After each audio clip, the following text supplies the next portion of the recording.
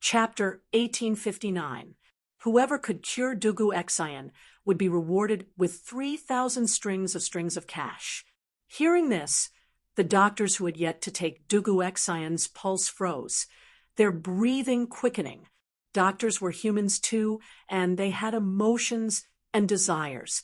Almost no one would not be tempted by a reward like 3,000 strings of cash. After all, that was a fortune that could allow them to live comfortably for several lifetimes. However, the prerequisite for all of this was to cure Dugu Exayan. This old man is quite knowledgeable in detoxification. May I take a look at General Dugu? Just as everyone was about to give it a try, an old man stroked his beard and said, "Old sir, please." Dugu Feng hurriedly gestured for the old man to go ahead. The old man nodded, and then he slowly walked over to the bed. He first took Dugu Exayan's pulse, and then he looked at the wounds on Dugu Exayan's arms and back. His expression instantly changed when he saw them. Dugu Feng hurriedly asked, "Old sir, what poison was inflicted on my brother? Is there an antidote?" Everyone in the room, including the doctors, turned to look at the old man. Although the doctors could tell that Dugu Exayan was poisoned, they didn't know what kind of poison Dugu Exayan was poisoned with. This was also the main reason why they couldn't do anything about it. After all, if they did not even know what poison the patient was inflicted with, how could they possibly cure it? The old man calmly returned Dugu Exayan's body to its original position on the bed, then said with a serious expression, "General Dugu was inflicted with 3 poisons. The first is a knockout powder, which should have been inhaled through the nose and mouth, causing General Dugu to be unconscious. As for the second poison, if I'm not wrong, it should come from the devil's snare flower in India. Moreover, it's taken from the devil's snare flower seed, and not its petals, so it's more poisonous. The person who injured General Dugu should have smeared this poison on their weapon. Those who are poisoned will first feel dizzy and have a headache, followed by tachycardia, hallucinations, delirium, and convulsions. If the poison isn't detoxified as soon as possible, it will take at most 2 days to half a day for the poisoned person to slowly die in their sleep. The third poison is the strong poison hook kiss, which should have been smeared on the weapon. The victim will first feel dizzy, then have their heartbeat slow down, and then speed up. Their limbs will also feel cold. This poison is extremely strong, and if the antidote is not cured within 2 hours, the victim will definitely die. Not even a deity can save him. Hook kiss, also known as heartbreak grass, humang vine, etc., is highly poisonous. The moment the old man finished speaking, the doctors in the room were shocked. They could not help but whisper, "What? Devil's snare and hook kiss? Both of them are rare poisons in the world." That's right. No wonder I didn't see it earlier. It turns out that General Dugu was poisoned by these 2 poisons. I'm afraid he's done for. Sigh, these 2 poisons, I'm afraid no one in this world. I don't know if half-immortal Lu can cure them. He is an expert in detoxification. Hearing these people's private discussions, even if Dugu Feng didn't know how to treat illnesses and save people, he still knew his brother's current situation. However, he still looked at the old man unwillingly and asked, "Old mister, since you already know what kind of poison my brother is suffering from, then you must have a way to cure my brother's poison, right? Don't worry, as long as you can cure my brother, the Dugu family is willing to take out 3,000 strings to express our gratitude." When Dugu Feng said this, the doctor standing at the side immediately felt uncomfortable. What was the most uncomfortable thing in the world? There was money to be earned, but he couldn't earn it himself. The old man bitterly laughed, shook his head, and said, "The people of Taiyuan City call me half-immortal Lu, but this old man is just a mortal with a mortal body. How can I be considered a half-immortal? I'm afraid that only a true immortal can cure General Dugu's poison. This old man is really powerless. I hope that your highness and young general can find someone else as soon as possible. Don't delay General Dugu's treatment." Hearing this, the doctors in the room were relieved, but also sighed with some regret. Even half-immortal Lu can't cure the devil's snare and Hook's kiss poison. In order not to delay Dugu Xian's treatment, half-immortal Lu cupped his hands and left. The other doctors knew that their medical skills were not as good as half-immortal Lu's, so they also left the room. Perhaps only Mr. Gongsun can cure this poison. When a doctor walked out of the room, he couldn't help but sigh softly. Mr. Gongsun? Which Mr. Gongsun? When Dugu Feiying, who was in despair, heard this, it was as if he had grabbed onto a life-saving straw. He quickly wanted to chase out of the room, but when he went out, the doctors were already far away. He pulled over the constable of the provincial government office standing at the door and asked, "Who is this Mr. Gongsun they were talking about? Can he cure the poison in my brother's body?" Chapter 1860. 1 coin of skullcap root, 1 coin of gold thread, 2 coins of philodendron, 1 coin of licorice, 1 coin of mung bean, 1 coin of honeysuckle, half a coin of forsythia. Inside the Taiyuan courier station, Gong Sun Liang picked up a brush and wrote 2 prescriptions on a piece of paper without hesitation. The alchemy apprentice who came in with him frowned, but due to Gong Sun Liang's prestige, he didn't say anything. After a while, Gong Sun Liang finally put away the brush and handed the prescriptions to the medicine boy, saying, "Xiao Bao, take these 2 prescriptions and quickly go back to the medicine hall to get the herbs. Let your senior brother pick the best herbs. Go and come back quickly." "Oh, yes, master." The medicine boy wanted to say something but hesitated, but in the end, he took the prescriptions and turned to leave. Dugu Feiying stepped forward and grabbed the medicine boy, saying, "This place is not close to the rejuvenation hall. I will ride a horse and take you there. This way, we can save a lot of time." He did not forget that before Master Lu left, he said that if the hook kiss poison in Dugu Xian's body was not cured within 2 hours, he would die without a doubt. Although Gong Sun Liang in front of him had promised to save Dugu Xian, Dugu Feiying did not dare to risk his brother's life. In fact, since Gong Sun Liang could boast, then the 2 hours were invalid. Even if the medicine boy could not come back within 2 hours, he had his own way to ensure that Dugu Xian would not die. The medicine boy looked back at Gong Sun Liang and saw that Gong Sun Liang was smiling without saying anything, so he nodded in agreement. "Thank you, General." After saying that, the 2 walked out of the post house together. Inside the room, Gong Sun Liang opened the medicine box and took out a wooden box with 24 gold needles. He waved to Iron Egg, who was standing beside Li Tai, and said, "Kid, come and help this old man lift this general up and take off his clothes. This old man wants to give him the needles." Li Tai frowned and complained in his heart, "Is this old man still holding a grudge? Is that why he's called Iron Egg and not me?" In fact, this was completely Li Tai thinking too much. Although Gong Sun Liang had an eccentric temperament, he was already 70 to 80 years old. His tolerance was not small to the point of being angry with a child. The reason why he called for Iron Egg to come over and help instead of Li Tai was because, in terms of physique, Iron Egg was stronger than Li Tai. Moreover, Li Tai was the king of Wei. Even if he did not put him in his eyes, he could not so blatantly order him around. Otherwise, Li Tai's subordinates would jump out and accuse him. He did not want to cause trouble. Oh, Iron Egg, who was suddenly called out, was stunned for a moment. When he came back to his senses, he quickly walked forward and helped Dugu Xian up from the bed. He also took off the latter's shirt. Suddenly, Dugu Xian's strong muscles and the wounds on his body that had only been treated were exposed to the air. "This old man is going to perform acupuncture. I need some peace and quiet. The fewer people in the room, the better."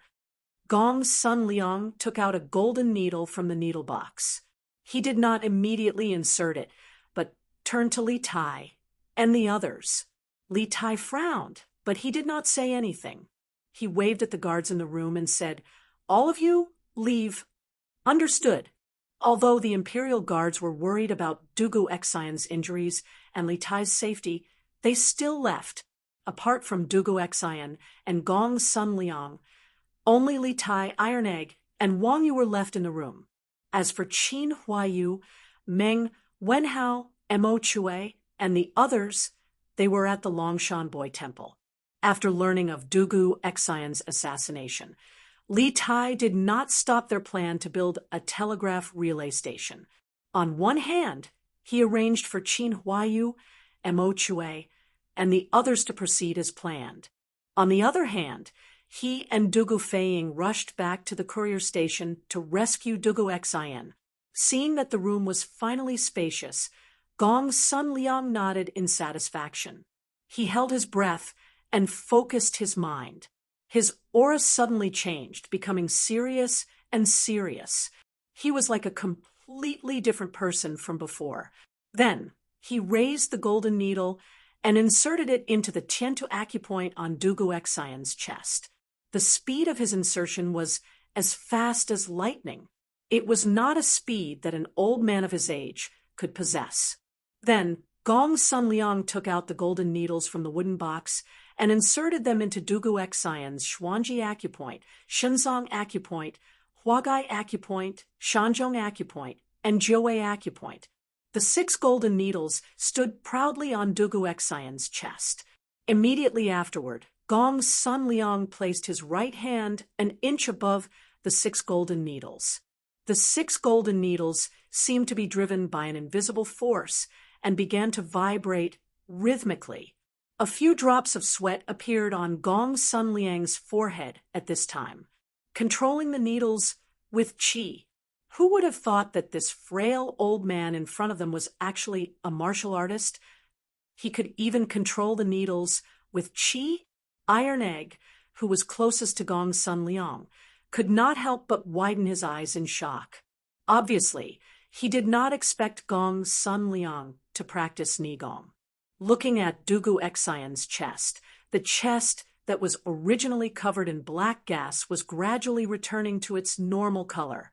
After a while, Gong Sun Liang let out a sigh of relief and put down his palm. The golden needles naturally stopped vibrating, but the old man had no intention of withdrawing the needles. Taking advantage of this gap, Iron Egg could not help but ask, "Mr. Gong Sun Liang, did you use qi to control the needles? Could it be that Mr. Gong Sun Liang also practiced Nigong?" Iron Egg was also a martial artist. Although his martial arts realm was not high, he could still clearly feel that Gong Sun Liang had transferred his qi into Dugu Xian's acupoints through the golden needles. That was why he asked this question. Gong Sun Liang was sitting on the couch with his eyes closed at this time. When he heard Iron Egg's question, he opened his eyes and looked at Iron Egg with interest. Then he smiled and said, "Oh, I didn't know that you were also a martial artist. Moreover, your eyesight and knowledge are good.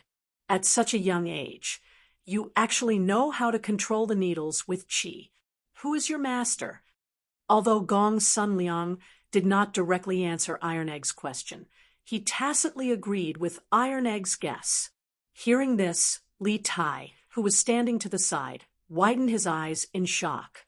Although he was not a martial artist and had never practiced medicine, he had still heard of using qi to control needles. Previously, when Li Gang was injured by Wu Jie, his life was in danger. It was Sun Simiao, Li Zishuan, and Xian Qing, these 3 top medical masters, who worked together to control the needles with qi that pulled Li Gang back from the gates of hell. Li Tai never expected that on this trip to Taiyuan, he would meet a master like Sun Simiao, who could control needles with qi. At this moment, Li Tai didn't dare underestimate Gong Sun Liang in the slightest. Iron Egg thought for a moment and answered truthfully, "My master is the current Marquis of Yong and Li Zishuan, who is also the Yamacho of Yanhuang College. my master and Taoist son of the college both know how to control needles with qi, and I have seen both of them before, so I could recognize them. Oh, Gong Sun Liang let out a long, oh. It was unknown whether he had really heard of Li Zixuan or was pretending to have heard of him. After a moment, he asked, "The Taoist son you are talking about, is it Sun Simiao? He actually went to Yanhuang College?" Li Tai couldn't help but say at this time, "Taoist son is naturally the doctor's son that everyone praises. He is now in the medical school of our college. In addition to Dr. Sun, our medical school has many masters with superb medical skills. Even many respected doctors from the Imperial Medical Department have joined our medical school. In time, our medical school will definitely be able to cultivate many students with superb medical skills." As a student of Yanhuang College, naturally, he was proud of Yanhuang College. Moreover, Li Tai had another intention in saying this, which was to make Gong Sun Liang interested in Yanhuang College. If he could directly attract Gong Sun Liang to join Yanhuang College, that would be even better. He believed that Li Zixuan would definitely remember his merit. After all, although the words of this old man in front of him were not very pleasing, he still had some real skills. Oh, Yanhuang College. Gong Sun Liang smacked his lips and didn't say anything more. After adjusting his breath for a moment, he stood up and said to Wang Yu, "This old man just used a golden needle to protect the general's heart meridian to ensure that the poison won't enter his lungs in a short period of time. The poison of datura is relatively mild in nature, but it is like a gangrene attached to the bone and is extremely difficult to eradicate. The poison of hook kiss is extremely poisonous, like a flood or a fierce beast. These two poisons, under normal circumstances, are difficult to achieve the effect of fighting poison with poison. However, the two medicines this old man prescribed are used to induce the two poisons in the general's body and balance the power of the two poisons, so that they can be used to fight poison with poison. After Xiaobao brings the herbs here, boil the medicine near the post house, and then feed it to the general. This old man will administer the needles from the side to ensure that the two poisons will not harm the general's heart meridian." Hearing this, whether it was Wang Yu, Li Tai, or Iron Egg, all of them gasped. Under normal circumstances, when a patient was poisoned, the first thing a doctor would do was to detoxify the patient. However, this old man in front of them not only did not detoxify Dugu Exayan, but also directly used the power of the medicinal stone to induce the poison to act up in advance for fear that it would take too long for the poison to take effect. This kind of medicine was simply too radical and too bold, wasn't it? Wang Yu looked at Gong Sun Liang with a strange expression, and then asked tentatively, "Mr. Gong Sun, are you confident?" Gong Sun Liang smiled confidently and said, "Of course. Didn't this old man say at the beginning that I have a 90% chance of eliminating the poison in the general's body?" Hearing this, everyone was speechless again. At the very beginning, Gong Sun Liang did say this, but at that time, this old man didn't even take Dugu Exayan's pulse. Everyone knew that it was just a formality and couldn't be taken seriously, but who would have thought that this old man would actually take it seriously? Could it be that no matter what kind of person he treated, he would say that he had a 90% chance? Or was it that for him, 90% and 10% were almost the same, with the probability of failure? At this moment, there was a knock on the door, followed by someone saying, "Reporting to Your Highness, the Bing Province Provincial Governor requests an audience." Chapter 1861. There's no need for you to follow me. The Imperial Army will be responsible for my safety. You are the provincial governor of a province and have a lot of work to do. I don't want Bing Province to fall into chaos because of me. I can't bear the responsibility. In Taiyuan Post Station, Li Tai hesitated for a moment. In the end, he did not speak ill of Wang Liao Yuan, but he still rejected Wang Liaoyuan's good intentions. After all, Wang Liaoyuan was the highest official in Bing province. It was unrealistic to have him by his side 24 hours a day. Wang Liaoyuan was relieved to hear Li Tai's tone soften. He looked at Dugu Xian on the bed and asked, "May I ask how General Dugu's injuries are? Do you need me to find a famous doctor in the city?" "Haha, there's no need for that. Although General Dugu's injuries are serious, with Mr. Gongsun here, he will be fine." Li Tai smiled faintly. After seeing Gongsun Liang's medical skills, Li Tai's trust in the old man increased. Although Gongsun Liang's explanation of the detoxification process was shocking in Taiyuan City, only Gongsun Liang was worthy of Li Tai's trust. "Mr. Gongsun? Gongsun Liang?" Hearing Li Tai's words, Wang Liaoyuan noticed Gongsun Liang sitting cross-legged on the side.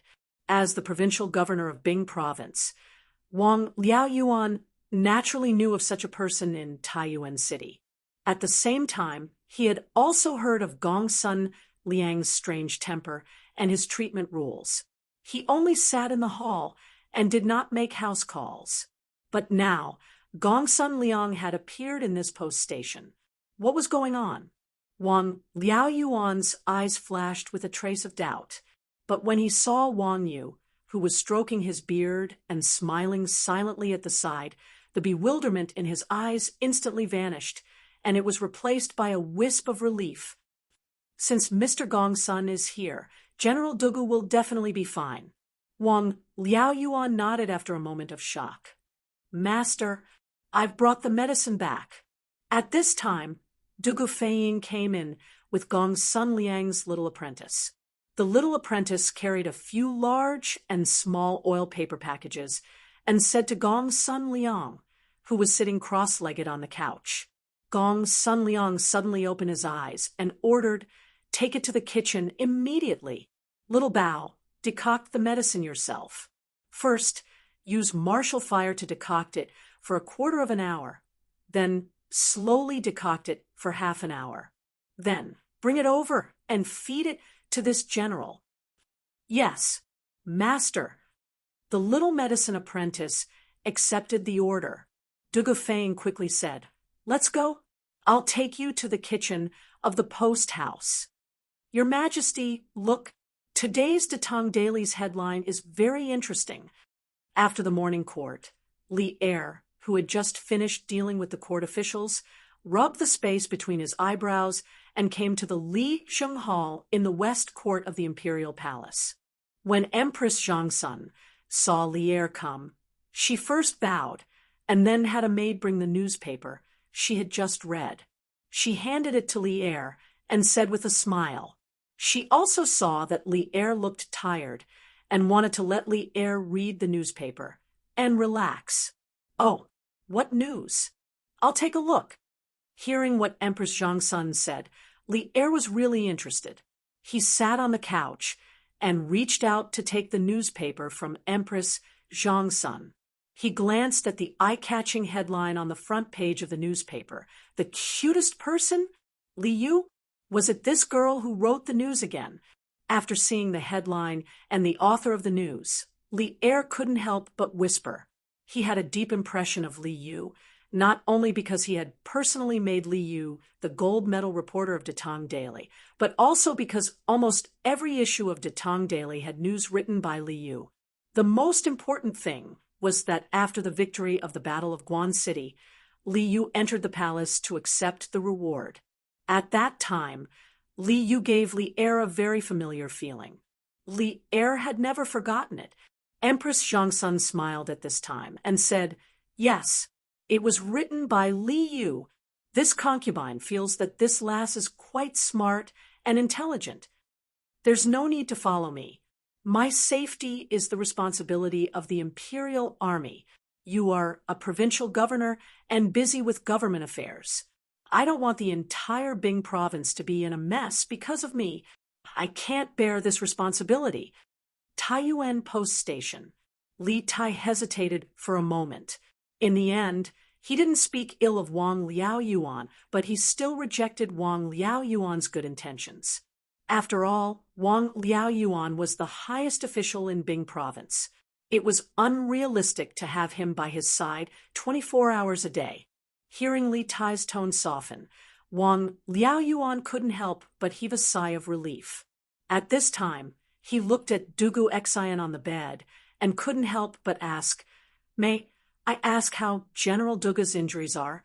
Do you need this official to find a famous doctor in the city to treat him?" "Ha, there's no need for that. Although General Dugu's injuries are serious, with Mr. Gongsun here, he will be able to turn the situation into safety."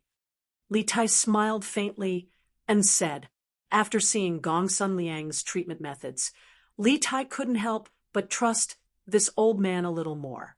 Although Gongsun Liang's words about the detoxification process were shocking in Taiyuan City, perhaps only Gongsun Liang was worthy of Li Tai's trust. "Mr. Gongsun? Gongsun Liang?" Hearing Li Tai's words, Wang Liaoyuan noticed Gongsun Liang sitting cross-legged on the side. As the provincial governor of Bing province, Wang Liaoyuan naturally knew of such a person in Taiyuan City. At the same time, he had also heard of Gongsun Liang's strange temper and treatment rules. He only sat in the hall and never visited patients. But now, Gongsun Liang appeared in this post station. What was going on?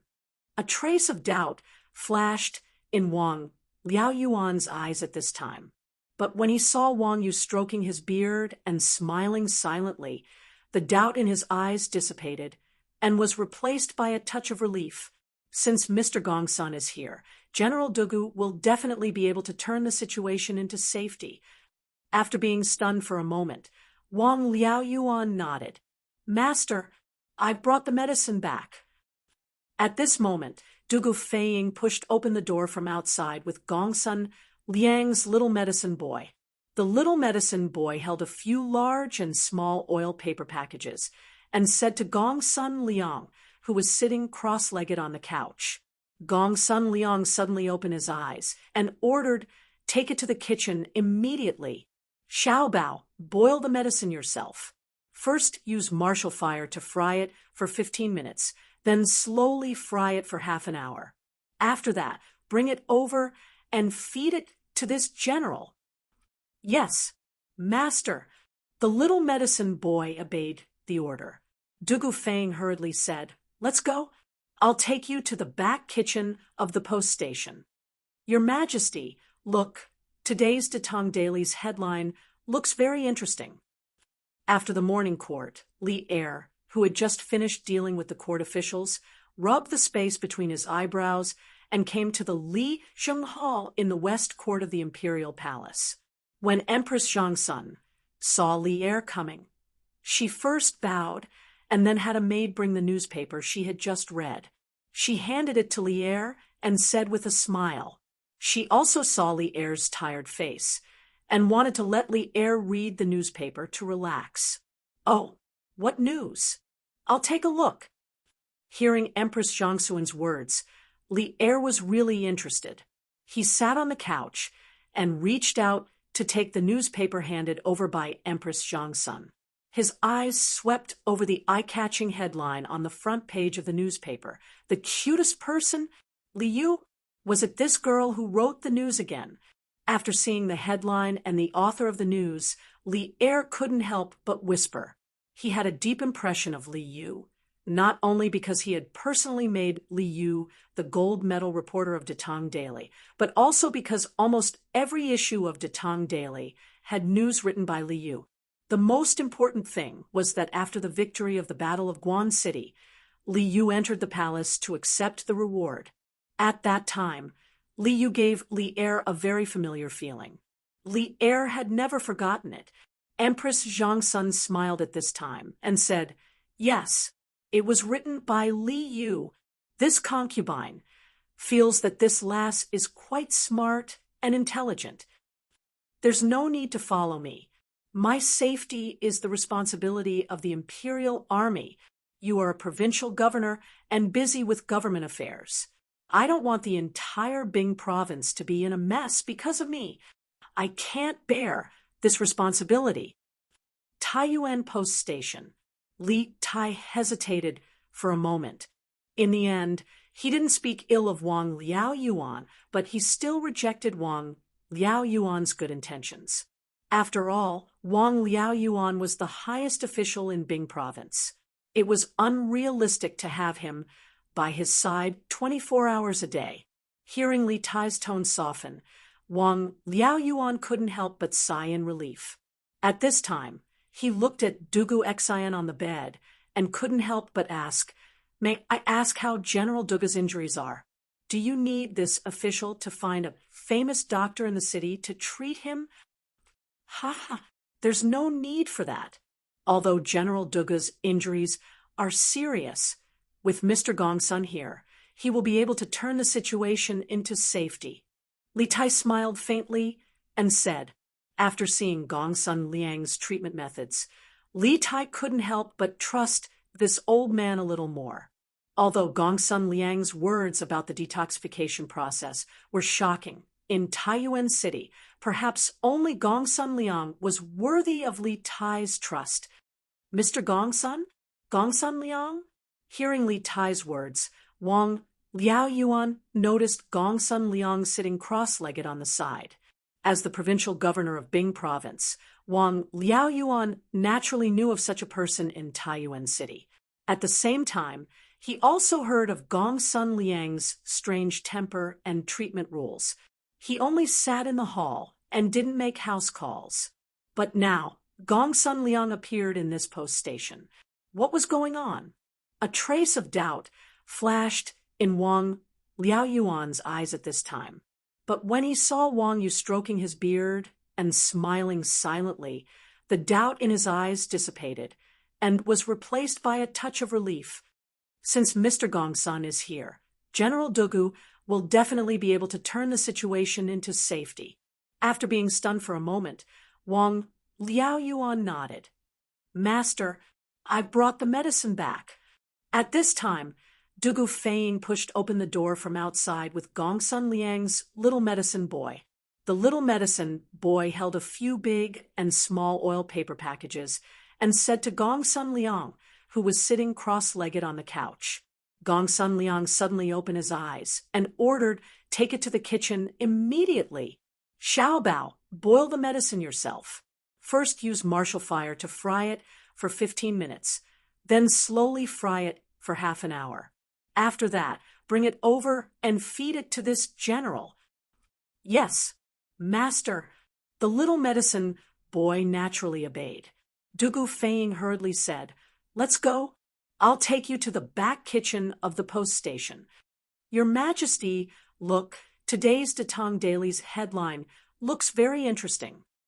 After the morning court, Li Er, who had just finished dealing with the court officials, rubbed the space between his eyebrows and came to the Li Zheng Hall in the west court of the imperial palace.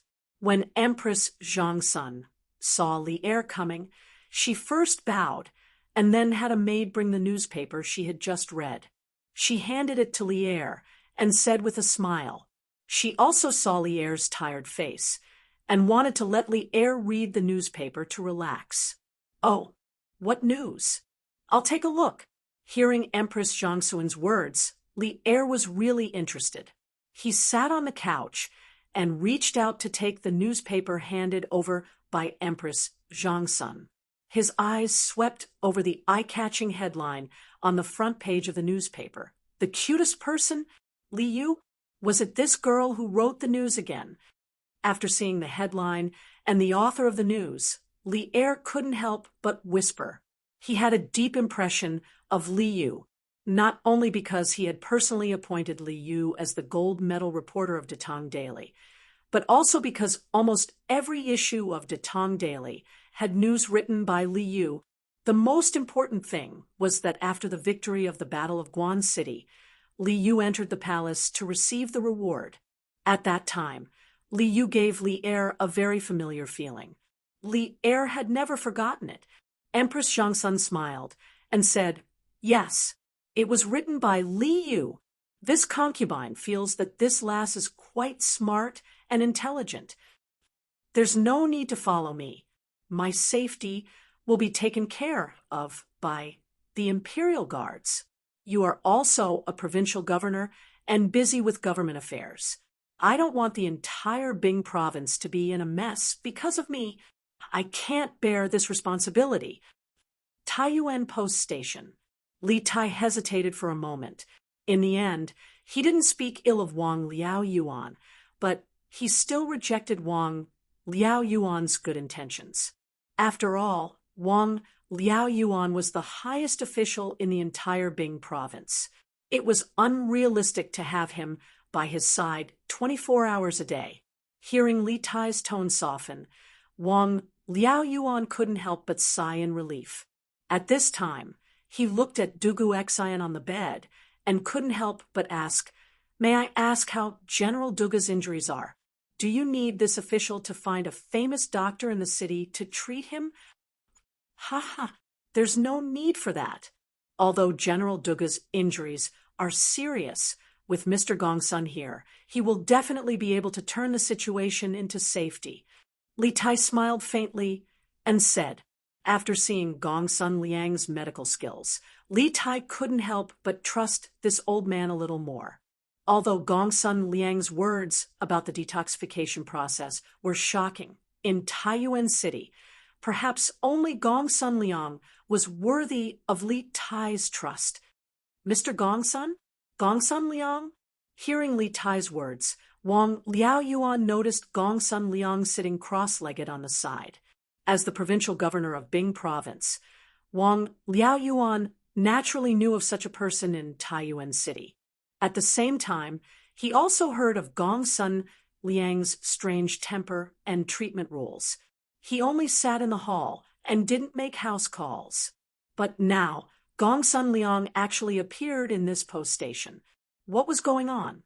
A trace of doubt flashed in Wang Liaoyuan's eyes at this time. But when he saw Wang Yu stroking his beard and smiling silently, the doubt in his eyes dissipated and was replaced by a touch of relief. Since Mr. Gongsun is here, General Dugu will definitely be able to turn the situation into safety. After being stunned for a moment, Wang Liaoyuan nodded. "Master, I brought the medicine back." At this time, Dugu Feiying pushed open the door from the outside with Gongsun Liang's little medicine boy. The little medicine boy held a few large and small oil paper packages and said to Gongsun Liang, who was sitting cross-legged on the couch. Gongsun Liang suddenly opened his eyes and ordered, "Immediately take these to the kitchen. Xiaobao, boil the medicine yourself. First use martial fire to fry it for a quarter of an hour, then slowly fry it for half an hour. Then bring it over to feed this general." Chapter 1862. County Magistrate. His Majesty has issued a decree to reward the merchants who participated in the charity event yesterday. Other than publicly praising them on Tang Daily, the merchants who donated money yesterday will receive the same amount of tax exemption this year. However, more than half of the merchants who donated money yesterday came from our Lantian County. The total amount of money donated by these merchants is close to 260,000 strings of cash. If our Lantian County collects taxes according to His Majesty's decree, won't we collect less than 260,000 strings of cash in business tax? The county office's treasury is already not abundant, and we even donated 10,000 strings of cash yesterday. After that, the county office still has to expand the city and assist Yinshan in laying electric wires for the county. Now that His Majesty has issued a decree, the business tax collected by our county office will be reduced sharply in the future. What should we do? In the back hall of the Lantian County office, County Deputy Meng held a notice in his hand as he worriedly spoke to County Magistrate He. In the hall, other than the two of them, there was also Registrar Zhang and County Lieutenant Wang. It could be said that all the administrative officials of the Lantian County office were present. As for Jian Hu and Constable Sun, they were in charge of the prison and public security, so they did not participate in this small-scale meeting within the county office. The notice in County Deputy Meng's hand was naturally the notice of commending merchants that was posted in Chang and the surrounding counties after the morning court. The 4 people present had all seen it. After County Deputy Meng finished speaking, Registrar Zhang could not help but speak up. County Magistrate, County Deputy Meng's worries are not without reason. Back then, Marquis returned the financial authority of Lantian County to the county office and instructed us to collect and use the taxes collected by the county office for the people. Seeing that the business in the city has just picked up and the business tax collected is increasing month by month, the county office dares to start many large and small projects. Right now, we have such a big business and borrowed a lot of money from Yanhuang Bank. Furthermore, the expansion of the city walls and the laying of electric wires will require a lot of money. If we follow His Majesty's decree to collect taxes in the remaining 5 months of this year, I'm afraid we will only be able to collect 1,000 or 2,000 strings of cash in business tax, which is just a drop in the bucket. In this way, not only will the 2 projects be stopped, but the money that our county office owes Yanhuang Bank will also be difficult to pay off. Therefore, I think that if we don't follow the Emperor's order to collect taxes, we will continue to collect taxes according to the original policy. It had to be said that Li Er's imperial edict to reward the merchants who participated in the donation gathering yesterday had somewhat disrupted the development of Lantian County. If the tax reduction decree was implemented according to the imperial edict, Lantian County would suffer a huge financial loss. First of all, there were currently more than 600 merchants in Lantian County. However, there were more than 300 merchants who participated in the fundraising event yesterday. Overall, the merchants who were willing to participate in the fundraising event at least proved that their shops were on the right track and were even making a lot of profits.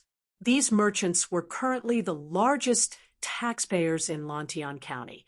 The reason why the other 300-plus merchants did not participate in the fundraiser was that, apart from a few people who were naturally stingy, most of the merchants had just moved to Lantian County. Their shops had already established themselves in Lantian County. In other words, they were not making any profits or were making very little profits, causing them to be short on cash. These merchants were the ones that Lantian County's county government needed to support. At present, they could not contribute much to Lantian County's tax revenue.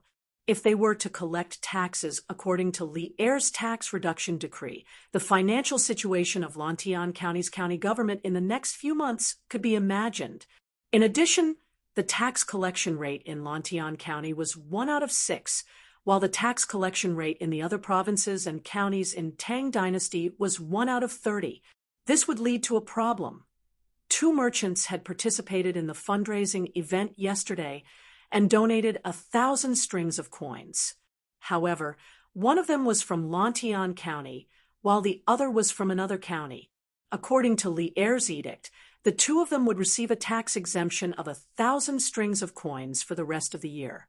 This might not seem like a problem, but if one were to combine it with the different tax collection rates in Lantian County and outside of Lantian County, there would be a huge problem. According to the tax collection rate of 1 out of 30 for most provinces and counties in Tang Dynasty, as long as the merchant from another county who donated 1,000 strings of coins did not make a total profit of more than 30,000 strings of coins for the remaining 5 months of the year, he would not have to pay any additional tax to the imperial court. In other words, only when he made a total profit of 30,000 strings of coins in 5 months would he be able to use up the tax exemption of 1,000 strings of coins that he received from the fundraising event.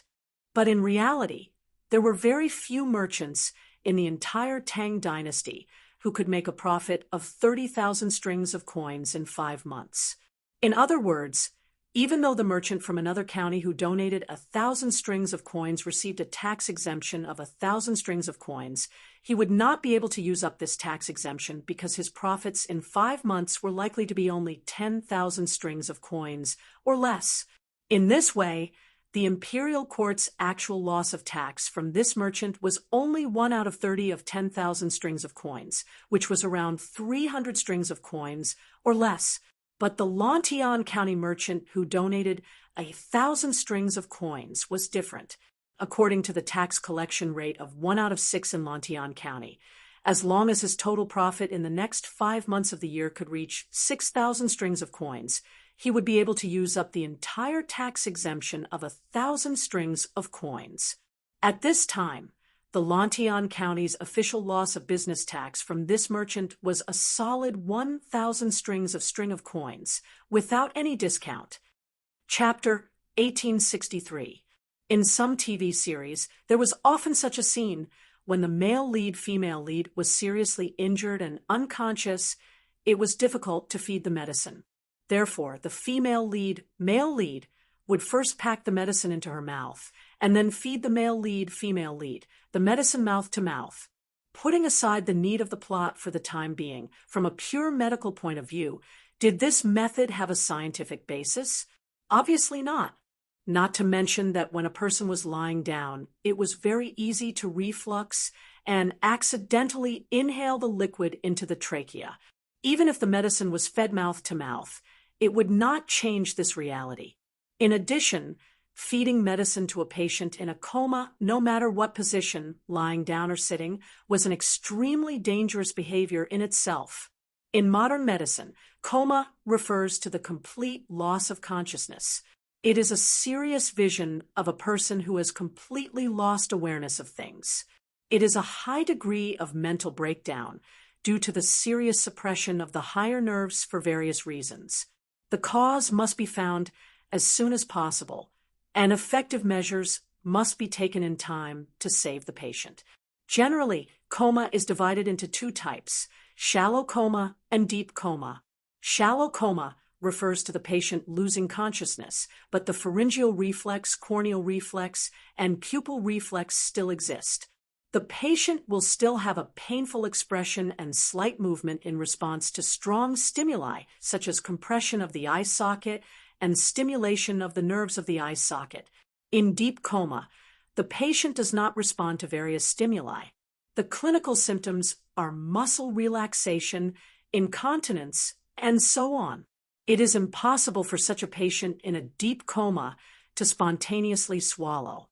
Once the liquid is poured into the mouth, because the patient does not have the basic swallowing reflex, the liquid will not squirm along the esophagus to reach the stomach. Instead, a large amount of liquid will gather in the throat, making it very easy to reflux and accidentally inhale due to choking. In other words, these things will mistakenly enter the trachea and reach the lungs, resulting in aspiration pneumonia. In this case, a lung infection is often life-threatening. Therefore, in modern hospitals, as long as the patient's swallowing reflex is not good, such as the neurological department's medulla oblongata paralysis, the doctor will consider feeding the patient with a gastric tube and nasal feeding diet as well as medicine and water. They will not risk the patient's life. Although Gong Sun Liang did not know the professional terms such as swallowing reflex and advanced nerves, nor did he know that there was such an alternative method of feeding drugs through a nasogastric tube, it did not mean that one's personal problem-solving ability would be limited, even if one's knowledge was limited by the age when one reached the peak of one's expertise in a certain field. When he first examined Dugu Xian's injuries, Gong Sun Liang had not only checked Dugu Xian's pulse, but also checked Dugu Xian's eyelids, mouth, and other parts of his body. He wanted to confirm whether Dugu Xian was still conscious and whether he could swallow medicine on his own. It was because he was certain that the unconscious Dugu Xian still had a certain level of consciousness that Gong Sun Liang gave him the prescription and dared to let the little medicine boy decoct and feed the medicine to Dugu Xian. "All right, little treasure, I won't feed him for now. Take the bowl of medicine and wait at the side." Under the care of the little medicine boy, Dugu Xian barely managed to drink half a bowl of medicine. If he was fed any more, the medicine would all flow out. Seeing this, Gong Sun Liang spoke up to stop him. In his opinion, Half a bowl of medicinal soup was enough for the 2 poisons in Dugu Exion's body to take effect. Yes, master. The little medicine boy did not hesitate. After wiping the medicine from the corner of Dugu Exion's mouth with a handkerchief, he decisively took the bowl of medicine and stood aside. Chapter 1864. Your Majesty, His Highness King of Wei has sent an urgent report. In the hall of Ganlu, Li Er, who had received spiritual comfort from Empress Zhongsun, was reviewing memorials. A young eunuch from the imperial astronomer urgently requested an audience. After the young eunuch entered the hall, he held a slip of paper in his hands and bowed to Li Er to report. An urgent report from Azure Sparrow? Li Er raised an eyebrow, a bad premonition rising in his heart. He hurriedly said to the young eunuch, "What urgent report? Quickly bring it up for us to see." "Yes, Your Majesty." The young eunuch raised the slip of paper over his head. Zhao Song hurriedly walked over, took the slip of paper, and then quickly walked forward and handed it to Li Er. "What? Dugu Exion was assassinated in Taiyuan City?" After taking the slip of paper from Zhao Song and reading its contents, Li Er's face suddenly paled, and he cried out in alarm. His voice was thick with anger and disbelief. Just a few minutes ago, he had declared in front of Empress Zhongsun how many guards Li Tai had in Taiyuan City and how safe he was. But in just a few minutes, the cruel reality had viciously slapped Li Er in the face. Li Tai's strongest fighting force, the commander of the Great Tang's Northern Yamen Imperial Army, had been assassinated in Taiyuan City. Although he didn't know Dugu Exion's current condition, whether he had been injured or whether his injuries were fatal, the assassination attempt on Dugu Exion meant that there was a faction in Taiyuan City that was resisting the Great Tang Imperial Court and plotting something. They had even dared to assassinate a general of the Imperial Court.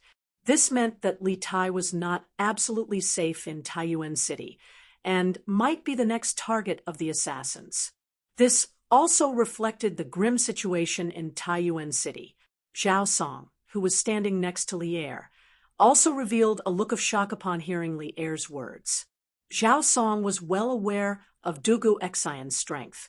He was a grandmaster-level martial arts expert before the age of 30. Apart from Li Zixuan, Dugu Exion's martial arts talent was probably the best among all the generals in the imperial court. Moreover, after Li Zixuan's guidance, Dugu Exion's swordsmanship had improved by leaps and bounds. If he used his full strength, even Zhao Song would have a headache.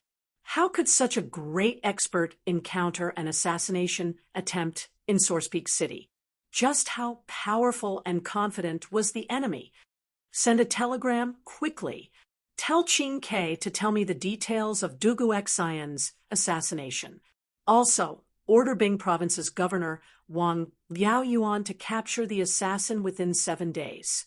Otherwise, I will not let him off easily. Fang Gongting of Bingzhou's Zhicheng residence was temporarily given the title of commandant. He also had the authority to command the troops to assist Wang Liaoyuan in maintaining the security of Taiyuan and protect the safety of the King of Wei and the teachers and students of Yanhuang College. The imperial edict of appointment will be sent to Taiyuan City by carrier pigeon. After reading the contents of the note, Li Er's face darkened. After thinking for a moment, he gave the order to the young eunuch from the imperial astronomer. It was a military taboo to change generals in battle, so Li Er did not directly remove Wang Liaoyuan from his position. Instead, he gave the latter a chance to make up for his mistakes. "Yes, Your Majesty," the young eunuch replied, then quickly left the hall. "Zhao Song, write what I just said into an imperial edict.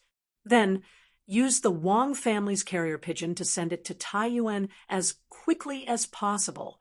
After the young eunuch left, Li Er instructed Zhao Song, who was beside him. This matter concerned the appointment of generals and the mobilization of troops. It was impossible to rely on telegrams alone. An official imperial edict was required. Chapter 1865. Fei-Ying, have you caught Zhu Xiecheng and Kang Chang'an? Hurry! Interrogate them as soon as possible. Long delays may cause trouble. In Taiyuan City, in the inn, Dugu Xian, who had just woken up, felt weak and thirsty. After drinking 3 cups of water from Dugu Fei-Ying, Dugu Xian felt a little better. He had recovered some of his strength, so he grabbed Dugu Fei-Ying's arm and said, "Brother Dugu Fei-Ying, let's go." The first thing on Dugu Xian's mind when he woke up was not his injuries, but the person behind the scenes. Obviously, this assassination had given him a strong sense of urgency. Since the hidden force dared to jump out and assassinate him directly, it meant that the other party's layout in Taiyuan City was basically complete. Their next target was probably Li Tai and the students and teachers of Yanhuang College. Therefore, he had to catch them before they made their next move. Otherwise, Li Tai would be in danger. "Big brother, we did catch Zhu Xiecheng and Kang Chang'an, but on the way back, Kang Chang'an was killed." Dugu Xian was killed before he reached Xuanren Square, so he did not know that the Wang family's shadow guards were also attacked on the way back. Therefore, Dugu Fei-Ying hurriedly explained. What? Kang Chang'an was killed. Cough, cough. When Dugu Xian heard this, he almost jumped out of bed, if his body's condition allowed it. Perhaps because he was too agitated, his breathing became unstable, and he began to cough. Dugu Fei-Ying hurriedly stepped forward and patted Dugu Xian's back. He said anxiously, "Big brother, don't be so agitated. Although Kang Chang'an was killed, we still have Zhu Xiecheng. We can definitely get some information from him." Wang Yu, who was standing to the side, could not help but say, "Commander Dugu, you may not know this, but our Wang family's shadow guards were attacked by 3 black-clothed masters on the way back from escorting Zhu Xiecheng and Kang Chang'an. The 3 men's martial arts were extremely high, and the leader of the Wang family's shadow guards, Wang Chengwu, happened to be at Wenchang Square in the south of the city, so they succeeded in killing Kang Chang'an. After all, it was the Wang family's fault. The Wang family will definitely take good care of Zhu Xiecheng and won't let anything happen to him again. General Fei-Ying is right. Right now, Commander Dugu should focus on recuperating. Zhu Xiecheng is under the care of the Wang family. It won't be too late to interrogate him after he recovers." Dugu Xian, who was lying on the bed, felt a jolt in his heart when he heard that. He struggled to wave his hand at Wang Yu and said, "Patriarch Wang, you're exaggerating. The Wang clan isn't at fault here. Furthermore, when I was ambushed in the southern alley, the one who came to my aid at the crucial moment should be the head of the Wang clan's guards, right? How could Dugu Xian dare to lightly blame him when he has yet to repay the favor of saving his life?" Wang Yu's words revealed a very important piece of information. When the Wang family was escorting Zhu Xiecheng and Kang Chang'an back, Wang Chengwu was not present. Instead, he went to the Wenchang workshop in the south of the city. Coincidentally, the location where Kang Chang'an was attacked was right outside the Wenchang workshop. Putting the two together, it wasn't hard to deduce that the peerless swordsman who suddenly descended from the sky when Dugu Xian was at the brink of death was the head of the Wang family's guards, Wang Chengwu. Although Dugu Xian was a little displeased that Kang Chang'an had been assassinated despite being heavily guarded by the Wang family, he had saved his life. If Wang Chengwu hadn't gone to save him, how could the 3 black-clothed experts have succeeded in killing Kang Chang'an? Dugu Xian was still clear about the cause and effect of this matter. Commander Dugu's guess is correct. The one who went to the Wenchang workshop to save you was the head of the Wang family's guards, Wang Chengwu. The Wang family has lived in Taiyuan for generations. Although they don't have the responsibility of guarding the city like the government, they still don't allow anyone to behave atrociously at their doorstep. Therefore, it is the Wang family's duty to save Commander Dugu. Commander Dugu, you don't have to be so polite. In the face of Dugu Xian's thanks, Wang Yu spoke with a righteous expression. Wang Liao Yuan, who was standing at the side, suddenly felt a little ashamed. Speaking of which, maintaining the law and order of Taiyuan City should be the responsibility of the provincial government or the county government. Dugu Xian had been assassinated in the city, and the person who had saved him wasn't someone from the government, but the head of the Wang family's guards. This made the government lose face. Fortunately, Constable Feng from the provincial government had brought people to the scene at the last moment and had more or less contributed some effort. Otherwise, Wang Liaoyuan's expression would have been even uglier. No matter whether it is the Wang family's duty or just following orders, to me, Dugu Xian, it is still a life-saving grace. How can this life-saving grace just be taken lightly? When I'm feeling better, I will personally visit Brother Chunwu to thank him. Dugu Xian shook his head and insisted. Without waiting for Wang Yu to say anything, he changed the topic and said in a low voice, "But the most important thing right now is to interrogate Zhu Xiecheng as soon as possible." Among the assassins that appeared in the city today, the strongest one was a grandmaster. Their origins are probably not simple. We have to find out their identities and hiding places as soon as possible. Otherwise, we will always be in a passive position. Li Tai, who had been standing at the side for a long time, spoke up at this time. "General Dugu, don't worry about your injuries. Leave the matter of tracking down the assassins to us." But Dugu Xian wanted to say something else, but Li Tai firmly cut him off. "No buts. This is my order. Dr. Gongsun said earlier that General Dugu needs to rest more for the next few days, and you can't use force. I'm still waiting for General Dugu to recover as soon as possible, so that you can lead the Imperial Army to protect me. General Dugu, please don't disappoint me. During this time, the Imperial Army will be led by General Fei Ying." It was rare for Li Tai to be so forceful. His resolute words left Dugu Xian with no room to refute. After that, Li Tai turned to look at Wang Yu, Wang Liaoyuan, and the others and said solemnly, "General Dugu still needs to recuperate. We won't disturb him. In addition, my father has just sent an imperial edict through the telegraph. Everyone, please follow me to receive the edict." When they heard that Li Er had sent an imperial edict, everyone in the room couldn't help but look solemn. Wang Yu's heart was as clear as a mirror. After all, Li Tai had suddenly left the room, just now, because the telegraph had rung. It must have been a telegram from the palace. Moreover, when Li Tai had replied to the telegram, he must have reported what had happened in Taiyuan City to Li Er. Therefore, Li Er's imperial edict must have had something to do with Dugu Xian's assassination. "Yes, sir." Everyone in the room, except for Dugu Xian, who was lying on the bed, cupped their hands in acknowledgement and followed Li Tai out the door. After a while, the crowd arrived at a side hall. Li Tai stood in front of the crowd and took out a piece of paper from his bosom. He faced the crowd and read it aloud. "Father has ordered Bing Province's provincial governor, Wang Liaoyuan, to investigate Dugu Xian's assassination with all his might. The murderer must be caught within 7 days. Otherwise, he will be severely punished.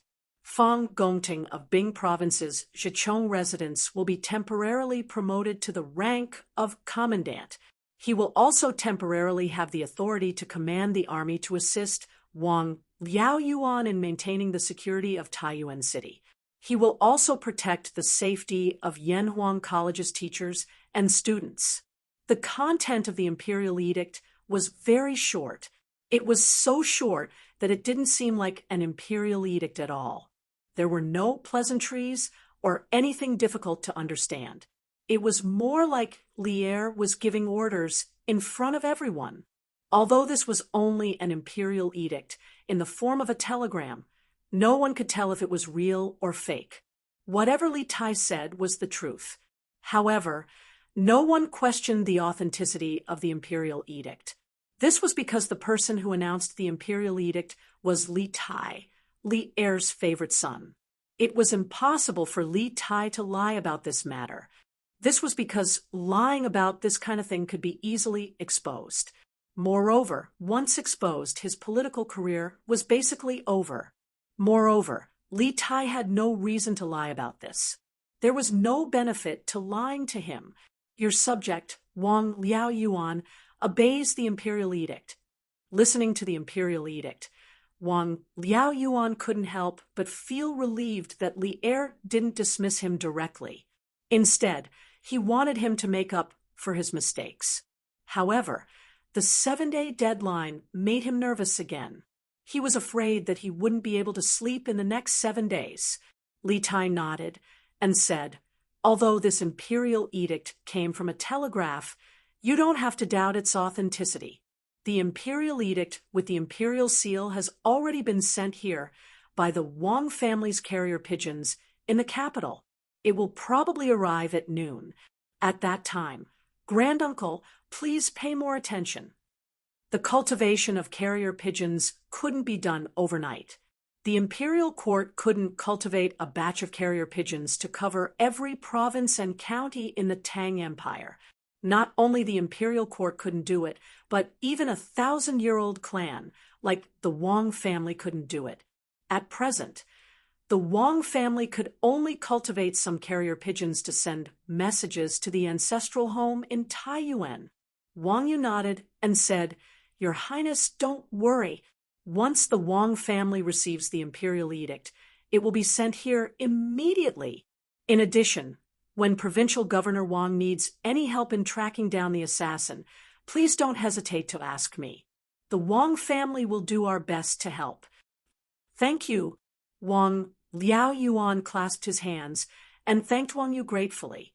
He was a distant collateral descendant of the Wang family, so he didn't receive much help from the Wang family in his official career. Especially after he became the provincial governor of a province, he took the initiative to reduce his contact with the Wang family to avoid suspicion. However, Wang Yu was willing to spare no effort to help him in this matter, which made him very touched. Li Tai said in a clear voice, "Good. In that case, I hope that all of you can work together to catch the assassin hiding in the city as soon as possible. The first thing is to interrogate Zhu Zeqing and see what we can get out of him." Wang Liaoyuan clasped his hands and said, "I will do as you command. I will send people to the Wang family to detain Zhu Zeqing in the prison of the government office and immediately interrogate him. We will set up a heavy guard and won't let anything happen to him." Li Tai shook his head and said, "There is no need to set up a heavy guard. I think that we shouldn't have too much hope for Zhu Zeqing. The reason why the assassin only killed Kang Chang'an and let Zhu Zeqing go means that they are not afraid of Zhu Zeqing falling into our hands. In other words, Zhu Zeqing probably doesn't have the information we want. So, for this person, we just need to interrogate him briefly. At the very least, he should know Kang Chang'an's identity. Let's not waste too much time and energy on this person. Calm and wise." While everyone was clamoring to interrogate Zhu Zeqing and try to get information about the assassin from him, Li Tai remained absolutely calm. It had to be said that Li Tai was much calmer than before. The people present were not stupid. After hearing Li Tai's words, they all reacted. Indeed, according to the description of the Wang family's secret guards, after the 3 black-clothed masters killed Kang Chang'an, they had the strength to kill Zhu Zeqing as well. But why didn't they do that? The only possibility was that Zhu Zeqing was just an abandoned pawn that they had pushed out. An abandoned pawn that was useless and didn't know anything about their identities. Your Highness is right. I am ashamed that I almost fell into their trap. Wang Liaoyuan clasped his hands and said, "Ashamed." After a pause, he continued, "After I transfer Zhu Zeqing to the prison, I will personally go to the Bing province camp and pass on the emperor's decree to Feng Zicheng. Then I will ask Feng Zicheng to immediately mobilize the troops to protect your highness and the others, as well as to track down the assassin in the city. Although Li Tai hadn't stamped the imperial edict of appointment and mobilization of troops, Li Tai had just said that the imperial edict would soon be transported to Taiyuan City. Wang Liaoyuan and Wang Yu had no choice but to believe it. Feng Gongting wouldn't dare to doubt it either, because they had already learned from the mistakes of the past. When Li Zishuan mobilized troops from Taiyuan City to stop Wu Jia, he also mobilized troops in the same way. Therefore, in Wang Liaoyuan's opinion, this imperial edict in the form of a telegram could definitely allow Feng Gongting to mobilize the troops in advance. Good. Let's move out immediately. This time, Li Tai didn't reject Wang Liaoyuan's request to have the provincial government's troops protect the academy, because by now he also felt the seriousness of the situation. Your Highness, please excuse us. Wang Liaoyuan and Wang Yu cupped their hands and left. Suddenly, only Li Tai, Iron Egg, and Dugu Feiying were left in the studio. Li Tai then turned to Iron Egg and said, Iron Egg, you are good at martial arts. Go to Dragon Mountain for me. These men in black are so arrogant and vicious. I'm worried that they will harm Mr. Mo Chue and the others. Immediately lead a group of Imperial Guards to Dragon Mountain Boy Temple. Iron Egg hesitated for a moment, then shook his head and said, No, I have to stay by your side and protect your safety. This is the task my master gave me. Li Zishuan had asked Iron Egg to follow the academy north, not because he wanted Iron Egg to contribute to the construction of the telegram relay station, but because Iron Egg's martial arts were the best among the students of the academy. In addition, he had a good relationship with Li Tai, so he was the most suitable person to protect Li Tai. Li Tai heard this and couldn't help but feel speechless. Dugu Feiying cupped his fists and said, Let me lead the troops to Dragon Mountain. Brother Iron Egg should stay by his Highness's side. Although Dugu Feiying wanted to stay and look after Dugu Exan, he didn't forget the mission on his shoulders. Good. Then I'll have to trouble General Feiying. Chapter 1866. Guard Lord, we failed to assassinate Dugu Exan. He escaped. In the heavenly guest room of Tongfu Inn, a man in martial attire lowered his head and bowed slightly. He cupped his fists at the middle-aged man in white standing by the window with a fan in his hand. The middle-aged man remained silent. He continued to look at the scenery by the window as if he didn't hear the voice behind him. The man in martial attire tensed up, thinking of the ruthless methods this man in front of him usually displayed. A trace of panic flashed through his eyes. He hurriedly said, because at the critical moment, the Wang family's secret guards and Yamen runners rushed over. We had no choice but to retreat. However, Dugu Exan was poisoned by our weapons and hidden weapons. Even if he was saved by the Wang family and the Yamen, he won't live long. Naturally, these words were meant to offend the group of people. Listening to his words, the leader of the group of assassins who tried to assassinate Dugu Exan in the South Alley was undoubtedly him. However, this fellow had kept his head lowered since he entered the room. No one could see his face clearly. They could only vaguely feel that this person was definitely not old. The middle-aged man by the window still didn't speak. He didn't turn around either. An invisible pressure slowly came from his body. The man in martial attire couldn't hold it in anymore. He hurriedly knelt on one knee and said, This subordinate was incompetent and couldn't complete the mission. Please punish me, Guard Lord. Oh, incompetent? What a good incompetent. The middle-aged man finally turned around. While waving his feather fan, he said in a cold voice, I've given you 21 experts, and you've already reached the Grand Master realm. So many people trying to assassinate Dugu Xien, but you still failed? Do you think this is a place to raise trash? Although the middle-aged man's voice was calm, everyone could hear the anger hidden in his voice.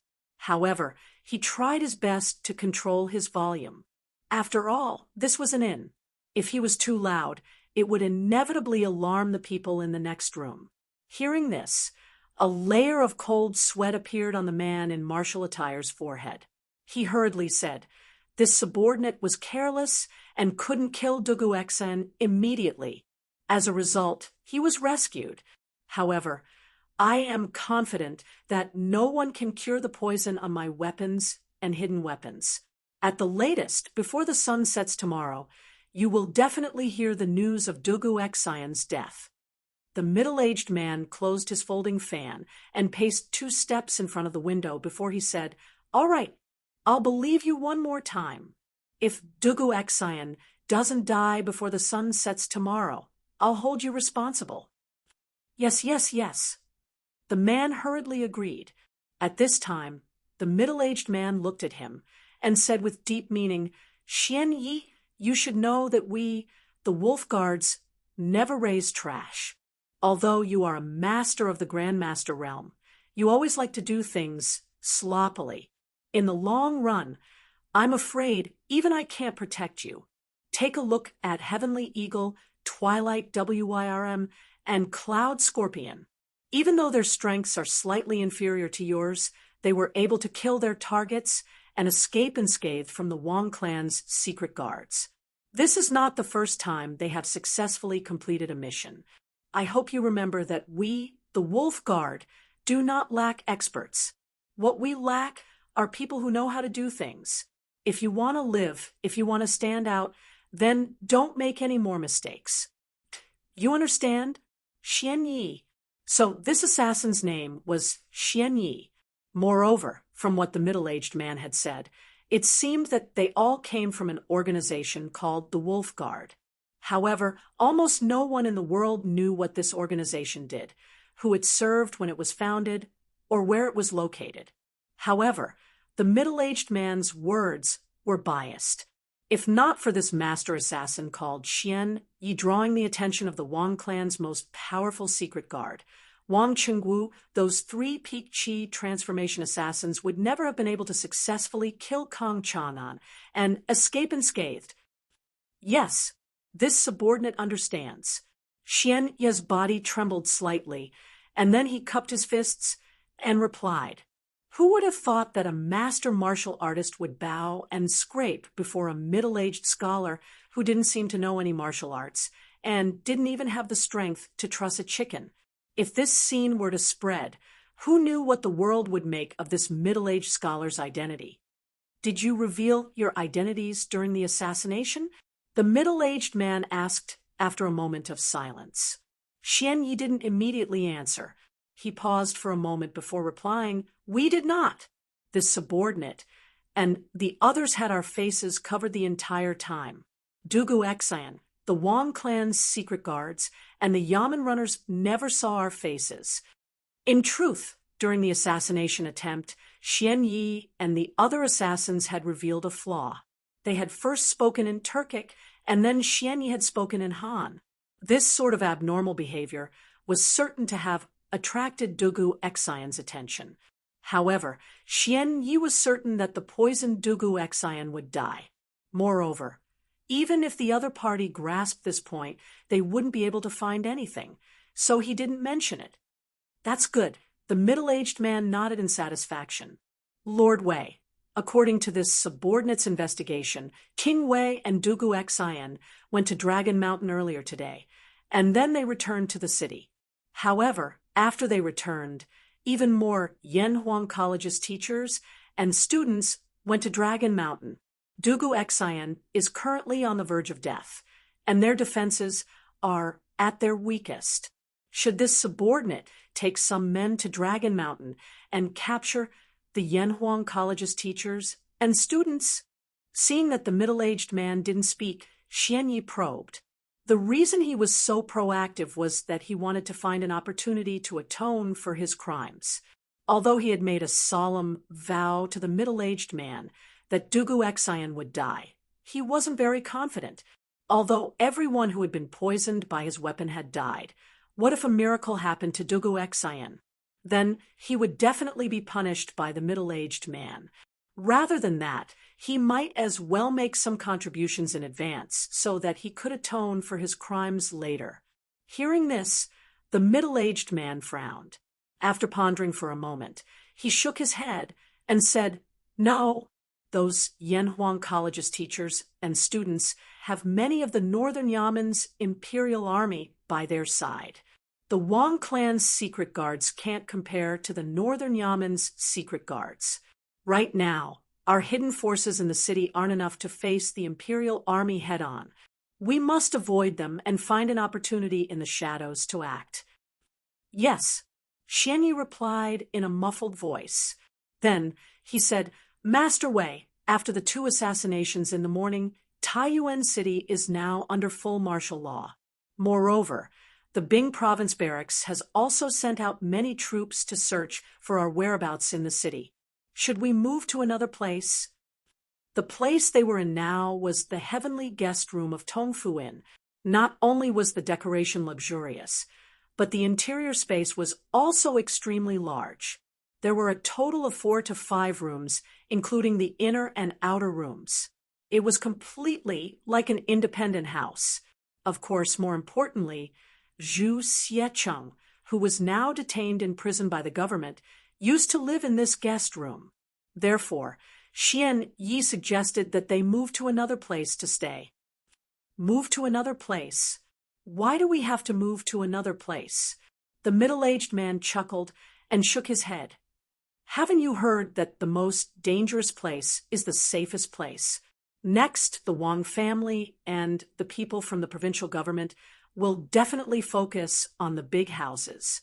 Even if they search here, they won't be able to find anything." It had to be said that this guy was really brave. Speaking of which, if a normal person wanted to lurk in Taiyuan City and cause trouble, they would definitely rent a remote house to stay. After all, there were too many people in a place like an inn, not to mention that the guest room he was staying in now had just been occupied by a suspect from the government. Xian Yi didn't try to persuade him again, but he was a little puzzled. "Master Wei, did we make such a big fuss today just to kill Kang Chang'an? And Dugu Exayan? Now that the whole city is under martial law, it will be very disadvantageous for our next operation. Only by stirring up the water will the fish come out and swim. Only then will I know where the fish are and where they are going." The middle-aged man waved his feather fan lightly and smiled confidently. Kang Chang'an's identity is not as simple as it seems. Now that he died in Taiyuan City under the heavy protection of the Wang family's shadow guards, the ones who will have a headache next are the Taiyuan government, and the Wang family, not us. And this is just a test of the fish's purpose in coming to Taiyuan City. But there is no need to test them now. Someone has already come to tell us the answer. How interesting. It seems that there are some smart ones in this school of fish. These words were very vague, but Xian Yi understood. He asked tentatively, "Master Wei, that Wang, that person, can we trust him? Will he betray us?" The middle-aged man frowned slightly, but after a moment he smiled faintly. If he wanted to betray us, he wouldn't have gone through so much trouble. In the end, he and I are the same kind of people who don't want to be trapped in this small Taiyuan city. He is also a smart person, and with him secretly helping us, it will be easier for us to succeed. At this point, the middle-aged man turned to look at Xian Yi and said with a serious face, "Go back now and watch over them. Tell them to bury their weapons properly. Be careful for the next 2 days. Don't cause any trouble. I will send a messenger pigeon later and inform the Great Khan of the situation here. I believe that the Great Khan will be interested in this matter. We will hide in the city first and wait for an opportunity to move." Messenger pigeon, the Great Khan. The amount of information hidden in the middle-aged man's words was not small. Just the 3 words Great Khan showed that his allegiance was not to the Central Plains, but to the Great Khan of the Turks, Xieli. Not only could this fellow speak fluent Chinese, but he also knew how to send a messenger pigeon. Obviously, he was a man from the Central Plains. Why would a man from the Central Plains work for the Great Khan of the Turks? And his status in the Turks was not low either. Who was this person? There were too many mysteries in this, waiting for Li Tai and the rest to solve. If they could not solve it, it would be difficult for them to complete their mission. Yes, this subordinate obeys. Xian Yi bowed and was about to leave when the middle-aged man stopped him. Wait. Xian Yi paused, and the middle-aged man said lightly, if there is nothing important in the next 2 days, try not to come here and bother me. Yes, Master Wei. Xian Yi replied and turned to leave. The door creaked open from the inside and then closed from the outside. The room regained its peace, and only the fragrance of tea lingered in the air. Creak. After some time, the door was pushed open from the outside again, and a tall man with eyes as bright and spirited as a nighthawk walked in and ran straight into the room. Master Wei, we just received news that the post house has invited all the famous doctors in the city, including half-immortal Lu from Taiyuan City and Gong Sunliang from Huichun Hall in the north of the city. It is said that the 2 of them are famous miracle doctors around Taiyuan, and they are only slightly inferior to miracle Dr. Sun Simiao. Therefore, this subordinate estimates that Dugu Exayan might not die. When he saw the middle-aged man sitting on the couch and sipping tea, the tall man quickly bowed and cupped his fists. All right, I got it. The middle-aged man unhurriedly swallowed the tea in his mouth, then put down the teacup and said lightly, Xian Yi is an idiot. He has good skills, but he can't do anything right. He is far inferior to you 3 brothers. When the tall man heard that, a hint of joy flashed across his eyes. He quickly lowered his head and cupped his fists. Master Wei, you flatter us. It is our honor to serve Master Wei and Khan. We will do our best to serve Master Wei. Good. The middle-aged man nodded in satisfaction and said, Sky Eagle, when this matter is over, I will promote you to be the deputy leader of the Wolf Guards. When I help Khan take over the Central Plains and become the state preceptor, the position of Master Wei will be yours. When that time comes, you will live a life of riches and honor and rest with the country. The tall man was immediately mesmerized by the beautiful future described by the man in front of him, but he came to his senses a moment later and quickly said, Sky Eagle doesn't dare. There will always be only one Master Wei of the Wolf Guards. Sky Eagle doesn't dare to overstep. The middle-aged man's eyes showed a hint of admiration. He smiled and said, All right, you can leave now. While you're at it, tell Xian Yi this news and let him receive 30 lashes. Tell him that he failed this mission and couldn't kill Dugu Exayan. I will let him live for now. If he fails again next time, he won't be so lucky. Actually, it didn't matter to him whether Dugu Exayan died or not. What was important was to kill Kong Chanan. However, it was a good choice for him to use this as a warning to his subordinates. Yes, Master Wei. The tall man's lips curled slightly. Then he cupped his fists and left. What? There was an assassin in Taiyuan City, and Dugu Exayan was injured? In the west court of the Imperial Palace, Li Er was in a dilemma for a long time. He first let Empress Zhangsun mentally prepare herself before telling her the information he had just received.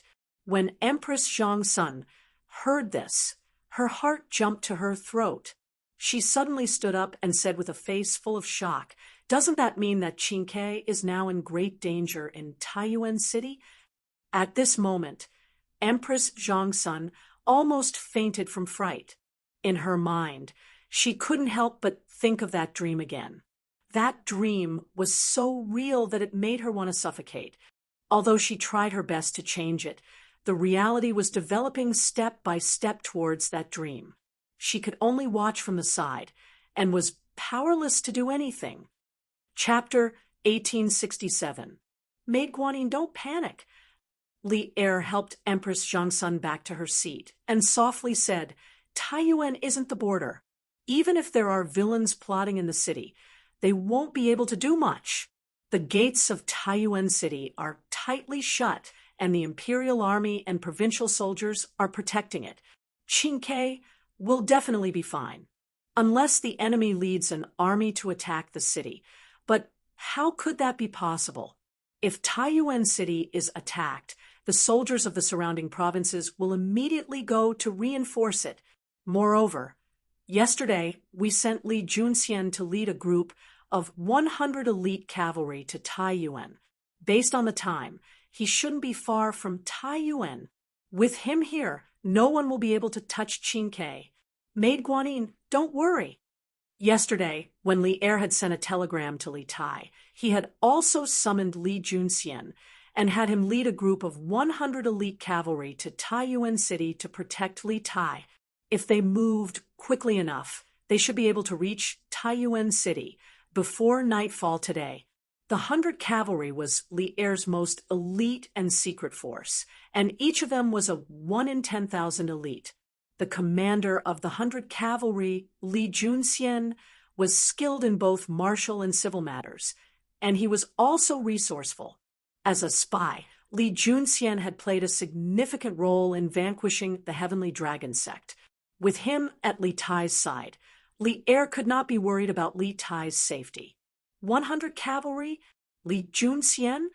Empress Zhongsun felt a little better after hearing Li Er's gentle words of comfort, and her breathing gradually stabilized. She sat up straight and looked at Li Er. Is your Majesty's words true? Is Li Junxian really about to reach Taiyuan with 100 cavalry? It was clear that Empress Zhongsun had heard of Li Junxian and was very confident in his abilities. Li Er patted Empress Zhongsun on the back and chuckled. Ha, how could this be false? Besides, when have we ever lied to you?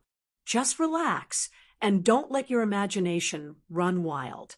We promise you that nothing will happen to Qingke. Empress Zhongsun leaned her head against Li Er's chest and said with a light and the resolute promise of the man in front of her gave her a great sense of security. Her heart, which had been in a mess, finally calmed down. If the Marquis of Yong and is by Qingxue's side, then I will truly be at ease. Empress Zhongsun nestled in Li Er's arms, but this thought popped up in her mind for no reason. Although Li Zishuan was strong, he was still much weaker than Li Zishuan.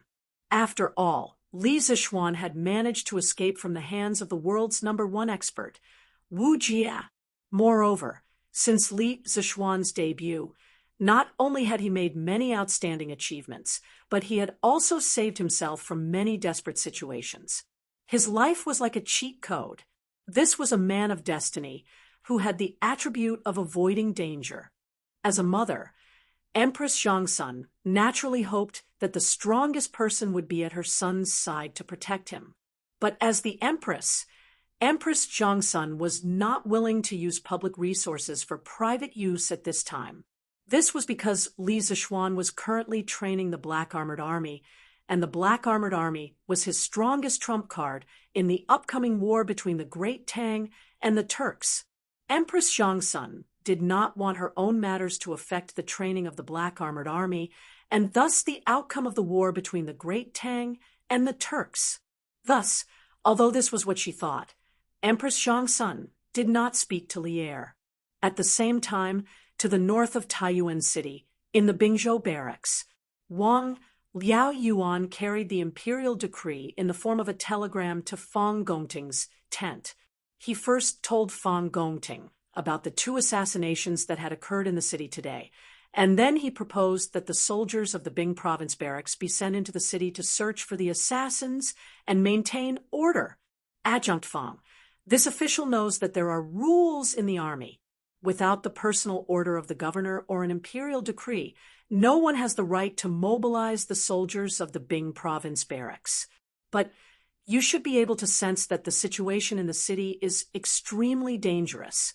If they even dared to assassinate General Dugu, who can guarantee that their next target won't be King Wei. If anything happens to King Wei in Taiyuan City, no one will be able to endure His Majesty's thunderous rage. Although this official's imperial decree does not have a seal and cannot compare to an imperial decree to mobilize soldiers, this official still hopes that Adjunct Fang can understand the severity of this matter. Do not put King Wei in danger because of a mere formality. Within the tent, Wang Liaoyuan handed the telegram to Wang Liaoyuan and spoke with a solemn expression. His words could be said to be sincere, and Fang Gongting was not an unreasonable person. However, the matter of mobilizing soldiers was of great importance. Moreover, even if he believed that the imperial decree in Wang Liaoyuan's hands was real and was willing to mobilize soldiers, the other generals in the army might not be willing to believe it. Governor Wang, it is not that this person is a mere formality or unreasonable person, but this imperial decree is, first, a promotion, and second, the mobilization of soldiers. This is truly too important.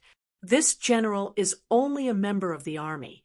If I first promote myself and then mobilize soldiers into the city, I fear that it will be difficult to convince the masses. After a moment of thought, Fang Gongting awkwardly cupped his fists toward Wang Liaoyuan. In the end, Fang Gongting was only a member of the army. If he used the telegram in Wang Liaoyuan's hands to promote him to commandant, it was inevitable that there would be some discordant voices in the army. This was because ever since the Bing province barracks had stopped the Turkic army at Yanmen Pass, and the original commandant Su Tingda had died at Yanmen Pass, many generals in the Bing province barracks had covetously eyed the position of commandant. If Fang Gongting was promoted to commandant in such an unconventional manner, it would truly be difficult to convince the masses. Hearing this, Wang Liaoyuan's brows furrowed. After some thought, he said, Adjunct Fang, you might not know, but when the Marquis of Yong came to the Bing province barracks to mobilize soldiers, he did not have an imperial decree. Instead, he had the same telegram as this official right now. Fortunately, the imperial court sent the imperial decree to Taiyuan through the Wang clan's carrier pigeon. Otherwise, this official would probably be like you, refusing to mobilize soldiers. Now that the situation is urgent, and His Majesty has sent another telegram and carrier pigeon, what reason do you and I have to refuse the imperial decree? Moreover, according to King Wei, the real imperial decree will be sent to Taiyuan through the Wang clan's carrier pigeon this afternoon. If you and I know that His Majesty has given an imperial decree, yet don't mobilize soldiers ahead of time, giving the enemy an opportunity to take advantage of, if His Majesty pursues this matter, neither of us will be able to bear the responsibility. Wang Liaoyuan's meaning was very simple. If the imperial decree sent by Li Er in the form of a telegram was sent to other places, the officials of other places would naturally have reason to not believe it because they had never seen it before. However, now that the imperial decree was sent to Taiyuan City, they had no reason to not believe it because the same situation had happened once before. Fang Gongting was silent for a moment. He gritted his teeth and cupped his fists.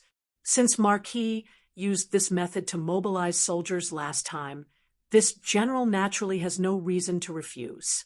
How about this? This general will summon all the officers and soldiers. Governor Wang, you will read the imperial edict, but please, for the time being, you will only read the imperial edict regarding the mobilization of the troops. As for the temporary transfer of this general to the commandant, you will have to wait for the official imperial edict before announcing it to the officers and soldiers. In any case, Governor Wang's main goal is to mobilize soldiers into the city. Moreover, When we attacked the Turks in the north last time, most of the soldiers in our Bing province barracks personally participated in the battle. You only need to tell the soldiers how Marquis Yong and mobilized the soldiers last time. This general believes that the soldiers naturally won't dare to disobey. This was a compromise. Right now, the Bing province camp was like a group of dragons without a leader. Although Fang Gongting was the one with the highest prestige, there were still other generals who were on par with him. If he was directly promoted to Bing province commandant in such an abnormal way, it would definitely cause some people to be dissatisfied. Rather than this, it was better to mobilize the soldiers first and wait for the official decree to come before announcing the promotion. This would minimize the variables to the greatest extent.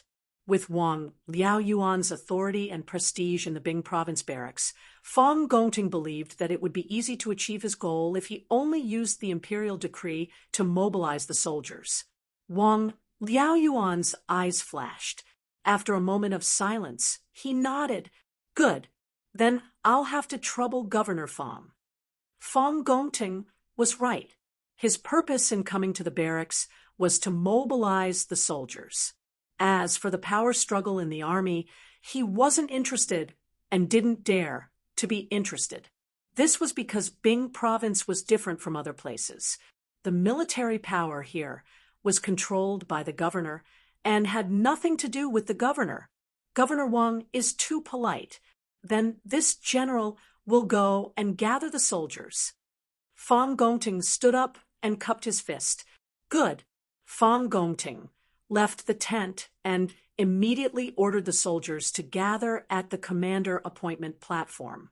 Just as he had expected, when Wang Liaoyuan took out the telegram and explained that Li Zishuan had used the same procedure to mobilize the soldiers in the Bing province barracks, the soldiers were all convinced of the authenticity of the imperial decree. This was especially true for those soldiers who had accompanied Li Zishuan in stopping Wu Jie and the Turkic Wolf cavalry. In this way, the matter of mobilizing the troops would be completed without a hitch. At 9:15 in the morning, 10,000 soldiers filed out of the Bing province barracks. Under Fang Gongting's lead, these 10,000 soldiers entered Sourcepeak City and began to search the streets for people with weapons and suspicious identities. The bailiffs of the provincial government, the Wang clan's shadow guards, and the soldiers of the Bing province barracks gathered in the city. For a moment, the atmosphere in the city was unprecedentedly tense. An invisible net was cast over Sourcepeak City, making it impossible for any hidden faction to hide. At the same time, in the prison of the Bing province barracks, Wang Liaoyuan, Dugu Feiying, Li Tai, and Wang Yu, these four representatives of the various factions, were interrogating Zhu Xiecheng. In truth, Li Tai's status as a prince was not suited to enter the prison. The ancient people were mostly superstitious and believed that the yin qi in the prison was heavy and inauspicious. Before entering, Wang Liaoyuan had tried to persuade Li Tai, but Li Tai was eager to understand the truth and insisted on following. No one could do anything about it. Chapter 1868. Zhu Hongsheng, your real name is Zhu Xiecheng, right? Are you a Turk? In the prison of Taiyuan Prefecture, Wang Liaoyuan, Wang Yu Dugu Feiying, and Li Tai were sitting on the same bench. Wang Liaoyuan slapped the table in front of him and asked Zhu Xiecheng, who was kneeling on the ground in front of him.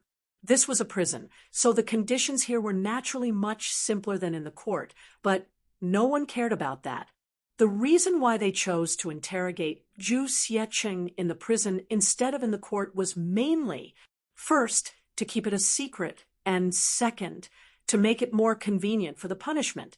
After all, the torture tools in the prison were much more abundant than those in the court. If Zhu Xiecheng refused to tell the truth, Wang Liaoyuan would immediately send someone to torture him. This was not a place where human rights were concerned. First, this was ancient times. Second, this was a prison. Most importantly, There was a huge crisis lurking in Taiyuan City. Li Tai's life was in great danger, and Zhu Xiecheng happened to be the only person Wang Liaoyuan had caught who might know the enemy's background. In this case, even if Wang Liaoyuan killed Zhu Xiecheng, the civil and military officials would not hold Wang Liaoyuan responsible for anything, let alone human rights.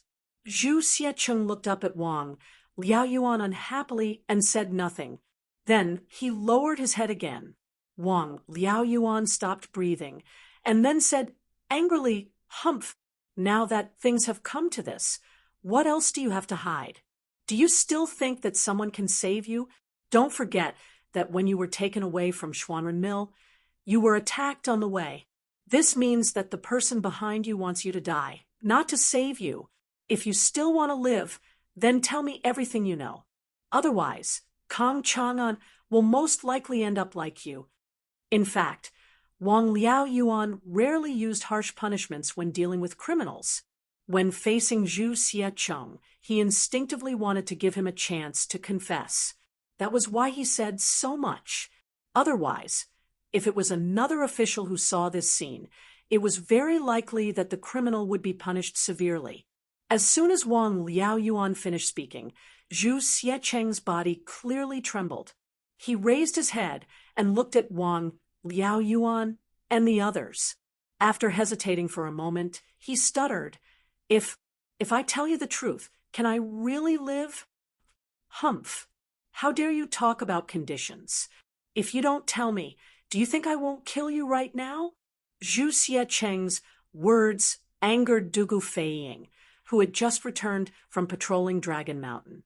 Dugu was ordered by Li Tai to bring people to Dragon Mountain to protect Mo Chue and the other Yanhuang College teachers and students.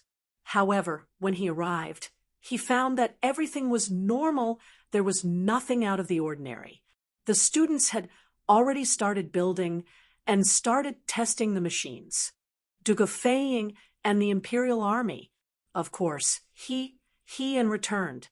As soon as he returned, he saw Wang Liaoyuan interrogating Zhu Xiecheng, so he followed Li Tai. His most respected brother had just been assassinated in the morning and almost died. He was still angry, but Zhu Xiecheng was still stammering. Wasn't he trying to provoke him? How could Dugu Feiying tolerate this? As he spoke, Dugu Feiying had already stood up. He pulled out his sword and was about to teach Zhu Xiecheng a lesson. Zhu Xiecheng was scared out of his wits. He couldn't help but want to run away. At this time, Wang Yu grabbed Dugu Feiying and said, "General Dugu, please calm down. Why don't you give this guy a chance? If he doesn't tell the truth, then it won't be too late to beat or kill him." Wang Yu was the head of the Wang family, the provincial governor of Sui province, and the emperor's son-in-law. In addition, when Dugu Feiying went to the Wang family's ancestral home to ask for help, Wang Yu didn't hesitate to send out all of the Wang family's forces to help Dugu Feiying find Zhu Xiecheng and Kang Chang'an's whereabouts. Although they didn't find anything after a day of searching, Dugu Feiying had to accept this favor. Therefore, when he heard Wang Yu's words, Dugu Feiying immediately stopped and glared at Zhu Xiecheng fiercely. "Hurry up and tell me. If you don't tell the truth, I'll cut you into pieces." "Humph." Dugu Feiying snorted and returned to his seat. Wang Liaoyuan looked at Zhu Xiecheng and said, "I promise you that as long as you tell the truth, I'll do my best to save your life. Can you tell me now?" These two people were playing the good cop and bad cop. After a series of threats and promises of benefits, Zhu Xiecheng's psychological defense was finally broken. "I'm willing to tell you everything. I'm willing to tell you everything. I hope the provincial governor can show mercy and spare my lowly life." Zhu Xiecheng seemed to have found a life-saving straw. He knelt and bowed to Wang Liaoyuan. After a while, he calmed down a little and slowly said, I'm Kang Chang'an. I'm from the Zhuxie tribe of the Turkic Khaganate. I've been doing business on the grasslands since I was young. Chapter 1869. Taiyuan City in the prison of the government office, under the interrogation of Wang Yu, Dugu Feiying, and the others. Zhu Xiecheng told them everything that had happened after he came to Taiyuan City, including why he had stayed in the same inn, why he and Kang Chang'an had suddenly disappeared from the Chu ironware shop, and how the two of them had escaped the Wang family's pursuit. After everyone heard this, they all frowned. According to Zhu Xiecheng's confession, it meant that there was an invisible black hand in the shadows of Taiyuan City that was manipulating and controlling everything. Moreover, this black hand could be said to be omnipotent. Who is the owner of the house you hid in Xuanren Market? Why was there no one in the house other than the two of you when the Wang family's guards went there? After a long silence, Wang Yu couldn't help but ask. Since he had told them almost everything, Zhu Xiecheng was no longer afraid of the revenge of the mysterious person behind the scenes, so he simply confessed everything, replying to Sir, after Boss Kong and I arrived there according to the mysterious person's instructions yesterday, we found that there was no one living in the house. At that time, the two of us thought that the mysterious person in the E-Temple was lying to us, but at that time, the whole city was chasing us, and we had no other place to stay, so we could only go to the backyard, suspiciously. We didn't expect that there really was a cellar in the backyard. After we hid in the cellar, we thought that no one would send us food. At night, Boss Kong and I were so hungry that we had no choice but to crawl out of the cellar to look for food. Unexpectedly, at the cellar's exit, we found a food box full of good wine and good food. Obviously, someone deliberately sent it here. Boss Kong and I both felt that the mysterious person didn't lie to us, so the two of us hid in the cellar with peace of mind. Anyway, that place was hidden, and the most important thing was that every meal was sent to the cellar's entrance. We planned to stay in the cellar until Taiyuan City returned to normal, then escape from Taiyuan City. In other words, you haven't seen the owner of this house, and you haven't seen the person who sent you food. Hearing this, Wang Yu couldn't help but frown. No. Zhu Xiecheng quickly shook his head and said, we plan to climb out of the cellar today and wait for the people who brought us food so that we could thank them in person. However, instead of the people who brought us food, the people who caught us came. You know what happened after that? This guy spoke fluently, and his gaze was not evasive at all. Obviously, he was telling the truth. Wang Yu turned his gaze to Wang Liaoyuan. Wang Liaoyuan understood and explained, this official has already sent people to investigate. The original owner of this house was called Shi Dongyang. He was a grain merchant. However, this person went south to buy grain a year ago. On the way, he encountered bandits and died. Shi Dongyang has no children, nor does he have a wife. So this house has been abandoned since last year. When Wang Yu heard this, a look of disappointment appeared on his face. With this lead was broken again. Speaking of which, he had planned to investigate the owner of this house and obtain some information about the mastermind behind the scenes. Looking at it now, his plan was definitely ruined again. Since this house has been abandoned for a long time, how were you two found by the Wang family's guards? It was rare for Dugu Feiying to be intelligent. He looked at Zhu Xiecheng and asked a very important question. Chapter 1870. I just went back and checked.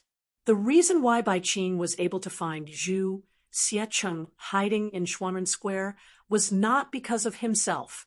Someone sent him a note through a feather arrow when he was patrolling in the south of the city this morning. The content of the note was the person the Wang family is chasing is hiding in the basement of the backyard of the 5th house in the east of Xuanren Square.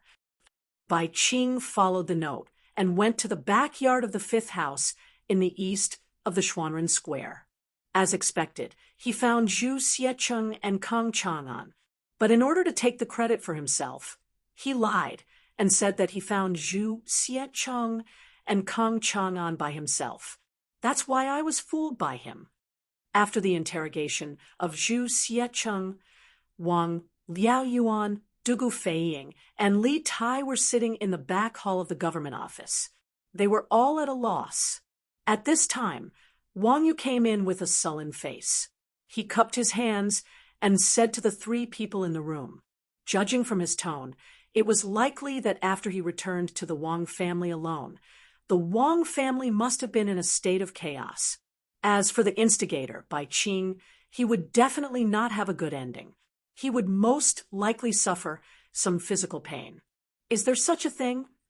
Wang Liaoyuan was slightly surprised, but then he felt that it was inappropriate to say that.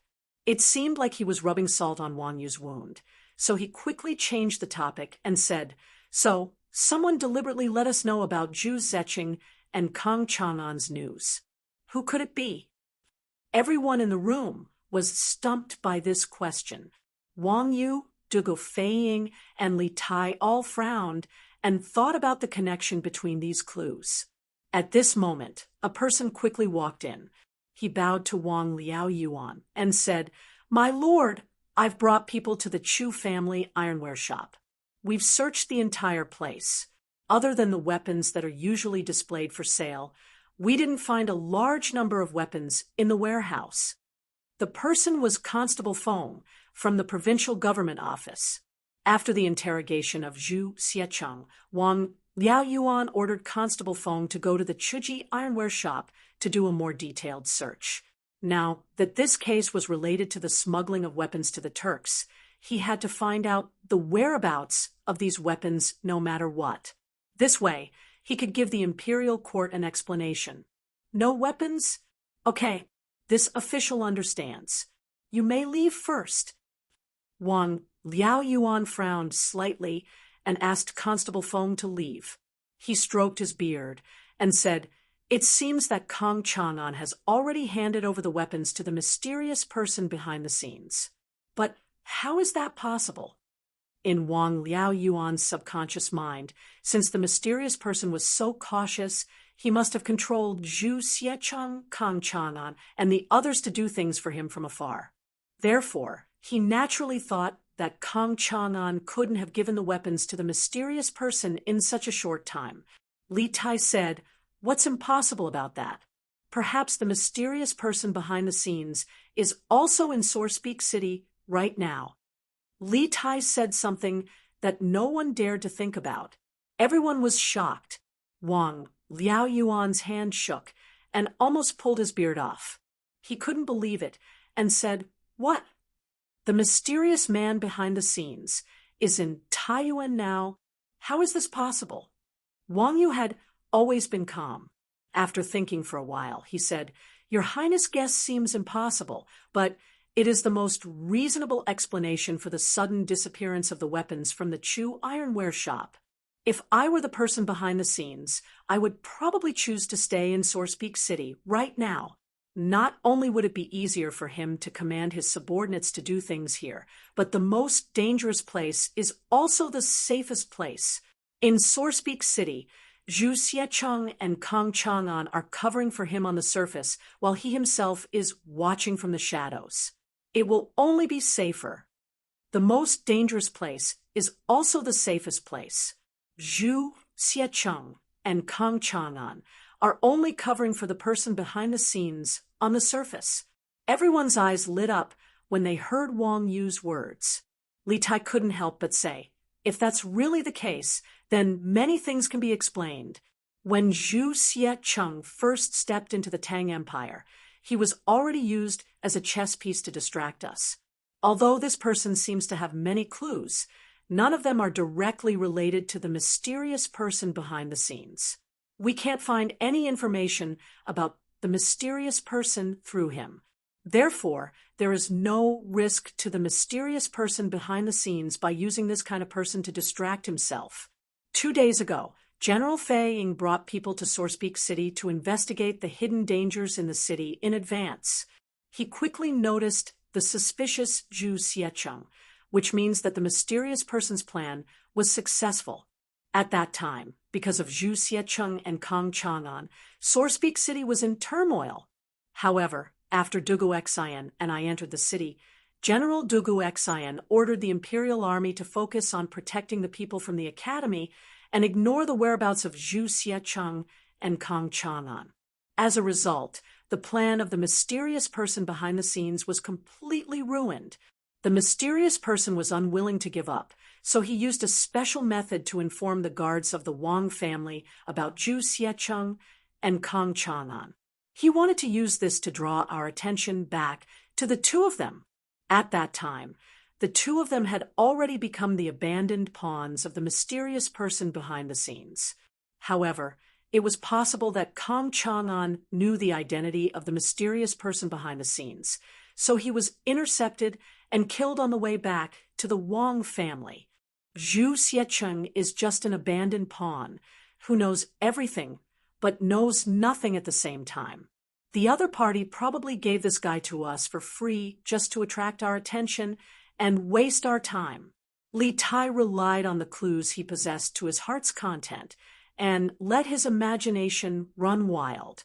Needless to say, these thoughts of his seemed to be unconstrained, but when one thought about it carefully, it was actually completely reasonable.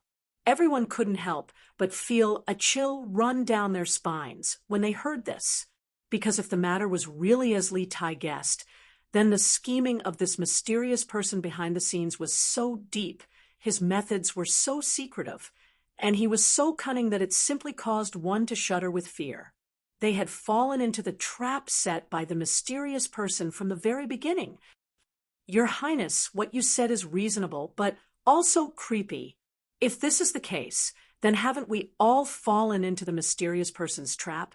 Wang Yu frowned and said worriedly. Wang Liao Yuan said in a low voice, the mysterious person behind the scenes is so cunning. We must catch him as soon as possible. Otherwise, the consequences will be unimaginable. Dugu Feiying said with a troubled look, but now that Kang Chang'an is dead, our only clue is gone. How can we find the mysterious person behind the scenes? Chapter 1871. The 9 families of Zhao referred to the Sweets and their descendants who came to the Central Plains from China during the Northern and Southern dynasties, the Sui Dynasty, and the Tang Dynasty. Their kings all had the surname Zhao. The 9 families of Zhao were originally from the Yu family. At the beginning of the Han Dynasty, the Xiongnu destroyed the Yuezhi and forced them to move west. The Yuezhi tribe, which used to live in Zhao, Gansu, as their old home, fled west and entered the Sut region of Central Asia. They conquered the local natives and formed a number of city-states. Later on, under the rule of Kuta, they were forced to change their surname to Wenasha. After the decline of Dada, the various city-states regained their independence. Their surname was Zhaowu, forming the Zhaoda city-states headed by the Kang kingdom. Among them were in Chao, Shi, Mi, He, Shi, Mu, Bai, and so on. They were collectively known as the 9 surnames of Zhaowu. In the Tang Dynasty, they were also known as the 9 surnames of Hu, or simply Hu. In the West, they were known as Sogdians. Later on, some of the 9 families of Zhao accepted the rule of the Turks and the Tang Dynasty. In the 8th century, the country fell to the Arabian Empire. After that, most of the people gradually became Turks and Muslims, becoming one of the modern Uzbeks of Central Asia. A small portion of them scattered among the Tajiks. Although the 9 families of Zhao were far weaker than the Turks in terms of fighting ability, their business attribute was much higher than that of any nomadic people in the north. As the Sweet region was the throat of the Silk Road, the 9 families of Zhao naturally became a people with a business tradition. To put it bluntly, they became hereditary middlemen selling China's silk to the West and Western gems and wine to the Tang Dynasty. After all, they started as nomads but couldn't beat the Tang Dynasty. They could only rely on their mobility to become merchants. Even the technology of making paper was passed to Central Asia by the Kang Kingdom. In fact, since the Han and Wei dynasties, This group of suites had entered the Central Plains to do business along the Silk Road. However, because the West Jin dynasty was short-lived, the Central Plains was in chaos, and they couldn't even take care of themselves. During the Sui and Tang dynasty, the Silk Road gained a new lease of life thanks to the Tang dynasty's open and inclusive policies. This attracted a large number of people from the 9 surnames of Zhaowu to come to the east. According to the Old Book of Tang, the journey of Xinghu, the years follow. After the founding of the Great Tang, many of the 9 families of Zhaowu came to China. Many of them had become wealthy through business. They envied the splendid culture of the Tang Empire and married and had children in the interior. Gradually, they became Chinese, and some of them even formed considerable political forces. For example, the Yan brothers. At the end of the Sui dynasty, the world was in chaos, and Li Gui occupied Liangzhou. In order to recover Liangzhou, and Xingui submitted a memorial to Li Yuan, hoping to persuade Li Gui to surrender and submit to the Tang dynasty. Li Yuan did not agree. So the two of them once again offered a plan and ultimately helped the Tang army to flatten Prince Liang, Li Gui, who occupied Heshi. Because of the outstanding contributions of the Yan brothers, and Xingui was conferred the title of Right Marquis, Great General, the title of Liang Guiduc of Shangzhou State, the title of Liang Guiduc, the title of 600 households, and 10,000 pieces of silk. And Xiu Ren was also conferred the title of Great General of the Left Martial Marquis, conferred the title of Duke Shen, bestowed upon the Tian residents, and conferred upon 600 households. However, this peace had nothing to do with Lushan's peace. Although they were all Socrates and had the surname, and this one was like our Lu, Wang, and Li surnames. There were many Socrates with this surname. Not only that, the descendant of the Yan family, An Baoyu, was later placed in an important position by the famous General Li Guangbi. He contributed a lot in the fight against the Lushan rebellion, and the imperial court gave him the surname of Li. Li Baoyu's cousin, Li Baozhen, became the Zhe Road Jidushi. In the fight against the rebellion of the Hsua towns, he contributed a lot and was promoted to the position of inspector of the prefectures. The Yan family could be considered a family of martyrs. In truth, during the Lushan rebellion, there were many who sacrificed their lives for the sake of bringing sugar. For example, Li Guangbi was a chiton, a standard who, due to the Tang dynasty's policy of opening up, many foreigners became officials in the imperial court, forming the unique foreign soldiers and generals in the history of the Tang dynasty. The 9 families of Zhaowu were a power that could not be ignored. In general, the biggest characteristic of the 9 families of Zhaowu was that they were rich, very rich. Once a person had money, they would think of ways to obtain a certain political position. The 9 families of Zhaowu were no exception. Other than those who entered the imperial court as officials by chance, a large number of the 9 families of Zhaowu were doing business in the Tang dynasty while using money to attach themselves to some powerful local forces. Moreover, the 9 families of Zhaowu were like branches of the same tree. The 9 families of Zhaowu, who were doing business outside the Tang dynasty, were surprisingly united. It was not an exaggeration to say that when one side is in trouble, all sides will help. Therefore, the influence of the 9 families of Zhaowu in the Tang dynasty could not be underestimated. Not to mention that Kong Chang'an was from the Kong Kingdom, the sovereign country of the 9 families of Zhaowu. Coincidentally, this guy had connections with the royal family of the Kong Kingdom. In this way, Kong Chang'an's death was not just a murder case. It could very well turn into a diplomatic dispute. If the authorities of Taiyuan City could not give a reasonable explanation for Kong Chang'an's death, not only would the Kong Kingdom not leave the matter at that, the Kong Kingdom or the 9 families of Zhaowu in the Tang dynasty would probably not rest. They might cause endless trouble for the authorities of Taiyuan City. After all, whether it was modern society or feudal society, although money was not omnipotent, it could solve most problems, such as hiring assassins, monopolizing the market, disrupting the prices of goods in the city, and so on. No matter what methods they used, Wang Liaoyuan and the others would not have it easy. When a group of people was extremely wealthy, even if they didn't have any official position, the influence they had was incomparable to that of ordinary people. Kang Chang'an and Kang Chu were the same, but was the Tang Dynasty afraid of the 9 families of Zhaowu? Obviously not. In terms of overall national strength, even if the 9 families of Zhaowu were multiplied by 10, they might not be able to defeat the Tang Dynasty at its peak. The strength of the 9 families of Zhaowu did not lie in national strength, but in the soft power of the economy.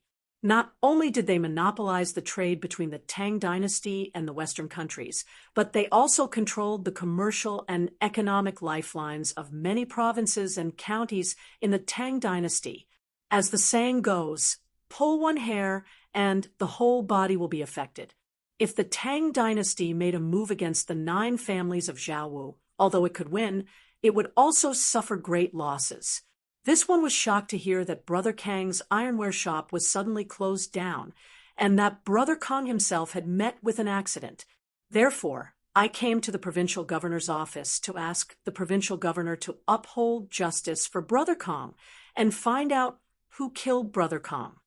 In the back hall of the government office in Taiyuan, Kang Chu naturally saw the shock of Wang Liaoyuan, Wang Yu, and Li Tai, but he did not make a fuss about it. Instead, he calmly cupped his hands and said to Wang Liaoyuan, Chapter 1872, asking him to leave. Facing Kang Chu, who was being unreasonable, Wang Liaoyuan decisively asked him to leave. After all, he was an official and represented the Taiyuan government. Kang Chu was just a small merchant from another country in Taiyuan City. What right did he have to question him again and again? Provincial governor, please wait. Wang Liaoyuan asked Kang Chu to leave, but Kang Chu didn't know what was good for him. He said loudly, Provincial governor, Brother Kang died in Taiyuan City under unknown circumstances. I sincerely hope that provincial governor can allow me to participate in the investigation. On one hand, I can answer to my king. On the other hand, I have many capable people under my command that can help provincial governor solve the case and catch the murderer. Good heavens, this bastard actually wants to participate in the government's investigation? Wang Liaoyuan's face darkened. He said in a low voice, Thank you for your kindness, but you don't have to participate in the investigation. Finding the truth and catching the murderer is the responsibility of the Taiyuan government and me. You don't have to worry about it. If you don't have anything else to say, please leave. Don't interfere with the investigation.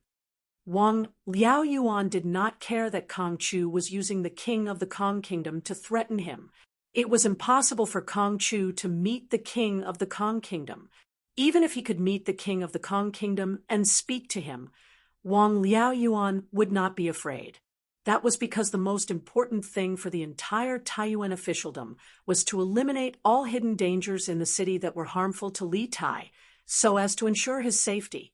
Apart from that, there was nothing more important than this. Kang Chu was very dissatisfied. He said, Provincial governor, you don't want me to participate in this case. Is there something else? Or are you confident that you can solve the case in a short time? How dare you? Wang Liaoyuan could not hold it in any more. He shouted angrily, Why should the provincial governor report to you about the investigation? I am paid by the imperial court. I should share the burden of the Tang emperor. Are you questioning the fairness of the imperial court? Even if the king of the Kang kingdom was here, he wouldn't dare to say such nonsense.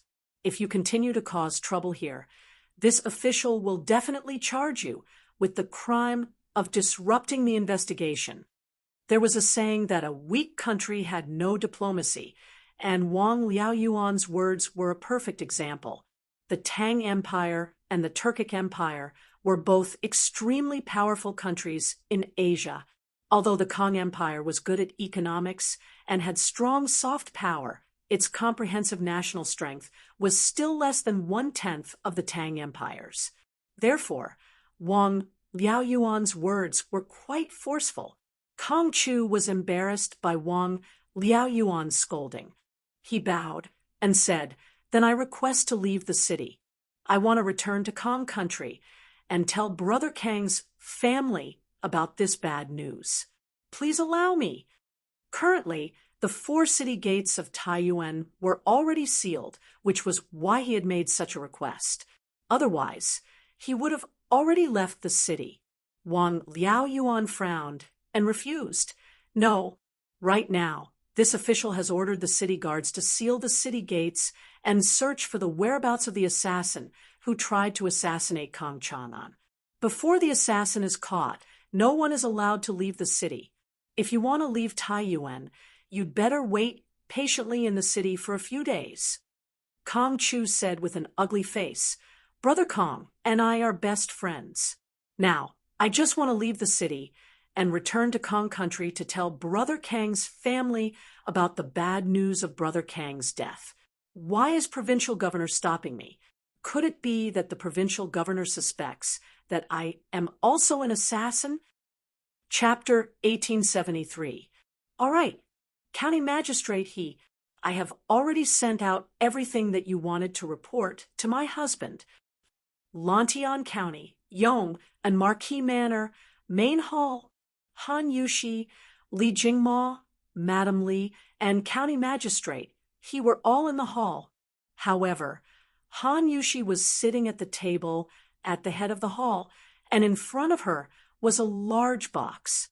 At this moment, Han Yushi stood up and spoke to County Magistrate This was the imperial edict that had been sent out this morning.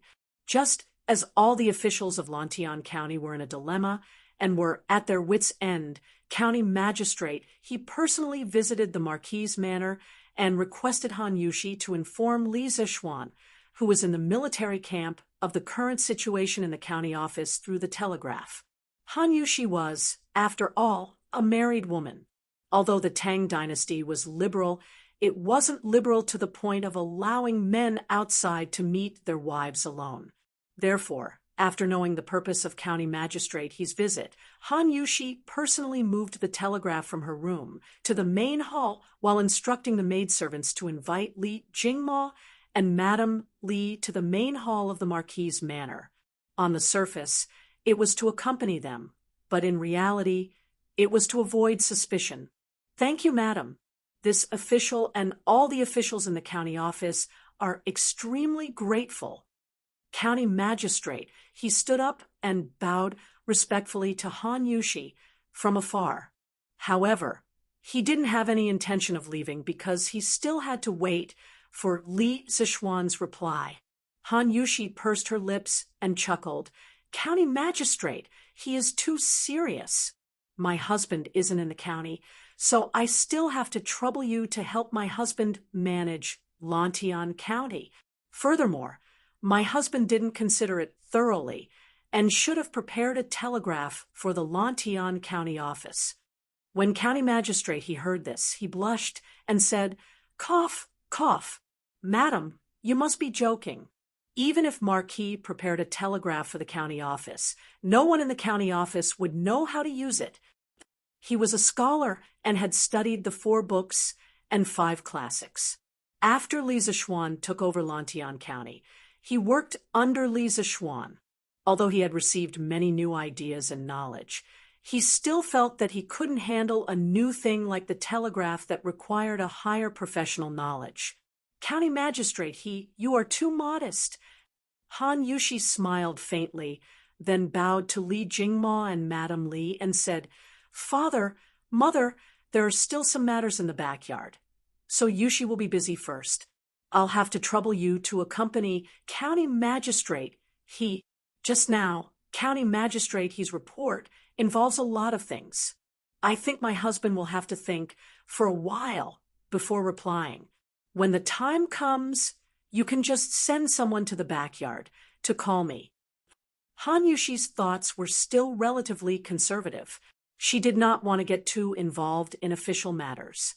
Moreover, she felt that it would be rather awkward for her to continue staying here, so she found an excuse to leave. Li Jingma nodded and replied, "Good, good, good. Go ahead and do your work." County Magistrate, he cupped his hands and sent him off. Black Armored Army's camp, inside the tent. After receiving the telegram that County Magistrate he entrusted Han Yushi to send, Li Zishuan was in a dilemma.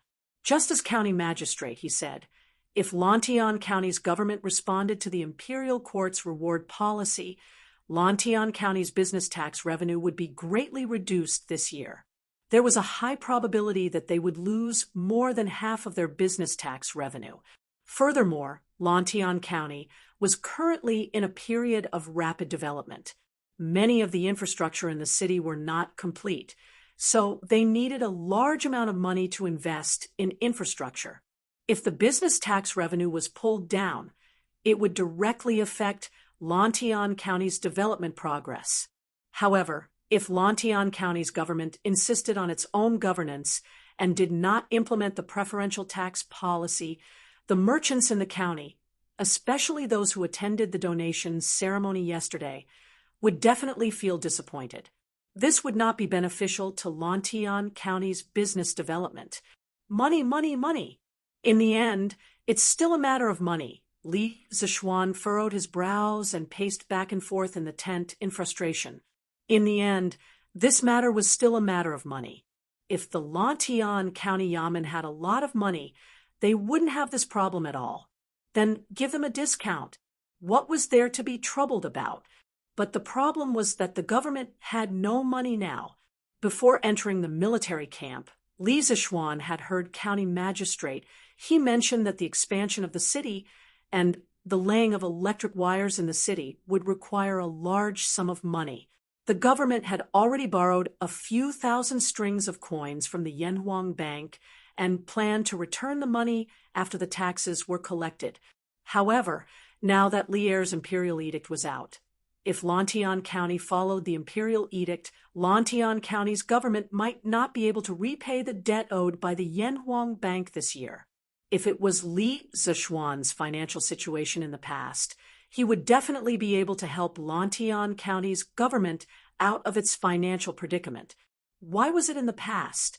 It was because after a few times of squandering, building the medical school, building the protective mountain formation of Yunshan, creating armor and equipment for the Black Armored Army for free, etc., Li Zishuan did not have much cash on hand. This might sound unbelievable, but it was the truth.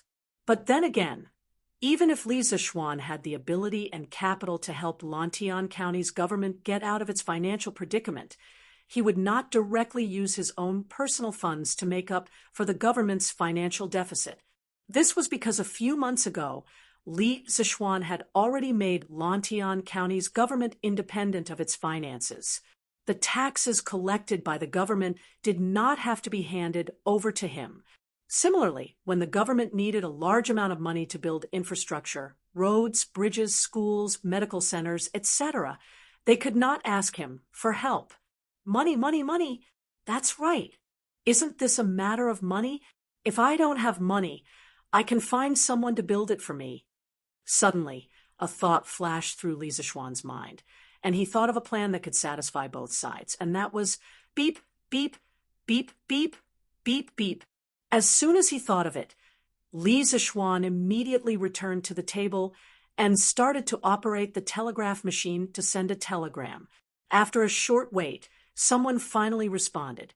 Li Zishuan hurriedly sent his idea in the form of a coded message. Order: Lantian County's government will fully comply with the Emperor's decree and implement the corresponding business tax preferential policies in the city.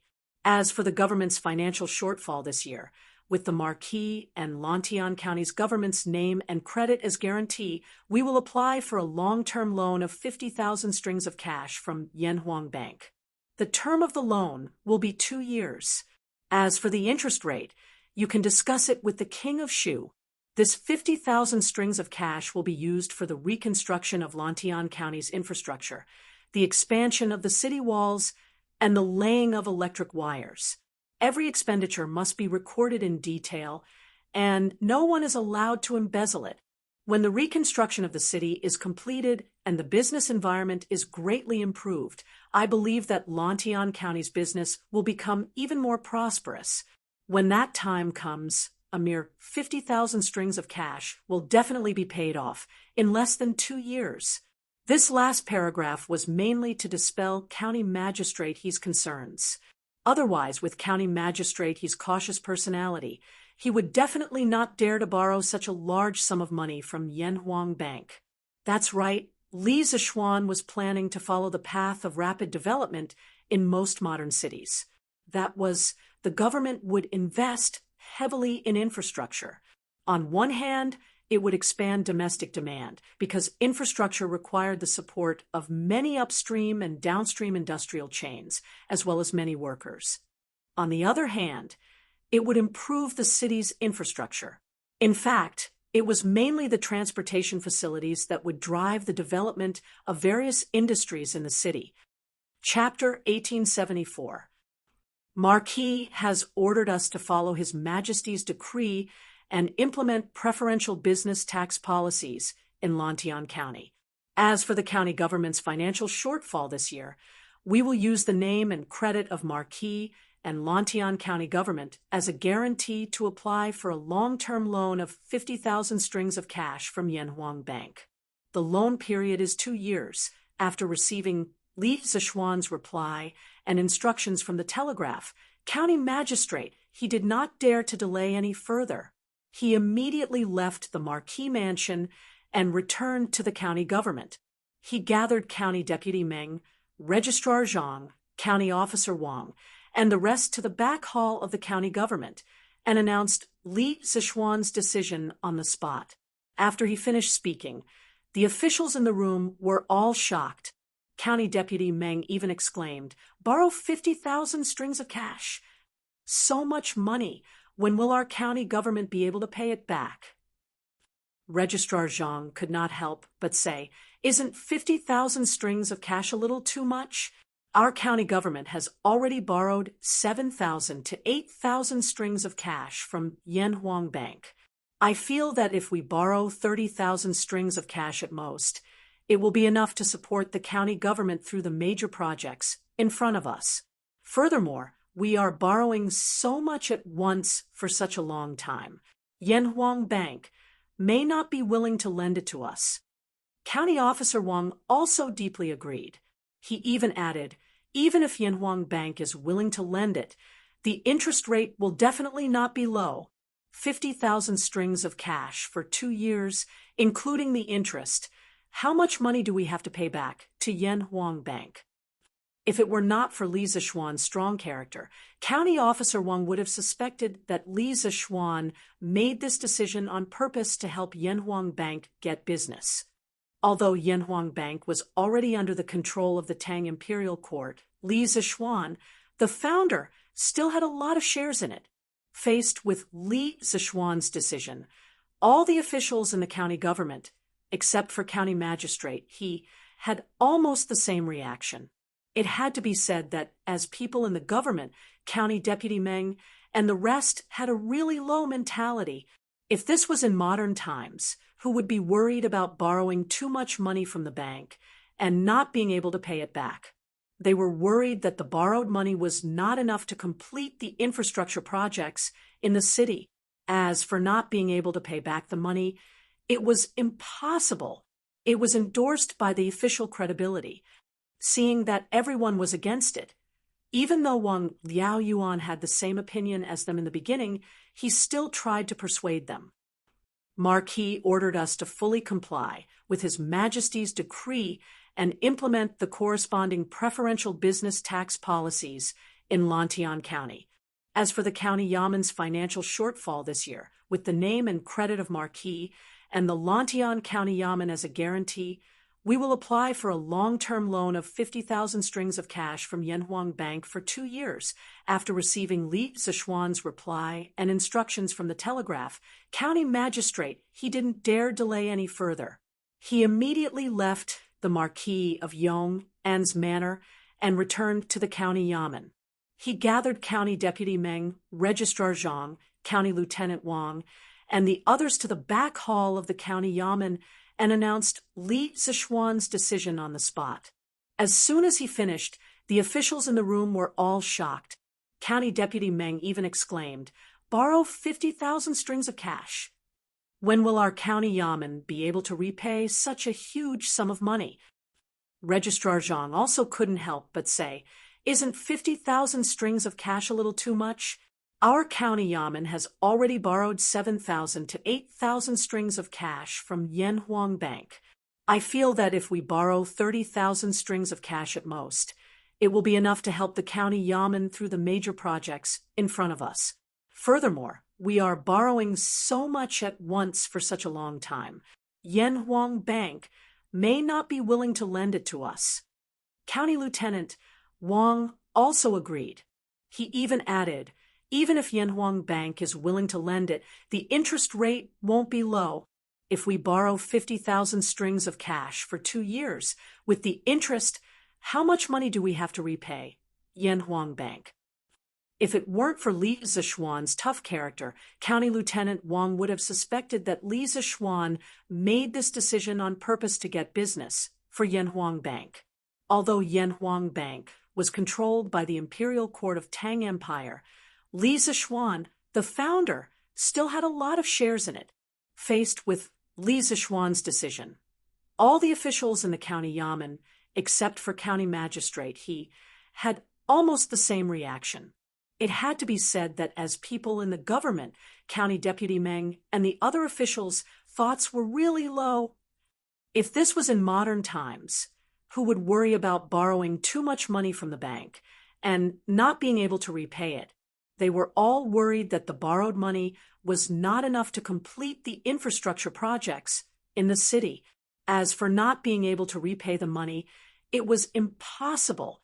They had the government's credibility as their endorsement, seeing that everyone was unanimously against it. Although Wang Liaoyuan had the same opinion as them at the beginning, he still advised. Marquis ordered us to fully comply with the emperor's decree and implement the corresponding business tax preferential policies in Lantian County. As for the county yamen's financial gap this year, with the name and credibility of Marquis and Lantian County Yamen as a guarantee, we will apply for a long-term loan of 50,000 strings of cash from Yanhuang Bank. The loan period is 2 years. After receiving Li Zishuan's reply and instructions from the telegraph, county magistrate, he didn't dare to delay any further. He immediately left Marquis Mansion and returned to the county yamen. He gathered County Deputy Meng, County Lieutenant Wang, and the others again in the back hall of the county yamen and announced Li Zishuan's decision on the spot. After he finished, the officials in the room were all shocked. County Deputy Meng even exclaimed, "Borrow 50,000 strings of cash. When will our county yamen be able to pay back so much money?" County Lieutenant Zhang also couldn't help but say, "Isn't 50,000 strings of cash a little too much? Our county yamen has already borrowed 7,000 to 8,000 strings of cash from Yanhuang Bank. I feel that if we borrow 30,000 strings of cash at most, it will be enough to support the county yamen through a few big projects in front of us. Moreover, we are borrowing so much at once for such a long time. Yanhuang Bank may not be willing to lend it." County Lieutenant Wang also deeply agreed. He even added, "Even if Yanhuang Bank is willing to lend it, the interest rate won't be low. If we borrow 50,000 strings of cash for 2 years, with the interest, how much money do we have to repay Yanhuang Bank?" If it weren't for Li Zishuan's tough character, County Lieutenant Wang would have suspected that Li Zishuan made this decision on purpose to get business for Yanhuang Bank. Although Yanhuang Bank was already under the control of the imperial court of Tang Empire, Li Zishuan, the founder, still had a lot of shares in it. Facing Li Zishuan's decision, all the officials in the county yamen, except for county magistrate, he had almost the same reaction. It had to be said that as people in the government, County Deputy Meng, and the others' thinking was really low. If this was in modern times, who would worry about borrowing too much money from the bank and not being able to pay it back? What they worried about was that the borrowed money was not enough to complete the infrastructure projects in the city. As for not being able to pay back the money, it was impossible. It was backed by the government's credibility, seeing that everyone was unanimously against it. Although Wang Liaoyuan had the same opinion as them in the beginning, he still advised. Marquis ordered us to fully follow the emperor's decree and implement the corresponding preferential business tax policies in Lantian County.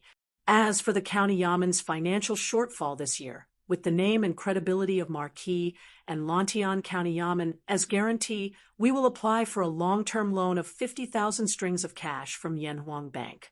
The loan period is 2 years. After receiving Li Zishuan's reply and instructions from the telegraph, county magistrate, he didn't dare to delay any further. He immediately left Marquis Mansion and returned to the county yamen. He gathered County Deputy Meng, County Lieutenant Wang, and the others in the back hall of the county yamen and announced Li Zishuan's decision on the spot. As soon as he finished, the officials in the room were shocked. County Deputy Meng even exclaimed, "Borrow 50,000 strings of cash? So much money, when can our county yamen pay it back?" County Lieutenant Zhang also couldn't help but say, "Isn't 50,000 strings of cash a little too much?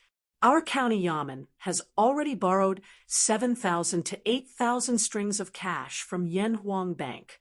I feel that if we borrow 30,000 strings of cash at most, it will be enough to help the county yamen pay for the big projects in front of us.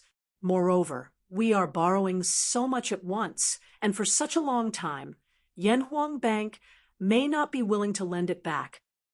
County Lieutenant Wang also agreed and added, "Even if Yanhuang Bank is willing to lend it back, the interest rate won't be low. If we borrow 50,000 strings of cash for 2 years, with the interest, how much money do we have to repay Yanhuang Bank?" If it weren't for Li Zishuan's tough character, County Lieutenant Wang would have suspected that Li Zishuan made this decision on purpose to help Yanhuang Bank get business. Although Yanhuang Bank was controlled by the imperial court of Tang Empire, Li Zishuan, the founder, still had a lot of shares in it. Faced with Li Zishuan's decision, all the officials in the county yamen, except for county magistrate, he had almost the same reaction. It had to be said that as people in the government, County Deputy Meng, and the other officials' thoughts were really low. If this was in modern times, who would worry about borrowing too much money from the bank and not being able to pay it back? What they worried about was that the money they borrowed was not enough to pay for the infrastructure projects in the city. As for not being able to pay back the money, it was impossible. It was backed by the government's credibility, seeing that everyone was unanimously against it. Although Wang Liaoyuan had the same opinion as them in the beginning, he still advised. Marquis ordered us to fully follow the emperor's decree and implement the corresponding preferential business tax policies in Lantian County. As for the county yamen's financial gap this year, with the name and credibility of Marquis and Lantian County Yamen as the guarantee, we will apply for a long-term loan of 50,000 strings of cash from Yanhuang Bank. The loan period is 2 years. After receiving Li Zishuan's reply and instructions from the telegraph, county magistrate, he didn't dare to delay any further. He immediately left Marquis Mansion and returned to the county yamen. He gathered County Deputy Meng, Registrar Zhang, County Lieutenant Wang, and the others in the back hall of the county yamen and announced Li Zishuan's decision on the spot. As soon as he finished, All the officials in the room were shocked. County Deputy Meng even exclaimed, "Borrow 50,000 strings of cash. So much money. When will our county yamen be able to pay it back?" Registrar Zhang also couldn't help but say, "Isn't 50,000 strings of cash a little too much? Our county yamen has already borrowed 7,000 to 8,000 strings of cash from Yanhuang Bank. I feel that another 30,000 strings of cash will be enough to help the county yamen through the major projects in front of us. Moreover, we are borrowing so much at once for such a long time. Yanhuang Bank may not be willing to lend it back." County Lieutenant Wang also deeply agreed. He even added, "Even if Yanhuang Bank is willing to lend it back, the interest rate won't be low. 50,000 strings of cash for 2 years. With the interest, how much money do we have to pay back to Yanhuang Bank?" If it weren't for Li Zixuan's tough character, County Lieutenant Wang would have suspected that Li Zixuan made this decision on purpose to help Yanhuang Bank get business. Although Yanhuang Bank was already under the control of the imperial court of Tang Empire, Li Zixuan, the founder, still had a lot of shares in it. In the face of Li Zixuan's decision, all the officials in the county yamen, except for county magistrate, he had almost the same reaction. It had to be said that as people in the government, County Deputy Meng and the other officials' thoughts were really low. If this was in modern times, who would be worried about borrowing too much money from the bank and not being able to pay it back? What they were worried about was that the borrowed money wasn't enough to complete the infrastructure projects in the city. As for not being able to pay back the money, it was impossible. It was backed by the government's credibility. Seeing that everyone was unanimously against it, although Wang Liaoyuan had the same opinion as them in the beginning, he still advised. Marquis ordered us to fully comply with the Emperor's decree and implement the corresponding business tax preferential policies in Lantian County. As for the county yamen's financial shortfall this year, with the name and credibility of Marquis and Lantian County Yamen as the guarantee, we will apply for a long-term loan of 50,000 strings of cash from Yanhuang Bank. The loan period is 2 years. After receiving Li Zixuan's reply and instructions from the telegraph, county magistrate, he didn't dare to delay any further. He immediately left Marquis Mansion and returned to the county yamen. He gathered County Deputy Meng, Registrar Zhang, County Lieutenant Wang, and the others in the back hall of the county yamen and announced Li Zixuan's decision on the spot.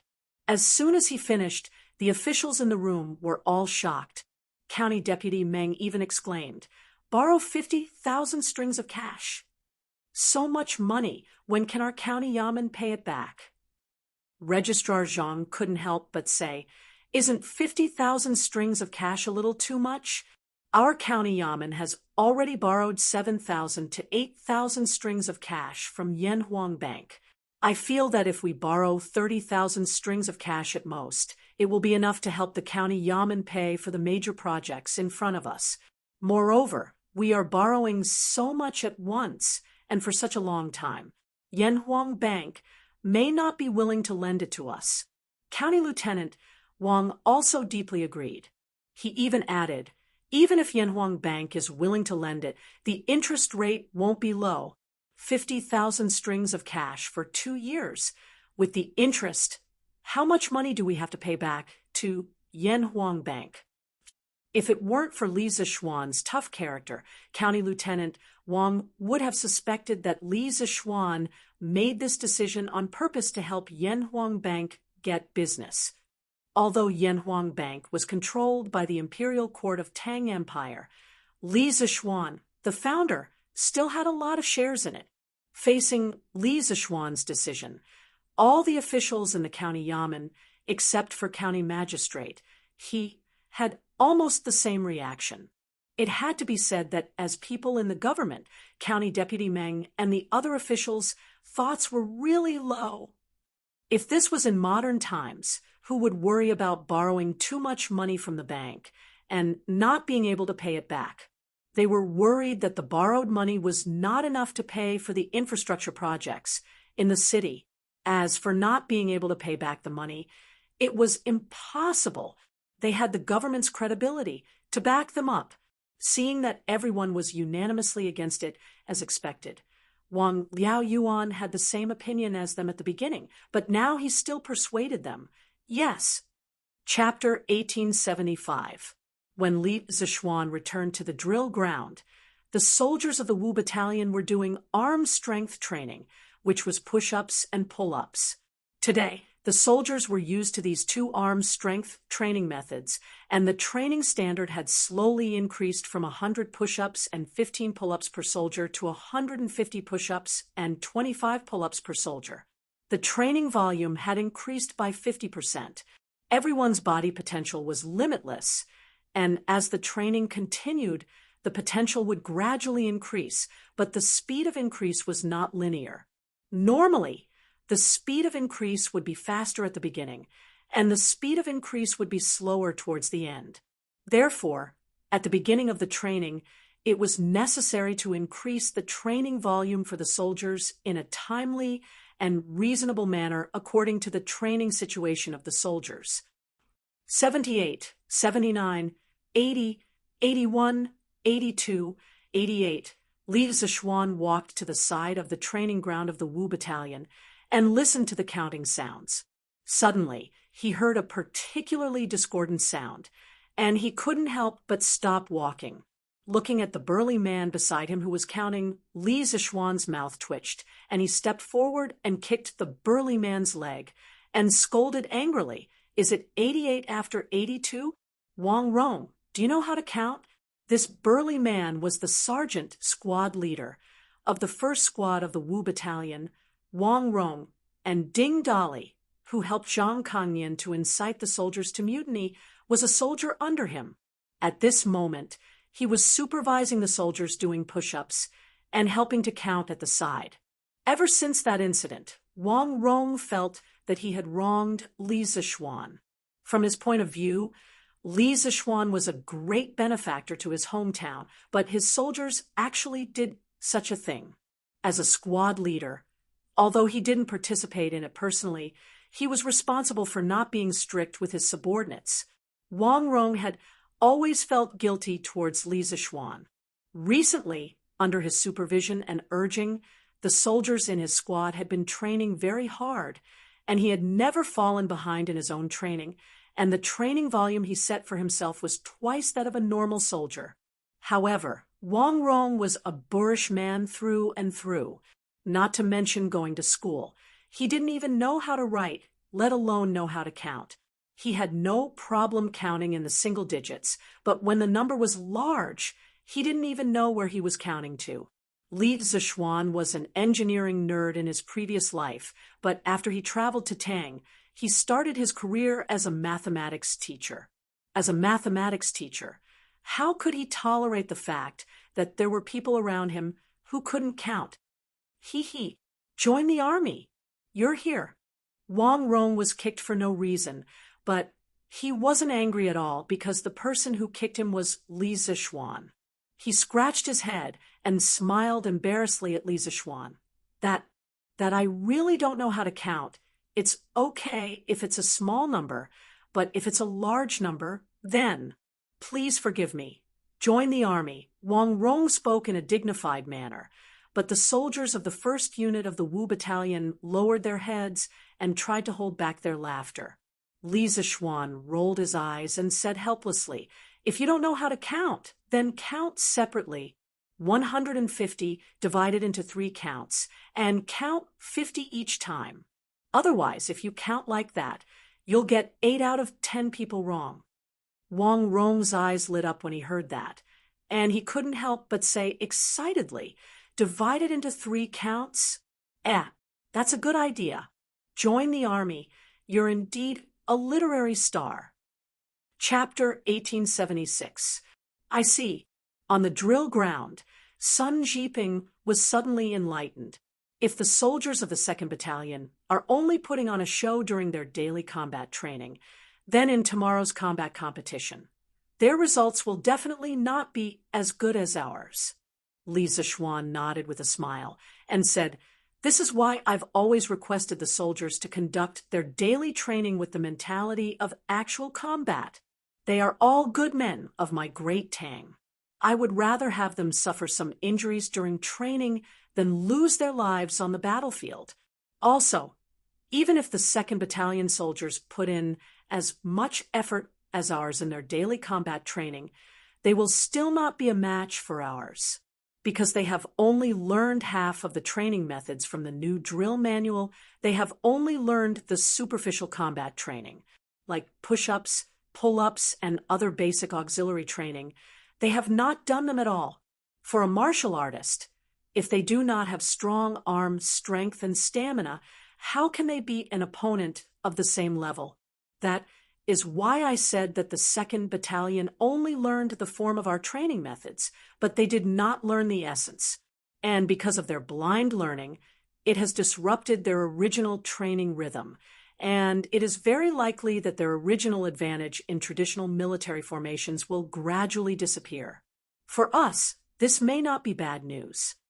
After listening to Li Zishuan's analysis, Sun Jiping suddenly felt more confident about tomorrow's combat competition and the military competition 3 days later. He smiled and said, "You are right. In these few days, I will keep an eye on the soldiers and urge them to complete all the training tasks with the highest quality." Li Zishuan nodded and praised, "With you here in the E Battalion, I can rest assured. But there is something I need to tell you. These few days, the soldiers have indeed been training very hard. You and I have seen it with our own eyes. But just looking at it is not enough.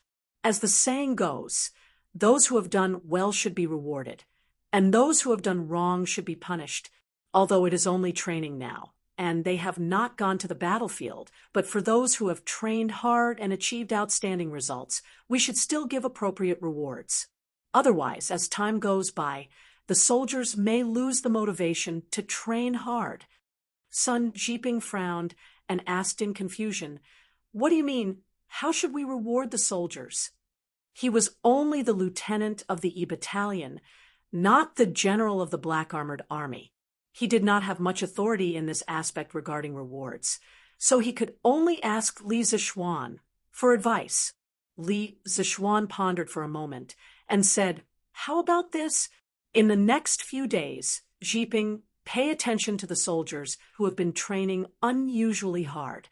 I want you to pick out a group of outstanding soldiers who have outstanding training and record them in a book. If he is a normal soldier, he can be promoted to a deputy general. If he is already a squad leader, then he can be promoted to deputy general of a battalion. These selected soldiers will lead the training of the brothers in the camp during peacetime. During wartime, I need them to form a special assault team. I want them to take down the enemy's most elite and hard-to-take-down forces on the battlefield. Special assault team." Hearing this new term from Li Zishuan's mouth, Sun Jiping was stunned for a moment. After thinking about it carefully for a while, he roughly understood what kind of existence the so-called special forces were. After a moment of silence, Sun Jiping cupped his fists and said solemnly, "This general obeys." "I see." On the drill ground, Sun Jiping suddenly realized what was going on. If the soldiers of the B Battalion are just putting up a show during their daily combat training, then in tomorrow's combat competition, their results will definitely not be as good as ours. Li Zishuan nodded with a smile and said, "This is why I've always requested the soldiers to conduct their daily training with the mentality of actual combat. They are all good soldiers of the Tang Empire. I would rather they get injured during training than lose their lives on the battlefield. Also, even if the soldiers of the B Battalion put in as much effort as our soldiers in their daily combat training, they will still not be a match for our soldiers, because they have only learned half of the training methods from the new drill manual. They have only learned the superficial combat training, like push-ups, pull-ups, and other basic auxiliary training. They have not done them at all. For a martial artist, If they don't have strong arm strength and stamina, how can they beat an opponent of the same level? That's why I said that the B Battalion only learned the form of our training methods, but not the essence. And because of their blind learning, it messed up their original training rhythm. And it is very likely that their original advantage in traditional military formations will gradually disappear. For us, this may not be a bad news. After listening to Li Zixuan's analysis, Sun Jiping suddenly felt more confident about tomorrow's combat competition and the military competition 3 days later. He smiled and said, "You are right. In the next few days, I will keep an eye on the soldiers and urge them to complete all the training tasks with quality and quantity." Li Zixuan nodded and praised, "With you here in the E Battalion, I can rest assured. But there is something that I need to tell you. In the past few days, the soldiers have been training very hard. You and I have seen it with our own eyes. But just looking at it is not enough. As the saying goes, one should be rewarded for meritorious deeds, and one should be punished for wrongdoings. Although it is only training now and not going to the battlefield, but for those who have trained hard and achieved outstanding results, we should still give appropriate rewards. Otherwise, as time goes by, the soldiers may lose the motivation to train hard."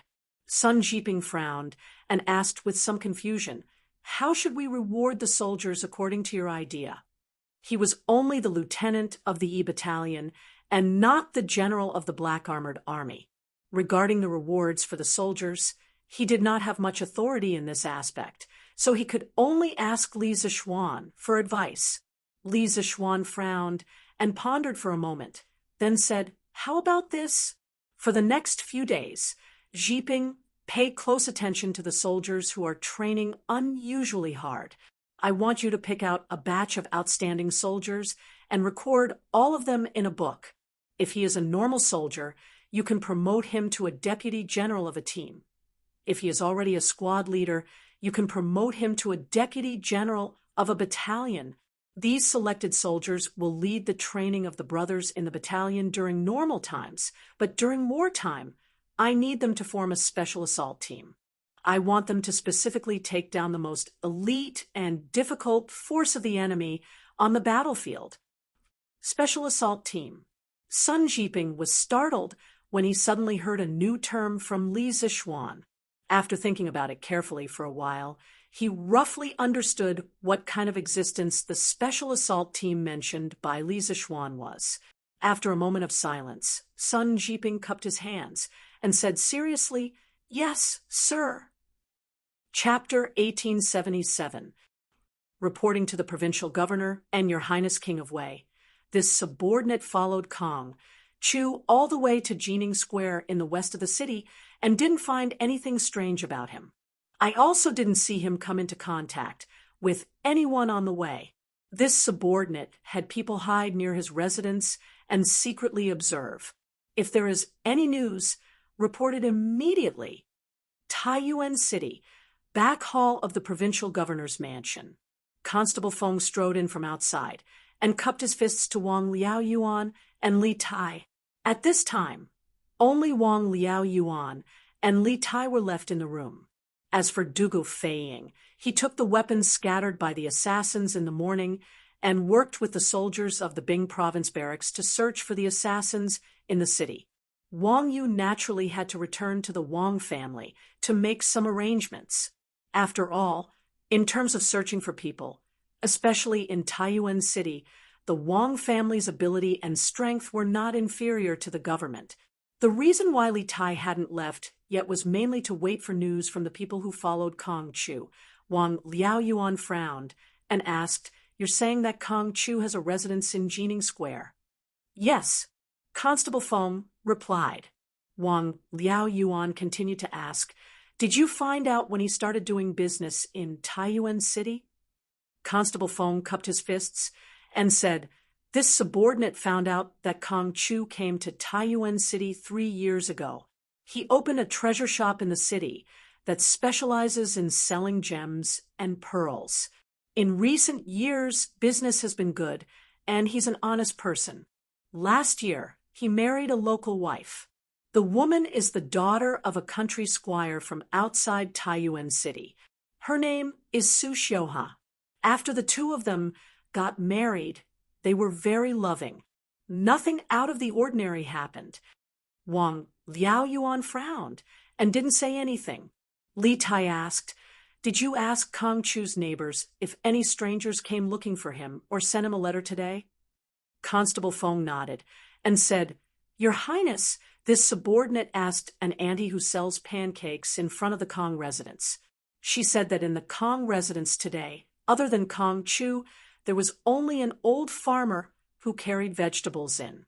No one else came in or out of the Kong residence." An old farmer who delivered vegetables? Li Tai's heart skipped a beat, and he quickly asked, "What is this old farmer's background? Have you checked?" Constable Feng had obviously done his work well this time. He cupped his fists and replied, "I've asked around. This old farmer is a farmer from Nanha village outside the city. He has a son who lives in the city. He just moved into the city this year and stayed with his son. Basically, he would send vegetables to Kong Chu's house every few days. There's nothing unusual about him." Hearing this, Li Tai couldn't help but frown in silence.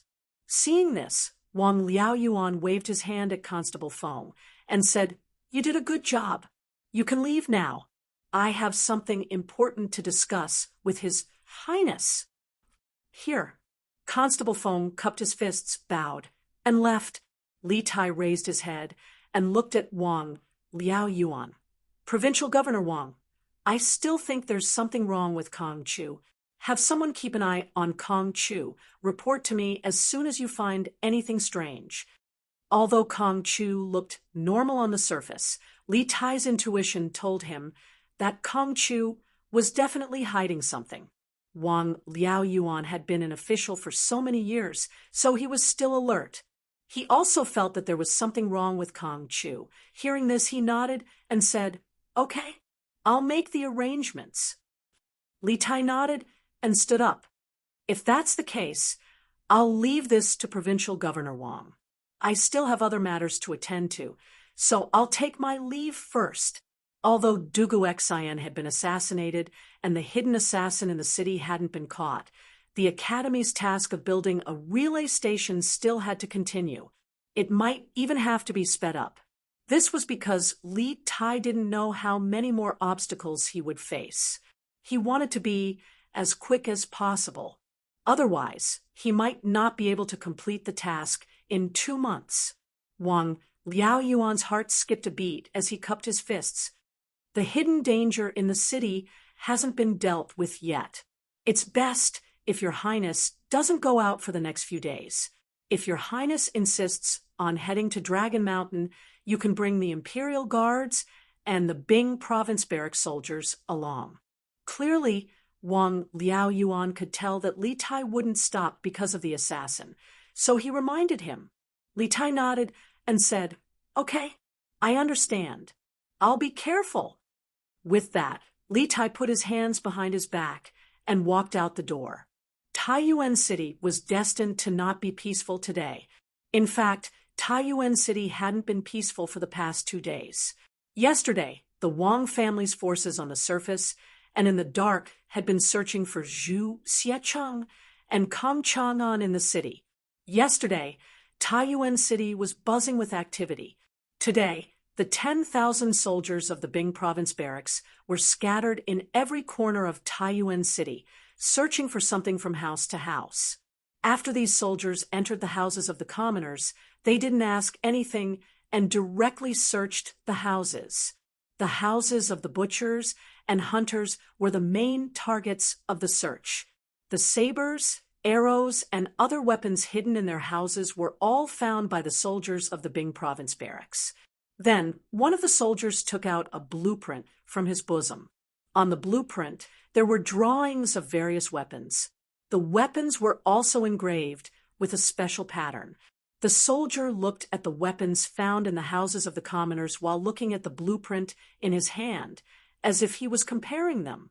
After the comparison was completed, If there were no abnormalities, the soldiers would withdraw without a word.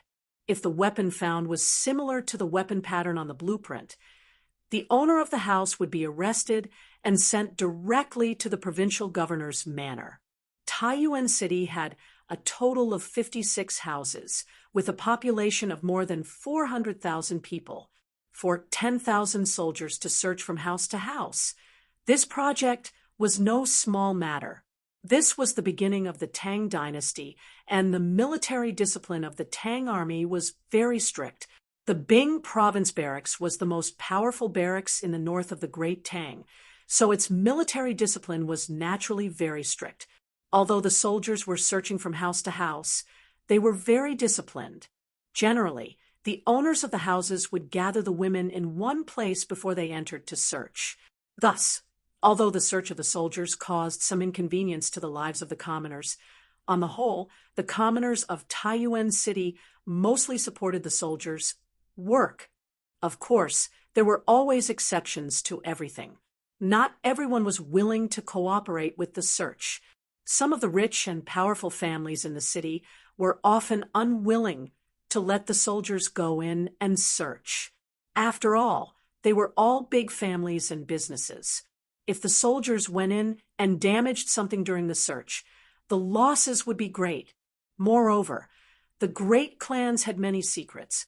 If the soldiers discovered something shameful about the owners of the houses during the search, wouldn't they suffer a great loss? Thus, when the owners of the great clans heard that the soldiers were coming to search, they couldn't help but order their servants to stop them. However, the search warrant today was jointly issued by the Bing Province Provincial Governor Wang Liaoyuan and the Bing Province Barracks Commandant Fong Gongting, the two highest-ranking military and political officials in Bing Province. The soldiers would carry out this search warrant unconditionally. The servants and guards of the great clans who wanted to stop the search were all knocked to the ground. If the owners of the houses still didn't know what was good for them, they would be arrested and sent to the provincial governor's manor along with those who had hidden suspicious weapons in their houses. Thus, for a moment, Taiyuan City could be said to be in chaos. At the same time, Longshan seemed to be completely unaffected by Taiyuan City. According to the division of tasks that Li Tai had assigned in the morning, the members of the 5th and 6th teams took out measuring tools and began to survey the buildings of the Longshan Boy Temple. The measuring tools they took were all from Yanhuang College. At the beginning of this year, the Academy officially established the 2nd and 3rd Trump Card Project. The 2nd Trump Card Project was to improve the telegraph and increase the transmission distance of telegrams. The 3rd Trump Card Project was mainly to establish measurement standards and make standard measuring tools. After nearly half a year of hard work, the Academy had not only established its own measurement standards committee to establish unit standards for some new physical quantities, but also worked together with the workshop of the Interesting Pavilion to produce a batch of precision measuring instruments. These instruments would provide a standard reference for all similar instruments in the future, and they would be calibrated as soon as they changed. The measuring instruments held by the students on Longshan included a ruler, a large triangular ruler, and even a tape measure. The units of these measuring instruments were not the inch, chi, or zhang commonly used in the Tang Empire, but the new units proposed by the Measurement Standards Committee of the Academy according to Li Zishuan's idea: millimeter, centimeter, decimeter, and meter. Although 1 centimeter of these measuring instruments was not strictly equal to 1 centimeter of modern measuring instruments, it was not important. In ancient times, if one wanted to make precision production, the ancient measurement units had to be subdivided. At this time, the smallest unit of length was 1 inch, about 333 centimeters, which obviously could not meet the requirements of precision production. Thus, Li Zishuan not only proposed millimeters, but also smaller units such as microns. The Academy was currently making more precise measuring instruments such as vernier calipers. Mr. M.O. We have finished measuring the inside and outside of the boys' temple. We think that the height here can meet the requirements of the construction of the telegraph relay station. We can even directly build the telegraph relay station in the meditation room on the second floor of the boys' temple. In this way, we don't need to build an additional high platform for the telegraph relay station, and we can save a lot of time. Near noon, the 8 students of the 5th and 6th groups found Mo Chue. One of the students handed the drawing in his hand to Mo Chue and reported seriously. Mo Chue took the drawing and looked at it carefully.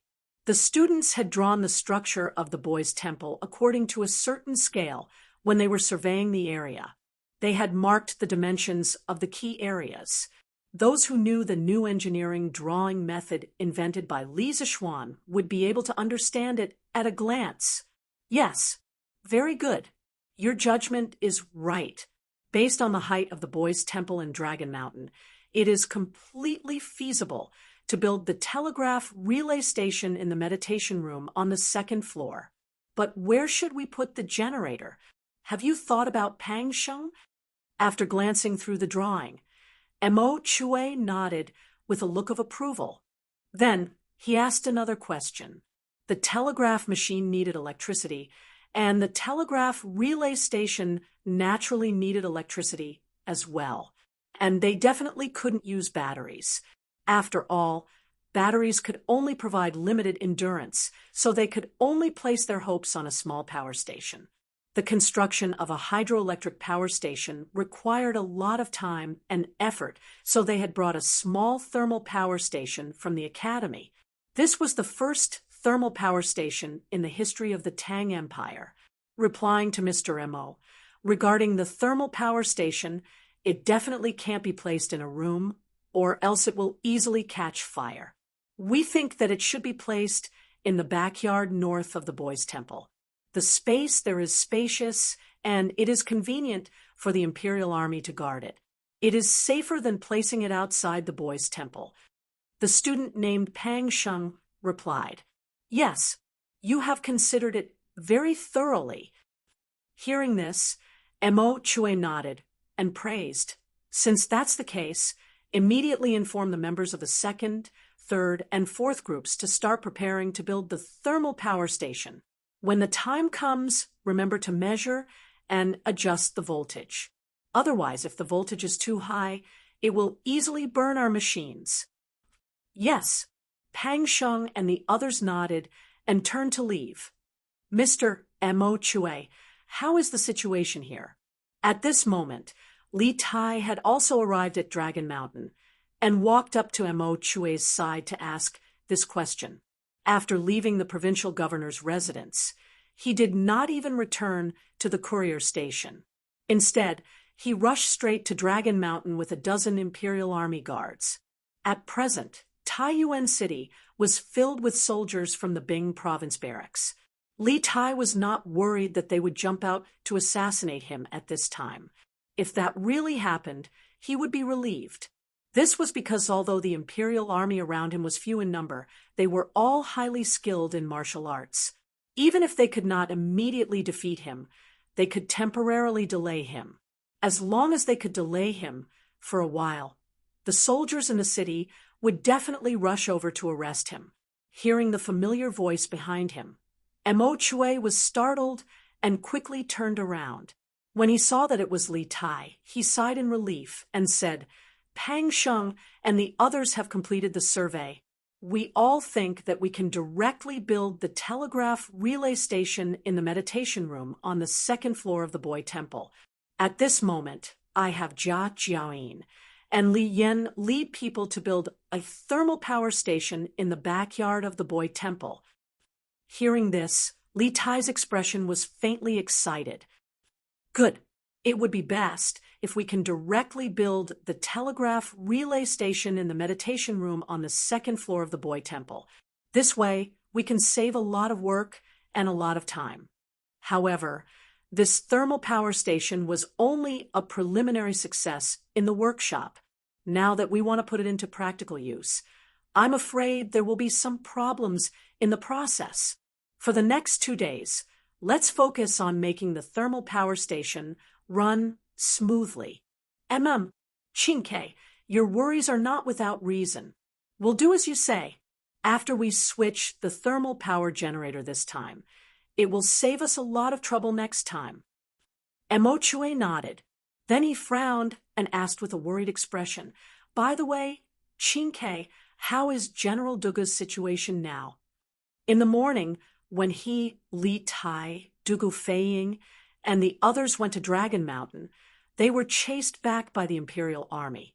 Therefore, Emochue knew about the assassination of Dugu Exayan. However, to avoid causing panic, he did not tell the rest of the students. Chapter 1878. General Dugu has been poisoned. Fortunately, there is a doctor in Sourcepeak City with excellent medical skills. The poison in General Dugu's body was removed, and he is now out of danger. On Dragon Mountain, Li Tai's face was solemn as he spoke to Emochue. "Poisoned? Is it that serious? It seems that the assassins came prepared and wanted to kill General Dugu. Sourcepeak City doesn't look safe. We must be more careful." Emochue's face turned cold when he heard this. Emochue was naturally clearly aware of how important Dugu Exayan was to this group. It wasn't an exaggeration to say that Dugu Exayan was the guardian of their group. If Dugu Exayan was killed, then the possibility of them returning safely from this trip to the north was extremely small. They had just arrived in Sourcepeak City, and Dugu Exayan had been assassinated. Moreover, the other party had directly tried to kill Dugu Exayan. It was hard to believe that the assassins' next move was not targeting them. So Emochue's heart was now filled with vigilance. Li Tai understood the meaning behind Emochue's words. He nodded and said, "The current Sourcepeak City is indeed treacherous and full of hidden murderous intent. However, Mr. Emochue, you don't have to worry too much.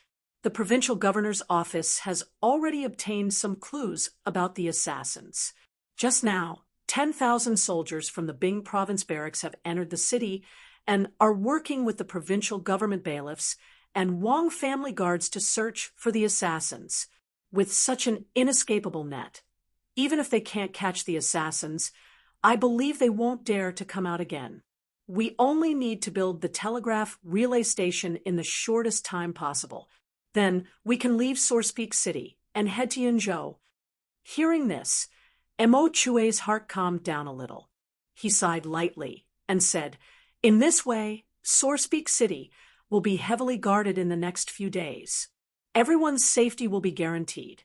Once we finish building the telegraph relay station, General Dugu's injuries will be more or less healed. At that time, I will be able to relax a little." Li Tai nodded and said, "Although Sourcepeak City is heavily guarded now, everyone still needs to be careful. According to the rules we set earlier, no one is allowed to act alone." Emochue nodded and said, "As it should be, I will remind the students a few more times." "Thank you for your concern, Mr. Emochue. The Cloud Mountain is surrounded by dense forests and numerous rocks. If we combine the changes of Taoism's 1 origin, 2 forms, 3 talents, for symbols, 5 elements, 6 directions, 7 stars, 8 trigrams, 9 palaces, and 10 directions together with the mechanics of Moism, we can indeed trap those trespassers." At the foot of the Cloud Mountain, a delicate and pretty Taoist boy who was about 10 years old and dressed in a green Taoist robe gently tapped his forehead with his finger and then said with a serious expression. However, the words that came out of his mouth did not sound like something a child of his age would say. That's right, this little Taoist boy was the grandson of the celestial master sect of Longhu Mountain, Zhang Heng. In the morning, after the group from Dragon Tiger Mountain settled down in the courtyard of Cloud Mountain, they followed Xianqing and Emo Huai to the foot of Cloud Mountain to survey the terrain. Their main mission this time was to go down the mountain to gain experience. To be precise, they were going to the Tang Empire's joint medical hall to gain experience. However, at this time, the academy was building the mountain guarding formation, and Mo Huai had asked Xianqing for help. How could Xianqing not help? Therefore, helping the academy build the mountain guarding formation became the first task of Xianqing, Zhang Heng, and the others after leaving the sect. Ha, you have good eyesight. I was previously instructed by Taoist Li Chunfeng, and he also suggested this at that time.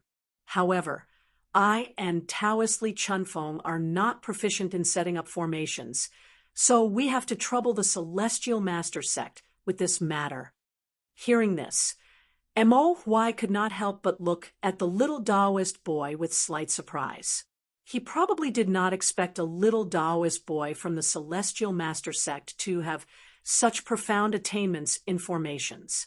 Thinking of this, he could not help but feel more confident in the construction of the mountain guarding formation of the academy. Xianqing looked at Zhang Heng lightly and did not say anything. Young people were somewhat arrogant and vain. Zhang Heng could read the Taoist canon at such a young age, so naturally he wanted to show his talent in front of others. Xianqing did not say anything to stop him, because who had not been young and frivolous? Chapter 1879. Lord Guard. The soldiers of the Bing Province Barracks have already entered the city. They're working with the Yamen runners and the Wang clan guards to search every household in the city. They're only searching for weapons.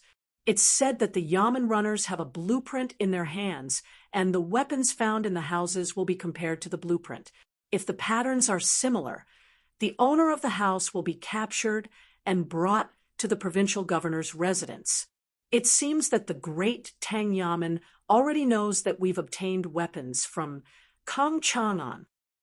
In the innermost room of Tong Fuin's heavenly guest room, the tall man called Sky Eagle from before was solemnly bowing to the guard leader, who was not very handsome but always liked to hold a feather fan. There's no need to think. The Yamen must have already sensed that we've obtained weapons from Kong Chang'an. The middle-aged man waved the feather fan in his hand without the slightest hint of panic on his face as he spoke to Sky Eagle. It's all thanks to Lord Guard's wisdom to have our brothers bury the weapons in advance. Otherwise, none of us would have been able to escape this great search. The tall man called Sky Eagle clasped his hands, a look of relief on his face. It truly had been this Lord Guard who had ordered them to bury all their weapons and lay low for the next few days. They were not to come out unless there was something important. Now that he thought about it, this Lord Guard had truly had a certain amount of foresight in his arrangements. Keep a close eye on the people below. Don't let them rashly show themselves, especially Xianyi. This fellow has always thought highly of himself and likes to underestimate his enemies. We can't let him cause any trouble at this critical juncture. The Lord Guard frowned as he warned. This subordinate will do as you bid. Sky Eagle clasped his hands in acknowledgement. After a moment of hesitation, he tentatively asked, Lord Guard, may I ask what our next step is? The next step. The Lord Guard's eyes flashed, and after a moment of thought, he said, I've already sent a messenger pigeon back. Right now, we just need to wait for the Kagan's reply and reinforcements. Until then, all of us will carefully hide in the city and wait for an opportunity to move. If we have the chance to capture 1 or 2 Yanhuang College students and teachers, that would be for the best.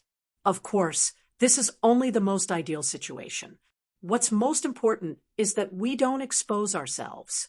With our current strength, we don't have the strength to face the great Tang authorities head-on. When Heavenly Eagle heard that, he cupped his fists and said with a solemn look, Lord Guard, rest assured, this subordinate definitely won't let the brothers be willing to be exposed. But right now, most of the people from Yanhuang College are in Longshan. They must have chosen a location there. Are we going to let them do whatever they want in Longshan? Lord Guard frowned and said indifferently, even if we want to interfere in this matter, I'm afraid we don't have the strength to do so. Right now, there must be a large number of soldiers guarding the Dragon Mountain. If we go there, I'm afraid we'll be walking right into their trap. Let's wait for 2 more days. Once our reinforcements arrive, we'll coordinate from the inside and the outside to completely take Taiyuan. Anyway, what Yanhuang College wants to build isn't something that can be completed in a few days. Heavenly Eagle nodded and cupped his fists as he said, Lord Guard is wise. This subordinate will pass down the order to all the brothers to be careful and lay low for the time being. Lord Guard waved his hand and said calmly, Don't worry. Yes, go. If you don't have anything important to do in the next 2 days, don't come and see me. Chapter 1880. Dugu Exyan was attacked by an assassin and almost died. Taiyuan City, the provincial governor's residence. Li Junxian had rushed over in a hurry, and when he learned from Wang Liao Yuan what had happened in Taiyuan City in the last 2 days, he couldn't help but be alarmed. When Li Er had sent him to Taiyuan City to protect Li Tai's group, he had believed that this would be an easy mission. After all, Taiyuan City was a major city in the north of the Great Tang, and its security was naturally much better than that of a small county on the northern border. Moreover, Li Tai had 1,000 Imperial Army soldiers protecting him, so he would probably be in a lot of danger. But to Li Juanxian's surprise, the moment he arrived in Taiyuan City, the city was sealed and martial law was imposed. Then he heard from Wang Liao Yuan that Dugu Exyan had been attacked by an assassin and that there was a secret faction hiding in Taiyuan City. The situation in Taiyuan City was far more urgent than he had expected. This mysterious faction is far too crafty. They used bait to confuse us, and then by revealing that they had abandoned their son, they lured General Dugu to the southern part of the city, giving them a chance to strike. Fortunately, there was a famous doctor in Sourcepeak City who helped General Dugu escape from danger. This official has already ordered the Bing Province barracks to search the entire city for the assassins and strengthen the patrols in the city. Presumably, this group of people will go into hiding for a short period of time and won't dare to stir up trouble again. Wang Liao Yuan clasped his hands as he spoke to Li Junxian. He was also deeply surprised and shocked by Li Juanxian's arrival. Li Junxian was the commander of 100 cavalry, and this cavalry was Li Er's most trusted and elite force. Li Juanxian's arrival meant that Li Er was extremely concerned about Li Tai's safety. This placed Wang Liao Yuan under great pressure. After all, Li Er had given him 7 days to solve the case. Li Juanxian's arrival was a covert attempt by Li Er to put pressure on him. How is His Highness's safety? Does the mysterious faction in the city already know why His Highness and the students from Yanhuang College have come to Taiyuan City? Wang Liao Yuan's words did nothing to ease Li Juanxian's nervousness and wariness. He suddenly remembered something important and sternly asked, although Li Tai's mission in Taiyuan was top secret, Li Junxian was one of Li Tai's most trusted subordinates, and he was also one of the commanders tasked with protecting Li Tai. He naturally knew about it.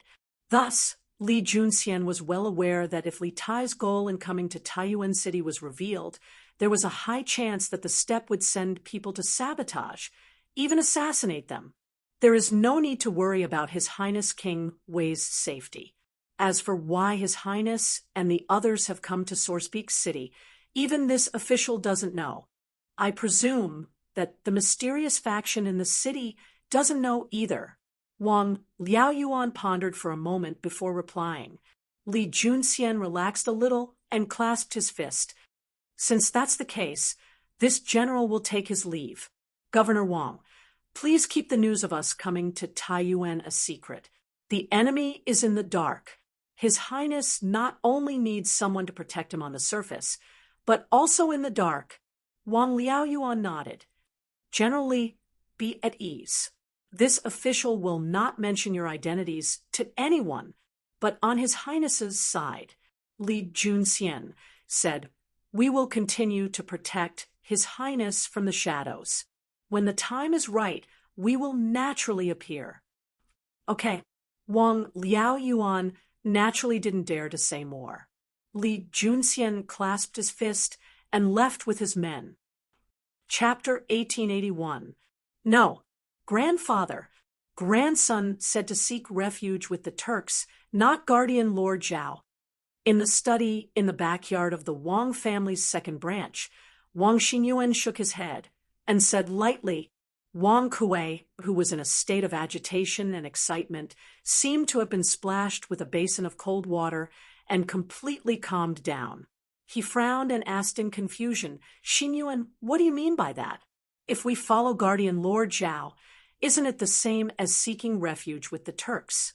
Xinyuan, are you thinking of? Wang Kuei suddenly thought of a terrifying possibility and could not help but reveal a trace of fear between his brows. Under his gaze, Wang Xinyuan slowly nodded and said, Grandfather, 2 years ago, that person's surname Zhao was just a small official in a small county in Sangzhou. After seeking refuge with Xieli Khan, he suddenly changed and gained the respected status he has today. In fact, in terms of foundation and strength, our Wang family is not the slightest bit weaker than him. So why do we have to work under him? Why can't we completely replace him? As soon as these words came out, Wang Kuei's face could not help but reveal a trace of contemplation. Seeing this, Wang Xinyuan struck while the iron was hot and continued.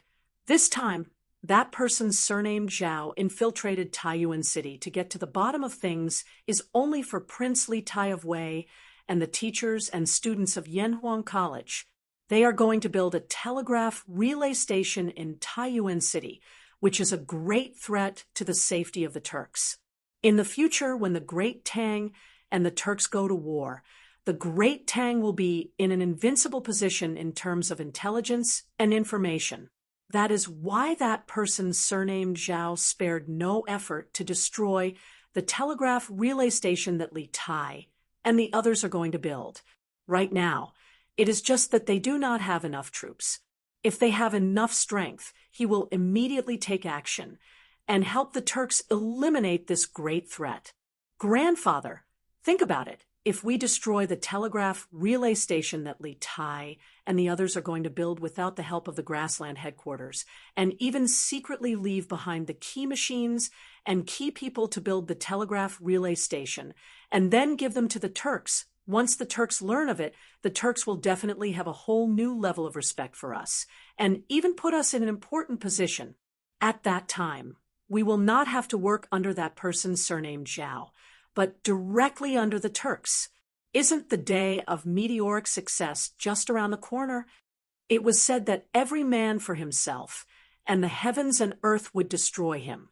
Wang Xinyuan, on the other hand, would feel uneasy as long as he did not rebel. Not only did he want to rebel against the Great Tang, he also wanted to rebel against one of their leaders before even joining the opposing faction. He was truly a traitor who treated rebellion as a common occurrence. Wang Kuei's eyes brightened, but a moment later, he frowned and said, Xin Yuan, your idea is certainly good, but with our strength alone, how are we going to destroy the telegraph relay station that Li Tai and the others are going to build? What's more, we are going to secretly hand over the key machines and key personnel to the Turks. Wang Xinyuan smiled and said confidently, there's no need for grandfather to worry about that. Grandson has his own plan. Right now, no one knows that we have already learned of Li Tai's plan to come to Taiyuan. Therefore, they will not be on guard against us. I have already received the news that Li Tai and the others are going to build the telegraph relay station at Longshan. This morning, many teachers and students of Yanhuang College went to Longshan. As far as I know, they came to Taiyuan, this time with many important machines developed by the college. As long as we steal or destroy one or two of the key machines, the telegraph relay station will definitely not be built. Chapter 1882. This child is intelligent, ambitious, and scheming. Wang Yu has misjudged him. Wang Kuei couldn't help but sigh as he watched Wang Xinyuan leave. It's just that he's a little too smart. If he really was a child of the second branch, that would be great. In the end, Wang Kuei shook his head and said this without any reason.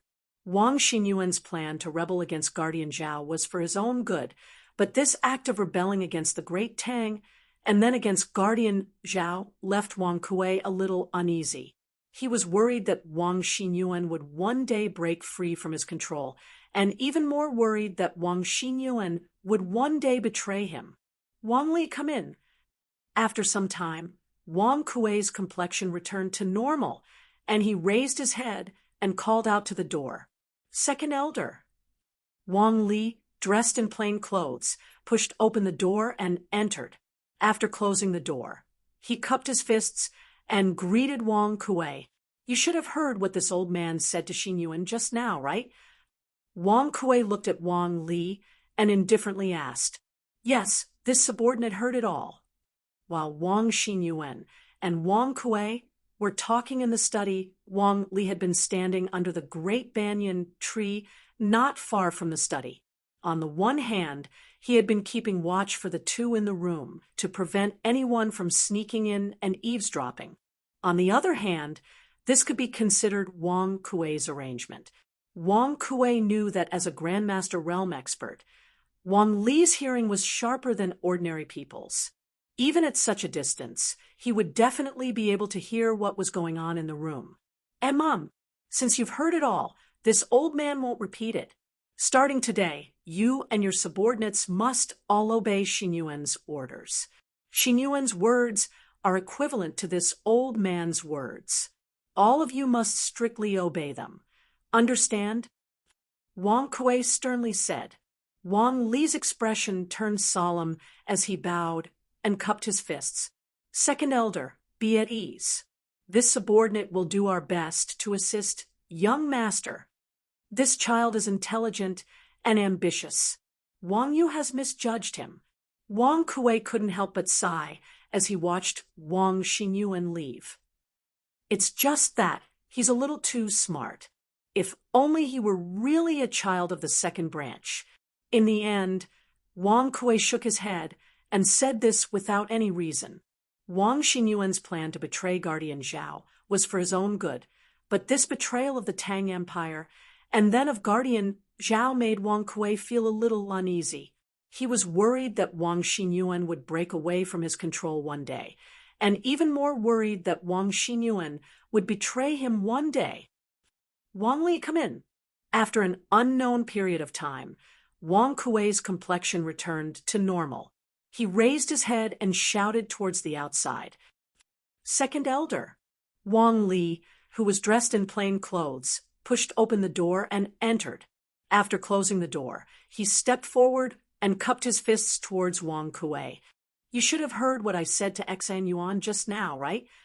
Wang Kuei looked at Wang Li and asked indifferently, "Yes, this subordinate heard it all." While Wang Xinyuan and Wang Kuei were talking in the study, Wang Li was standing under the great banyan tree not far from the study. First, he was keeping watch for the two in the room to prevent anyone from quietly sneaking in to eavesdrop. Second, Wang Kuei had intentionally arranged this because he knew that as a Grandmaster expert, Wang Li's hearing was sharper than ordinary people's.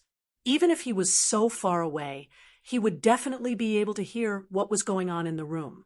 Chapter 1883. The Most Adorable Person. When the country is in trouble, they will answer the call, sacrificing their lives for the country, looking death in the eye. They are the most adorable people. In the eyes of countless people, merchants who only value profit over righteousness, raising 428,500 strings of cash for the military. At the crucial moment, each and every one of them took the Sarira for righteousness and shared the country's burden. They are also the most adorable people in the backyard of the Wang family's main branch. After lunch, Wang Yu ordered someone to bring in the latest edition of Tang Daily. He leaned back on the couch and began to read the newspaper. Immediately, his attention was drawn to the headline of the Tang Daily. Tang Daily's editorial department was in Lantian County. Every morning, the citizens of Chang and its surrounding areas would be able to enjoy the latest edition of the newspaper. However, due to the limitations of geographical space and information transmission methods, in cities like Taiyuan City, which was a certain distance away from Chang and City, the citizens would often have to wait a few hours before they could read the latest edition of the newspaper. As for how late they were, it depended on how far they were from Lantian County. In Taiyuan City, the newspapers from Tang Daily's editorial department of Lantian County would usually only arrive around noon. Due to Taiyuan City's lockdown, the arrival of the newspapers was delayed quite a bit.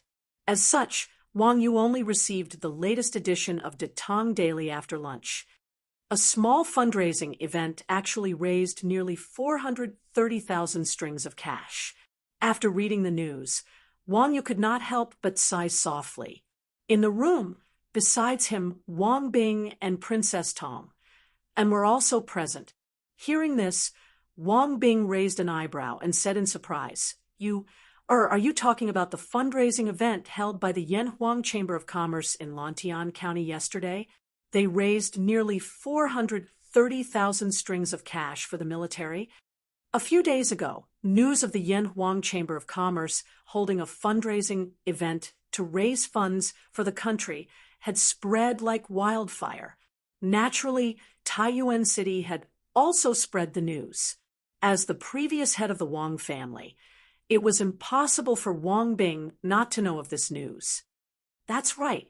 Wang Yu nodded, then pointed to another piece of news below the headline and said, Dad, look, there's a list of donors at the bottom. It records the names of the businessmen who donated money at yesterday's fundraising event and how much they each donated. Wang Bing's heart skipped a beat, and he immediately became interested. He leaned forward and said, Oh, let this old man have a look. There were no other maids or servants in the room, so Wang Yu could only personally get up and pass the newspaper to Wang Bing. Wang Bing took it and looked at it carefully. The most adorable person. When the nation is in trouble, a call is made, sacrificing their lives for the nation's calamity, looking death in the eye as though it were a return home. They are the most adorable people. In the eyes of countless people, merchants who value profit above righteousness, raising military funds of 428,500 strings of cash. At the critical moment, each and every one of them took the Saraira as righteousness and shared the nation's burden. They are also the most adorable people in the backyard of the Wang family's first branch. After lunch, Wang Yu ordered someone to bring him today's latest Tang Daily. He leaned against the couch and began to read the newspaper. He was immediately attracted by the headline of today's Tang Daily. The editorial office of Tang Daily was in Lantian County. Every morning, the people in and around Chang would naturally be the first to read the news. Chapter 1884. The reason why Wang Yu and Princess Tang didn't return to Suizhou directly from Qizhou and instead came to Taiyuan was because Wang Rinbiao had married a commoner and angered the elders. Wang Yu was worried that this matter would affect Wang Rinbiao's position as the heir of the Wang family, so he brought Princess Tang back to the ancestral home to mediate. At the time, Wang Yu had intended to persuade the elders with an important argument. Imperial power was at its peak, and Li Zishuan was also favored by the emperor. Since Li Jingchu was Li Zishuan's adopted sister, she could be considered a match for Wang Rinbiao. The Wang family couldn't offend Li Zishuan because of this matter. Moreover, when Lu Qingqing of the Lu family of Fanyang and Li Jingxian of the Li family of Zhao County found out that Wang Rinbiao had married Li Zishuan's adopted sister, they all left for Lantian County to participate in the fundraising event. In the beginning, the elders of the Wang family didn't believe that Li Jingxian and Lu Qingqing would participate in the fundraising event. To be precise, they didn't think that the arrogant 5 families and 7 hopes would bow to a small marquee. In addition, Wang Yu only speculated that Li Jingxian and Lu Qingqing would go to Lantian County to participate in the fundraising event. There was no direct evidence, so Wang Yu didn't argue with Wang Kuei and the others on this point. But now, the donation list published by Tang Daily was a solid slap to the faces of Wang Kuei and the others. Didn't you say that it was impossible for Li Jingxian and Lu Qingqing to participate in the fundraising event? Then why were their names on the list? And the 2 of them donated 30,000 strings of cash each. This old man heard that the sudden martial law in the city has something to do with Prince Wei and the group from Yanhuang College. In the backyard of the Wang family's main house, Wang Bing suddenly thought of something and asked after seeing Wang Yu leave and instruct the servants to deliver the newspapers to the other elders. Replying to father, it was the commander of the Imperial Army, Dugu Xian, who came to Taiyuan with Prince Wei. He was assassinated in the southern part of the city this morning. The Bing provincial governor speculated that this group of assassins was likely to harm Prince Wei. In addition, after His Majesty learned of the situation in Taiyuan through the telegraph, he issued an edict to the provincial governor's office to enter the city to capture the assassins. Hearing Wang Bing's sudden concern, Wang Yu paused for a moment before replying truthfully. What? The Dugu clan's kid was assassinated in Taiyuan City? His Majesty even issued an edict to the provincial governor's office through the telegraph. Hearing this, Wang Bing said with a slightly shocked expression, "Yes, father." Wang Yu nodded, and then said, "This child has already ordered all of the Wang family's hidden guards to assist the provincial governor's office in searching for the assassins in the city. Our Wang family has been operating in Sourcepeak City for many years. If we don't contribute at this time, I'm afraid it won't be justifiable. Moreover, if something happens to Wei Wang and the teachers and students of Yanhuang College in Taiyuan City, I'm afraid that our Wang family will also be implicated." Wang Bing stroked his beard and agreed. "And you did the right thing. Wei Wang was one of the emperor's most beloved princes. He could not allow anything to happen to him in Sourcepeak City. Moreover, since my cousin is on good terms with the Marquis of Yong, and our Wang family cannot let anything happen to his student in Sourcepeak City, therefore, the Wang family cannot stand by and do nothing. Send out all of the Wang family's secret guards and try to find the assassin as soon as possible." "Yes, father." Wang Yu cupped his hands and replied. At this moment, there was a knock on the door. A servant shouted from outside, reporting to Patriarch, "There is a messenger pigeon from Chang, and it is an imperial edict from the imperial palace." Chapter 1885. Make way, make way. Compared to Taiyuan City's martial law, Lantian County's side was peaceful, no different from usual. However, at noon, there were groups of bailiffs carrying paper and paste, shuttling through the streets and alleys. They pasted 2 notices on the walls of every key intersection. Not long after, the notices attracted many passers-by. His Majesty has decreed that the 713 people who participated in the charity event yesterday were selfless and generous. They were in the interest of the nation. As a reward, the merchants who donated money yesterday will receive the same amount of tax exemption this year. The same goes for Lantian County. Such a notice immediately attracted everyone's attention, especially the merchants. Isn't this the imperial decree that His Majesty issued this morning to reward the merchants of the charity event? Soon, someone recognized the source of the content in the notice. It was an imperial edict of commendation issued by Li'er in the morning. In the morning, this imperial edict was posted all over the streets and alleys of Chang and City in the form of notices. Lantian County was adjacent to Chang and City, so the news spread quickly. In the morning, the people of Lantian County were still talking about this matter. Why did this notice appear in Lantian County? Could it be that the preferential business tax policy mentioned in the imperial decree will be implemented in our Lantian County? Someone could not help but wonder. This was because the imperial edict was sent out from the palace early in the morning, as the capital, Chang, and City was the first to post this notice.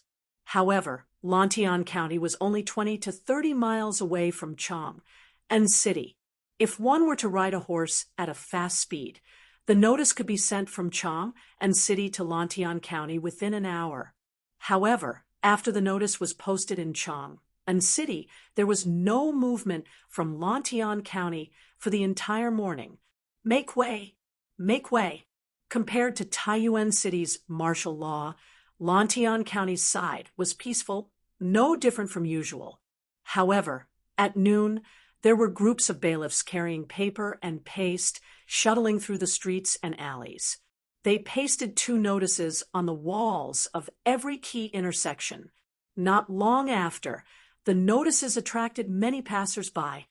His Majesty has decreed that the 713 people who participated in the donation gathering yesterday were selfless and generous. It is indeed the righteousness of the country. As a reward, the merchants who donated money yesterday will receive the same amount of tax exemption this year. The same goes for Lantian County. Such a notice immediately attracted everyone's attention, especially the merchants. Isn't this the imperial decree that His Majesty issued this morning to reward the merchants of the charity event?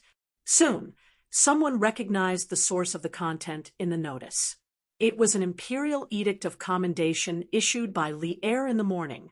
In the morning, this imperial edict was posted all over the streets and alleys of Chang and City in the form of notices. Lantian County was adjacent to Chang and City, so the news spread quickly. In the morning, the people of Lantian County were still talking about this matter. Why did this notice appear in Lantian County? Could it be that the preferential business tax policy mentioned in the imperial decree will be implemented in our Lantian County? Someone could not help but wonder. This was because the imperial edict was sent out from the palace early in the morning, as the capital, Chang, and City was the first to post this notice. However, Lantian County was only 20 to 30 miles away from Chang and City. If one rode a horse at a fast speed, the notice could be sent from Chang and City to Lantian County in an hour. However, after the notice was posted in Chang and City, there was no movement from Lantian County for the entire morning. Chapter 1886. Have all of you heard? It is said that the old Khan told the young Khan in a dream that the great Khan had lost his virtue, usurped the throne, and persecuted his nephew. Longevity Heaven is furious and will send frost at the end of the 7th month. What? There's such a thing? Could it be that the young Khan made up a lie to get out of trouble? That's right. It's summer now. How can there be frost on the grassland? Isn't this a fool's dream? What nonsense are you talking about? Even if the young Khan wanted to make up a lie, why would he dare to make it in the name of Longevity Heaven? That's true, but such a strange thing as frost in summer has never happened in thousands of years. How can it happen this year? And it's only a few days to the 8th month. Oh, it's the 8th month in 3 days. Sigh, whether the rumor is true or not, it seems that the great Khan wants to kill the young Khan. If the old Khan was still alive and saw this scene, I wonder what he would think. Say, if the phenomenon of frost does appear in the next 3 days, does it mean that the Great Khan has really angered the longevity heaven? On the prairie today, there were suddenly some rumors and slanders among the various tribes. Although the content of the rumor was a bit unbelievable, the people who spread the rumor all made it sound very convincing. Most importantly, the rumor mentioned the everlasting heaven. As a prairie man, no one dared to make fun of the everlasting heaven. In this way, this seemingly absurd rumor gained much more credibility, allowing it to quickly spread among the Turkic common people and soldiers. This was a public opinion attack from the bottom up. When it was close to noon, many tribe leaders began to notice this rumor. Some of them scoffed and did not believe it at all. Some of them were thoughtful and thought that there was no smoke without fire. Some of them urgently gathered their trusted subordinates to discuss the hidden meaning behind this rumor. Have you all heard? It is said that the old Khan told the young Khan in a dream that the Great Khan had lost his virtue, usurped the throne, and persecuted his nephew. Longevity heaven is furious and will send frost at the end of the 7th month. What? There's such a thing? Could it be that the young Khan made up a lie to get out of trouble? That's right. It's summer now. How can there be frost on the grassland? Isn't that just a pipe dream? What nonsense are you talking about? Even if little Khan wanted to fabricate lies, how could he dare to fabricate lies in the name of longevity heaven? That's true. However, something as miraculous as a frost in summer had never happened in thousands of years. How could it happen this year? And August is only a few days away. Oh, it will be August in 3 days. Sigh. Regardless of whether the rumors were true or not, it seems that the Great Khan wants the little Khan dead. If the old Khan was still alive, I wonder what he would think if he saw this scene. Say, if the phenomenon of frost does appear in the next 3 days, does it mean that the Great Khan has really angered the longevity heaven? On the prairie today, there were suddenly some rumors and slanders among the various tribes. Although the content of the rumors was a little unbelievable, the people who spread the rumors all said it in a methodical manner. Most importantly, the longevity heaven was involved in the rumors. As a prairie man, no one dared to joke about the longevity heaven. In this way, this seemingly absurd rumor gained much more credibility, allowing it to quickly spread among the Turkic common people and soldiers. This was a public opinion attack from the bottom up. When it was close to noon, many tribe leaders began to notice this rumor. Some of them scoffed and did not believe it at all. Some of them were thoughtful and thought that there was no smoke without fire. There were also some who urgently gathered their trusted subordinates to discuss the hidden meaning behind this rumor. Chapter 1887. Retreat? Big brother, what do you mean? In the tent of the Qigong clan, Qigong shaman opened his eyes widely and looked at Qigong Heli with a confused face. Kiji Heli narrowed his eyes and said lightly, since the Great Khan's army arrived at Chang and city 2 years ago, the grassland has fallen into endless wars and civil strife. Now that the Great Khan and the Little Khan are fighting, although the Great Khan seems to be strong and has the upper hand, the Little Khan has a group of tribes that are extremely loyal to him. That is the foundation left by the old Khan. Although the Great Khan has the ability to destroy the Little Khan's tent, but after a battle, the Great Khan's tribes will be greatly weakened. And in the past 2 years, the Great Khan appointed Han people as officials, especially that Zhao. The Great Khan is trying to implement the Central Plains system in the grassland and control all the tribes in the grassland in his hands. Now, even if the tribes were obedient to the Great Khan on the surface, they were already disloyal behind his back.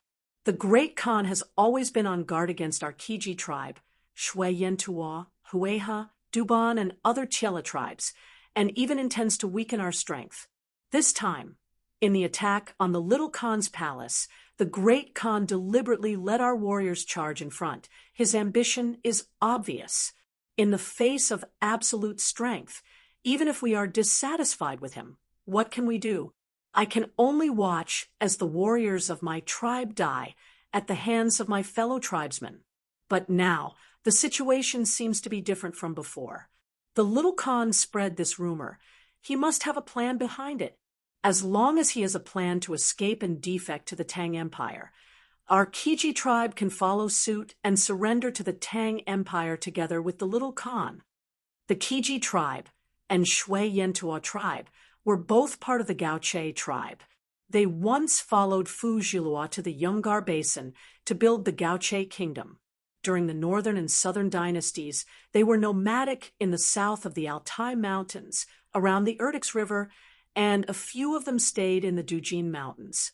In the first year of the Sui dynasty, the Tiela tribes rose up against the tyranny of the Western Turks and elected the leader of the Kiji tribe, Kiji Jelung, as Yuwuzanmo Khan, and the leader of the Shui Yentua tribe, Yeshur Khan. Thus, Yeshur Khan led his tribe, and Yen Mo Mountain became the strongest tribe of Tiela.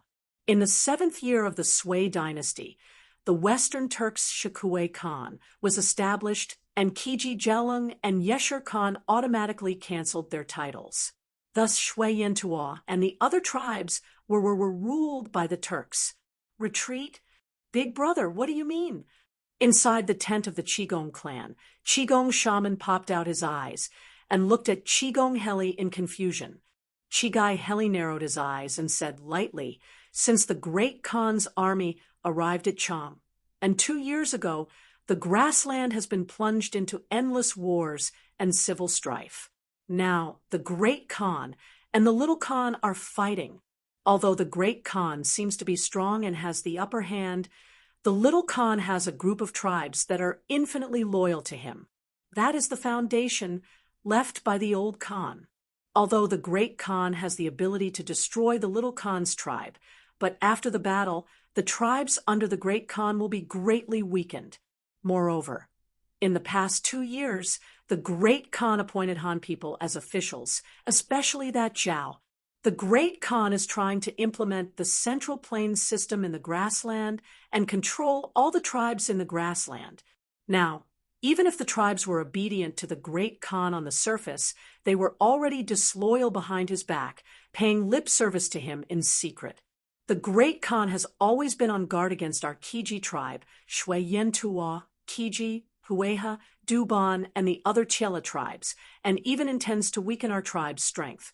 This time, in the attack on the Little Khan's palace, the Great Khan purposely let our warriors charge at the front. His ambition is obvious. In the face of absolute strength, what can we do even if we are dissatisfied with him? I can only watch as the warriors of my tribe die at the hands of my fellow tribesmen. But now, the situation seems to be different from before. The Little Khan has spread this rumor. He must have a plan behind it. As long as he has a plan to escape and join the Tang Empire, our Kiji tribe can follow suit and surrender to the Tang Empire together with the Little Khan. Chapter 1888. Mr. Mo Chue. In the morning, the preliminary survey at Longshan has been completed, and the machinery related to the thermal generator has almost been assembled at the post house. I intend to have General Fang personally lead the Imperial Army to escort this batch of machinery to Longshan after lunch. In these 2 days, we have to first clean and repair the boys' temple, and second, we have to adjust and install the thermal generator. As for the coal needed for the thermal generator, I'll leave it to you and the other gentlemen to purchase it quickly in Taiyuan City. Li Tai, who had just finished lunch, found Mo Chue and spoke softly. In the morning, Li Tai and the others had carried out various surveys on Dragon Mountain and determined the location of the telegraph relay station. However, the boys' temple on Dragon Mountain had been abandoned for a long time, and the amount of work needed to clean and repair it was not to be underestimated. It was not something that could be done in a day or two.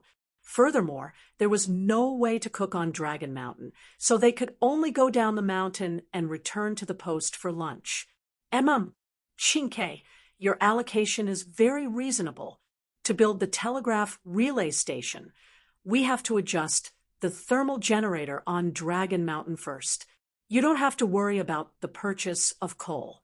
Before dark today, I will have enough coal sent to Dragon Mountain. As for the cleaning and repair of the boys' temple, in order to save time, I suggest that we ask the bailiffs from the provincial governor's office to help. At the same time, we can also ask the provincial governor's office to help find a few craftsmen who can repair houses. After all, in Taiyuan City, we are not familiar with the people and the place. Mo Chue heard this and nodded in agreement. Good. Then I will send someone to send a message to Provincial Governor Wang and ask him to send someone to help clean and repair the boys' temple. Li Tai also felt that there was no need to waste the Academy's energy on this, so he nodded in agreement. After all, he was not only the captain of the Academy's research team, but also the current king of Wei. Liao Yuan did not dare to disobey his orders. Mr. Mo Chue, in the morning, the preliminary survey at Longshan has been completed, and the machinery related to the thermal generator has almost been assembled at the post house. I intend to have General Fang personally lead the Imperial Army to escort this batch of machinery to Longshan after lunch. In the next 2 days, our first task is to clean up and repair the boys' temple. Secondly, we must test and install the generator. As for the coal needed for the firepower generator, I'll leave it to you and the other gentlemen to purchase it in Taiyuan City. In the post house, Li Tai, who had just finished lunch, found Mo Chue and spoke softly. In the morning, Li Tai and the others carried out various surveys on Longshan and decided on the location of the telegraph relay station. However, the boys' temple on Longshan had been abandoned for a long time, and the amount of work needed to clean and repair it was not to be underestimated. It was not something that could be completed in a day or two. Furthermore, there was no way to start a fire to cook on Dragon Mountain, so they could only go down the mountain and return to the hostel for lunch. Yes, Chinke, your allocation is very reasonable. If he wanted to build a telegraph relay station, he would first have to adjust the thermal power generator on Longshan. You don't have to worry about the purchase of coal. Before dark today, I will definitely have someone send enough coal to Longshan. As for the cleaning and repair of the boys' temple, in order to save time, I suggest that we ask the bailiffs from the provincial governor's mansion to help. At the same time, we can also ask the provincial governor's mansion to help find a few craftsmen who can repair houses. After all, we are not familiar with Taiyuan City. Mo Chue heard this and nodded in agreement. Good. Then I will send someone to send a message to Provincial Governor Wang and ask him to send someone to help clean and repair the boys' temple. Li Tai also felt that there was no need to waste the Academy's energy on this, so he nodded in agreement.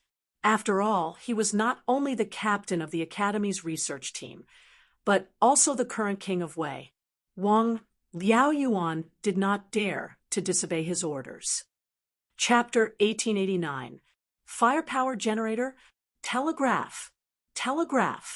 From what you said, this batch of machines should be very important to them. Wang Xinyuan muttered to himself as he stood with his hands behind his back in the living area of the second branch of the Wang family's ancestral home. Standing behind him was a tall man in black with a round collar. He was the second commander of the Wang family's guards, Wang Li. He was the one who eavesdropped in the corner of the post house. After listening to Wang Li's report, Wang Xinyuan suddenly had an idea. Although he was not a student of Yanhuang College and did not learn engineering knowledge, he had been paying attention to all news about Li Zishuan during the year he was imprisoned. He did not know what a telegraph machine and a telegraph repeater station were, but from what he knew, he had a rough idea of what they were used for. He had never even heard of the term firepower generator, but from the name alone, he guessed that the firepower generator must be related to a telegraph machine. After all, they both had the word electric in their names. It had to be said that Wang Xinyuan's guesses were really excellent because he had completely guessed the point. There was indeed a relationship between the thermal generator and the telegraph. One was for generating electricity, and the other was for using electricity. Based on the current conditions of Taiyuan City, if there was no thermal generator, then the telegraph relay station would be completely out of the question. From what I heard from Wei Wang and Mr. Mo Chue, the firepower generator is very important to them. Otherwise, Wei Wang would not have personally escorted it. Wang Li cupped his fist and replied, "Good. It's good that it's important. The more important it is to them, the more I want to destroy it." A cold smile suddenly appeared on Wang Xinyuan's face. Hearing this, Wang Li was stunned. After a pause, he said tentatively, "Young master, Taiyuan City is currently under martial law. The city is filled with patrolling soldiers. According to a friend of mine in the army, His Majesty has sent a decree to Taiyuan City. Fang Gongting, the former Bing province barracks commander, will temporarily hold the position of commandant and temporarily have the power to mobilize soldiers. Therefore, there will be more patrolling soldiers in the city in the afternoon." Wang Xinyuan frowned and said, "What? Li Shimin has sent a decree to Taiyuan? How is that possible? Chang, and is hundreds of miles away from Taiyuan. Could it be that Li Shimin sent a decree from Chang? And yesterday, firepower generator, telegraph. From what you said, this batch of machines should be very important to them. In the Wang family's ancestral home, in the living area of the second branch, Wang Xinyuan stood with his hands behind his back and muttered to himself. Standing behind him was a tall man dressed in black with a round collar. He was the second commander of the Wang family guards. Wang Li, the person who was eavesdropping in the corner of the post house, was also him. After listening to Wang Li's report, Wang Xinyuan suddenly had an idea. Although he wasn't a student of Yanhuang College and hadn't learned any engineering knowledge, he had been paying attention to all news about Li Zishuan during his imprisonment for more than a year. He didn't know what a telegraph and a telegraph relay station were, but from some of the known information, he had a general idea of what these two things were used for. He had never even heard of the term firepower generator, but just by hearing the name, he could guess that the firepower generator must be related to the telegraph. After all, they both had the word electricity in them. It had to be said that Wang Xinyuan's guesses were excellent because he had completely guessed the point. The firepower generator and the telegraph were indeed related. One was to generate electricity, and the other was to use electricity. Moreover, based on the current conditions of Taiyuan City, without the firepower generator, the telegraph relay station would be completely out of the question. From what this subordinate heard from Wei Wang and Mr. Mo Chue, this firepower generator is very important to them. Otherwise, Wei Wang wouldn't have personally escorted it. Wang Li cupped his fist and replied, "Good. As long as it's important, the more important it is to them, the more I want to destroy it."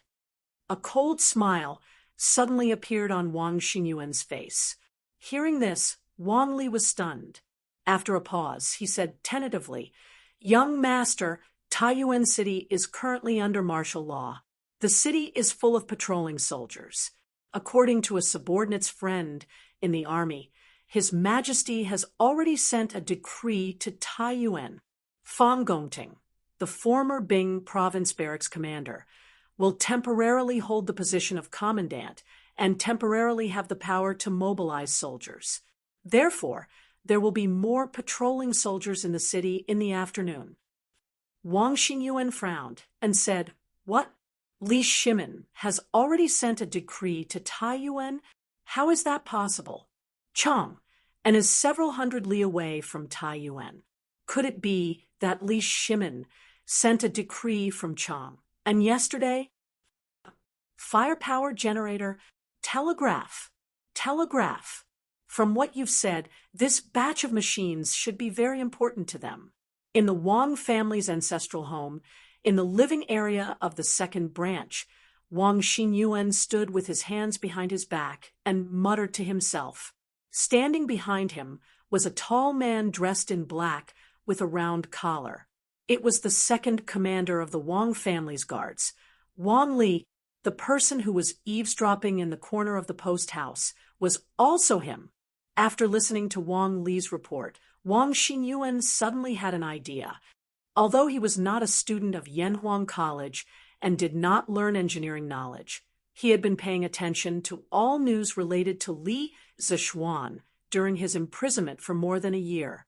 He did not know what a telegraph machine and a telegraph repeater station were, but from what he knew, he had a rough idea of what they were used for. He had never even heard of the term firepower generator, but from the name alone, he guessed that the firepower generator must be related to a telegraph machine. After all, they both had the word electric in their names. It had to be said that Wang Xinyuan's guesses were excellent because he had completely guessed the point. The firepower generator and the telegraph were indeed related.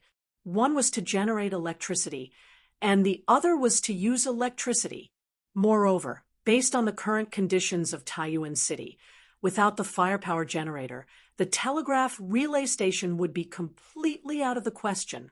From what this subordinate heard from Wei Wang and Mr. Mo Chue, the firepower generator is very important to them. Otherwise, Wei Wang would not have personally escorted it. Wang Li cupped his fist and replied, "Good. As long as it's important, the more important it is to them, the more I want to destroy it." A cold smile suddenly appeared on Wang Xinyuan's face. Hearing this, Wang Li was stunned. After a pause, he said tentatively, "Young master, Taiyuan City is currently under martial law, and there are patrolling soldiers everywhere. According to a friend of mine in the army, His Majesty has sent a decree to Taiyuan. Fang Gongting, the former Bing Province Barracks commander, will temporarily hold the position of commandant and temporarily have the power to mobilize soldiers. Therefore, there will be more patrolling soldiers in the city in the afternoon." Wang Xinyuan frowned and said, "What? Li Shimin has already sent a decree to Taiyuan? How is that possible? Chang, and is several hundred li away from Taiyuan. Could it be that Li Shimin sent a decree from Chang? And yesterday? Firepower, generator, telegraph. From what you said, this batch of machines should be very important to them. In the Wang family ancestral residence, in the living area of the second branch, Wang Xinyuan stood with his hands behind his back and muttered to himself. Standing behind him was a tall man dressed in black with a round collar. He was the second commander of the Wang family guards, Wang Li. The person who was eavesdropping in the corner of the post house was also him. After listening to Wang Li's report, Wang Xinyuan suddenly had an idea. Although he was not a student of Yanhuang College and did not learn engineering knowledge, he had been paying attention to all the news about Li Zishuan during his imprisonment for more than a year. He did not know what a telegraph and a telegraph relay station were, but from some of the known information, he had a general idea of what these two things were used for.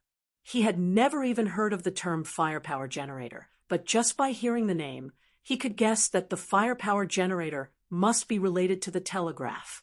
After all, they both had the word electricity in their names.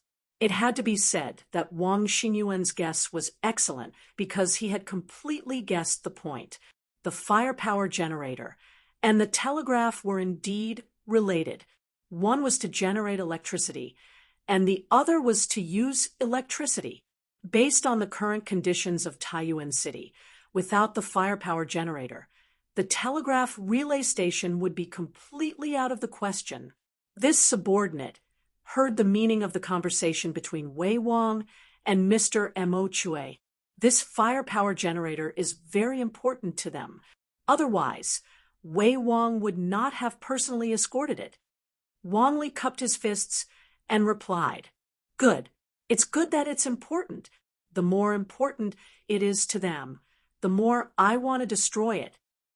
A cold smile suddenly appeared on Wang Xinyuan's face. Wang Li was stunned when he heard this. He paused and said tentatively, "Young master, Taiyuan City is currently under martial law. The city is full of patrolling soldiers. According to a subordinate's friend in the army, His Majesty has already sent a decree to Taiyuan. Fang Gongting, the former Bing Province Barracks commander, will temporarily hold the position of commandant and temporarily have the power to mobilize soldiers. Therefore, there will be more patrolling soldiers in the city in the afternoon." Wang Xinyuan frowned and said, "What? Li Shimin has already sent a decree to Taiyuan? How is that possible? Chang, and is several hundred li away from Taiyuan. Could it be that Li Shimin sent a decree from Chang? And yesterday? Firepower generator, telegraph. From what you've said, this batch of machines should be very important to them. In the Wang clan's ancestral home, in the living area of the second branch, Wang Xinyuan stood with his hands behind his back and muttered to himself. Standing behind him was a tall man in black with a round collar. It was the second commander of the Wang clan's guards, Wang Li.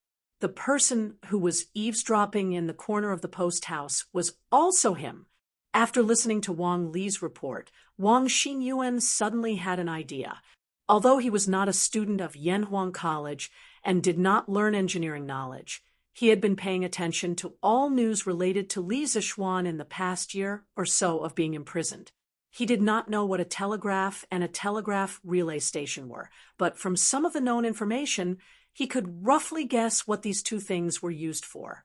He had never even heard of the term firepower generator, but just by hearing the name, he could guess that the firepower generator must be related to the telegraph.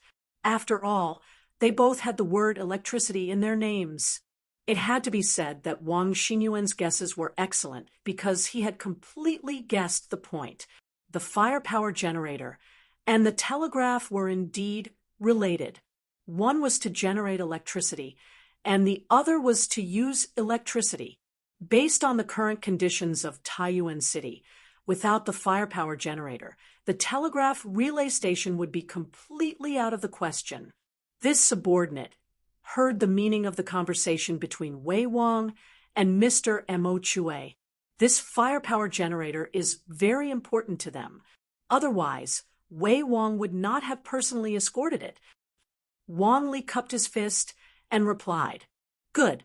It's good that it's important. The more important it is to them, the more I want to destroy it." A cold smile suddenly appeared on Wang Xinyuan's face. Hearing this, Wang Li was stunned.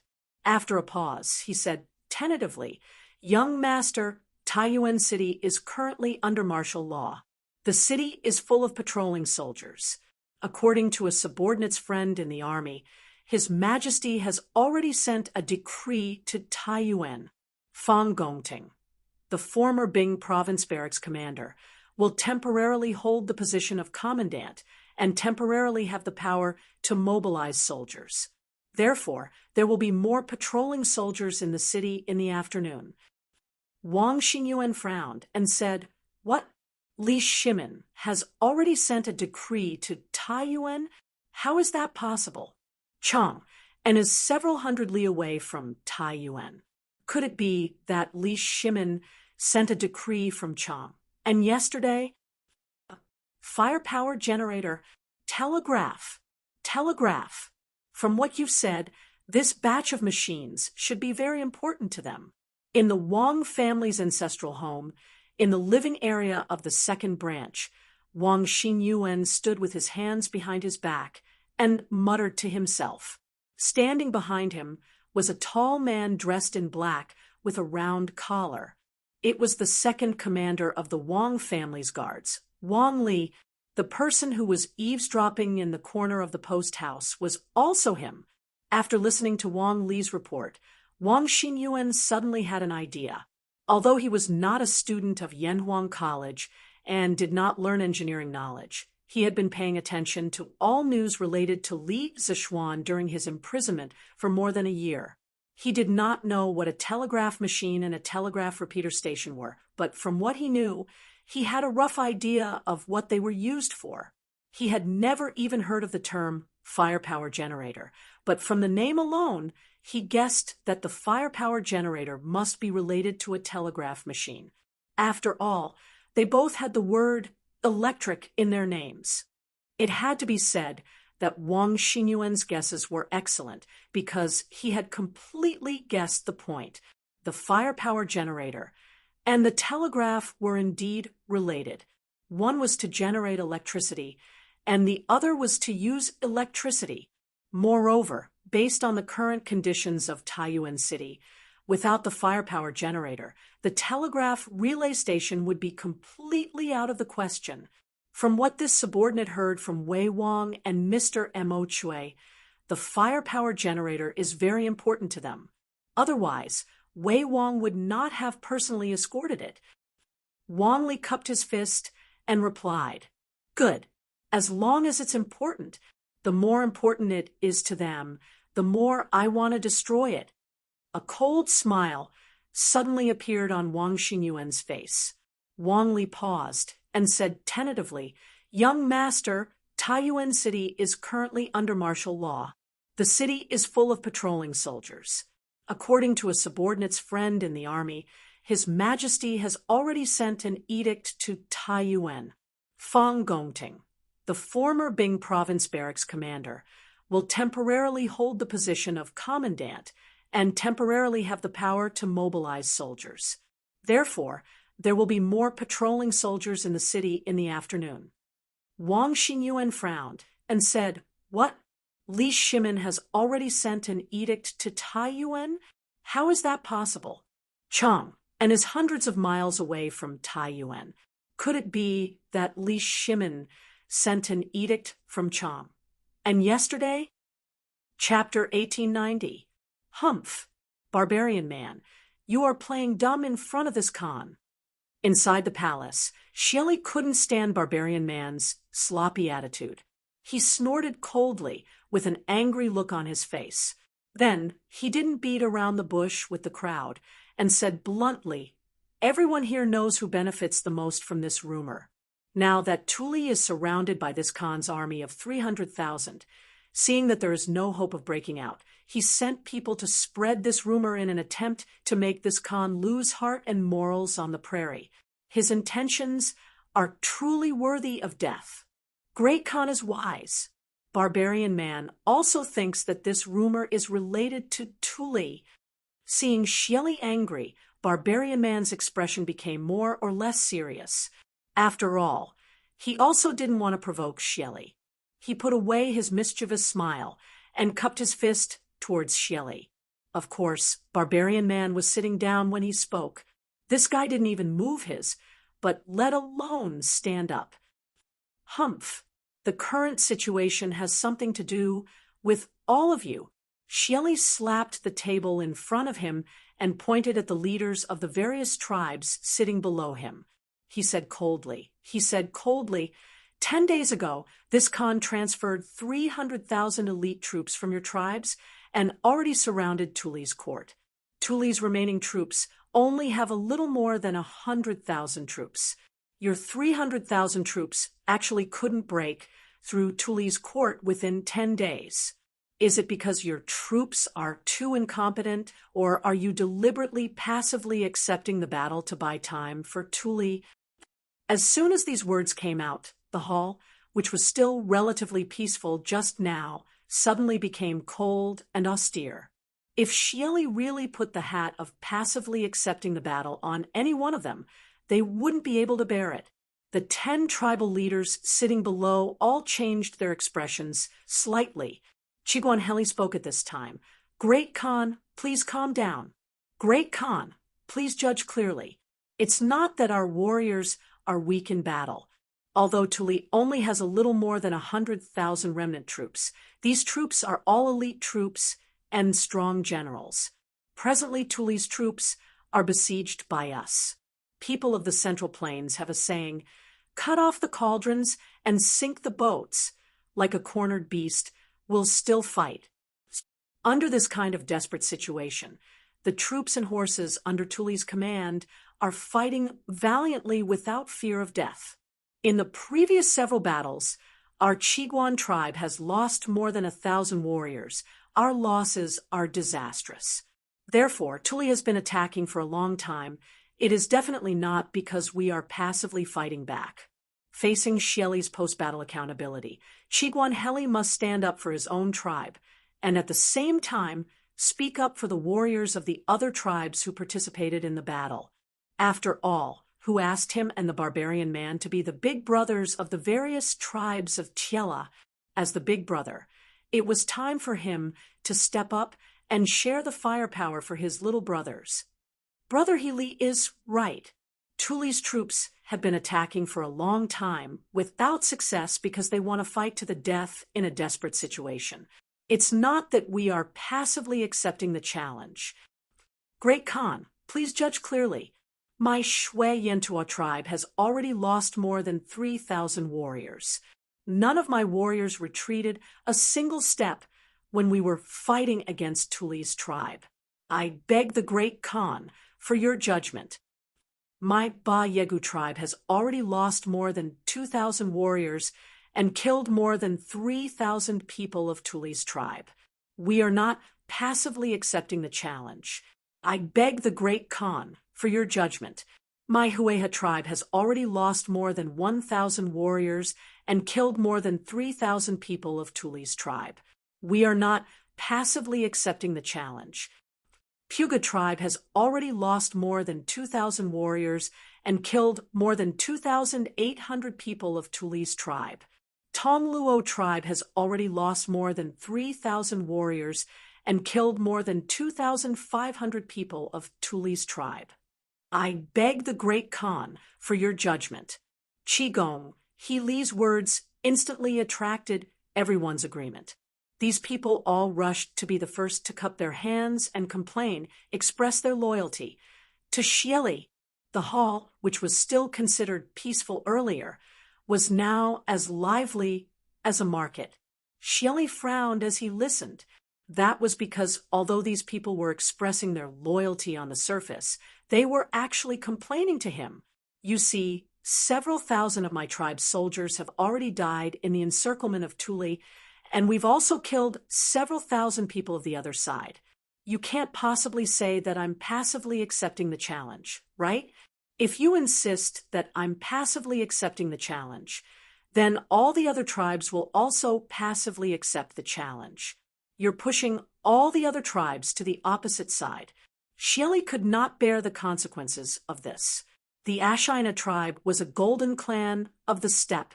Although they were strong, they were not strong enough to unite with the other tribes. Moreover, these were troubled times. He urgently needed the steppe to unite and integrate all the forces of the steppe to deal with the great Tang.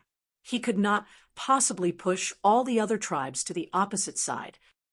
Great Khan, this subordinate, thinks that since we have already surrounded Tuli's tribe, we can surround them without attacking. Their rations are limited, so we can wait until their rations are depleted before launching an attack. At that time, I believe we can defeat Tuli's tribe effortlessly. This way, we can also reduce the casualties of our tribes. Seeing that everyone had more or less said their piece, Chigu Heli stood up and cupped his fists to Xieli. Xieli's face darkened. To be able to say such words, Chigu Heli was either pretending to be stupid or really bad. Who would not have thought of this idea of surrounding them without attacking? But the key point was that Tuli had deliberately let people spread rumors. It was obvious that he was secretly relying on something. If they continued to use the tactic of surrounding them without attacking, wouldn't they be buying time for Tuli and creating additional variables in this encirclement that had already decided the outcome of the battle? That's right, that's right. Brother Heli is right. Since Tuli's tribe is not afraid of death, and is resisting with all their might, there's no need for us to meet them head-on. We can just surround them without attacking. Once their rations are exhausted, won't it be easy to take them down? Shelley was about to speak when the barbarian man jumped out to support Chigu Heli. That's right. We should surround them without attacking. That's right. With these two people echoing each other in the main hall, how could the leaders of the other tribes not agree? After all, this strategy of surrounding them without attacking was in line with the interests of all their tribes. They had no reason to not support it. After waiting for a while, when the main hall quieted down again, Shelley said with a dark face, "Surround them without attacking? Humph! What a good strategy of surrounding them without attacking. It sounds nice, but in this Khan's opinion, you are just greedy for life and afraid of death. You are all the people of the Longevity Emperor, but each and every one of you is greedy for life and afraid of death. What right do you have to call yourselves the warriors of the grassland in the future?" After a pause, Shelley slammed the table and said loudly, "This Khan doesn't care what method you use, but you must annihilate Tuli's tribe and trample Tuli's imperial court within 2 days. After the warriors of each tribe have been killed, this Khan will compensate them with a large sum of money. In addition, this time, this Khan will let Sher Tofi lead 10,000 wolf riders to join the battle with your tribes. If you still can't take down Tuli in 2 days, this Khan will investigate carefully which tribe is the one that is passively accepting the battle." Shelley changed his previous polite attitude and directly suppressed the voices of opposition from these tribal leaders with a forceful method. According to him, this time his subordinate Ashina Shur would lead 10,000 wolf riders to join the battle. This was to put pressure on the leaders of the other tribes. After all, who didn't know the combat power of Shelley's wolf riders? Who wouldn't be afraid? At this time, even if they didn't agree in their hearts, they didn't dare to disagree verbally, unless they wanted to rebel openly. The facts proved that the few people present still didn't have the guts to do so. The barbarian man and Chigu Heli looked at each other and secretly shook their heads at each other. Then the two of them cupped their fists at Shelley and said, "This subordinate obeys." Seeing that the two of them had agreed, how could the leaders of the other 8 tribes dare to raise a different opinion? Everyone stood up and cupped their fists, saying, "This subordinate obeys." It's getting late. Let's all go back." Shelley's eyes narrowed as he waved his hand. "Yes," everyone responded and turned to leave the main hall.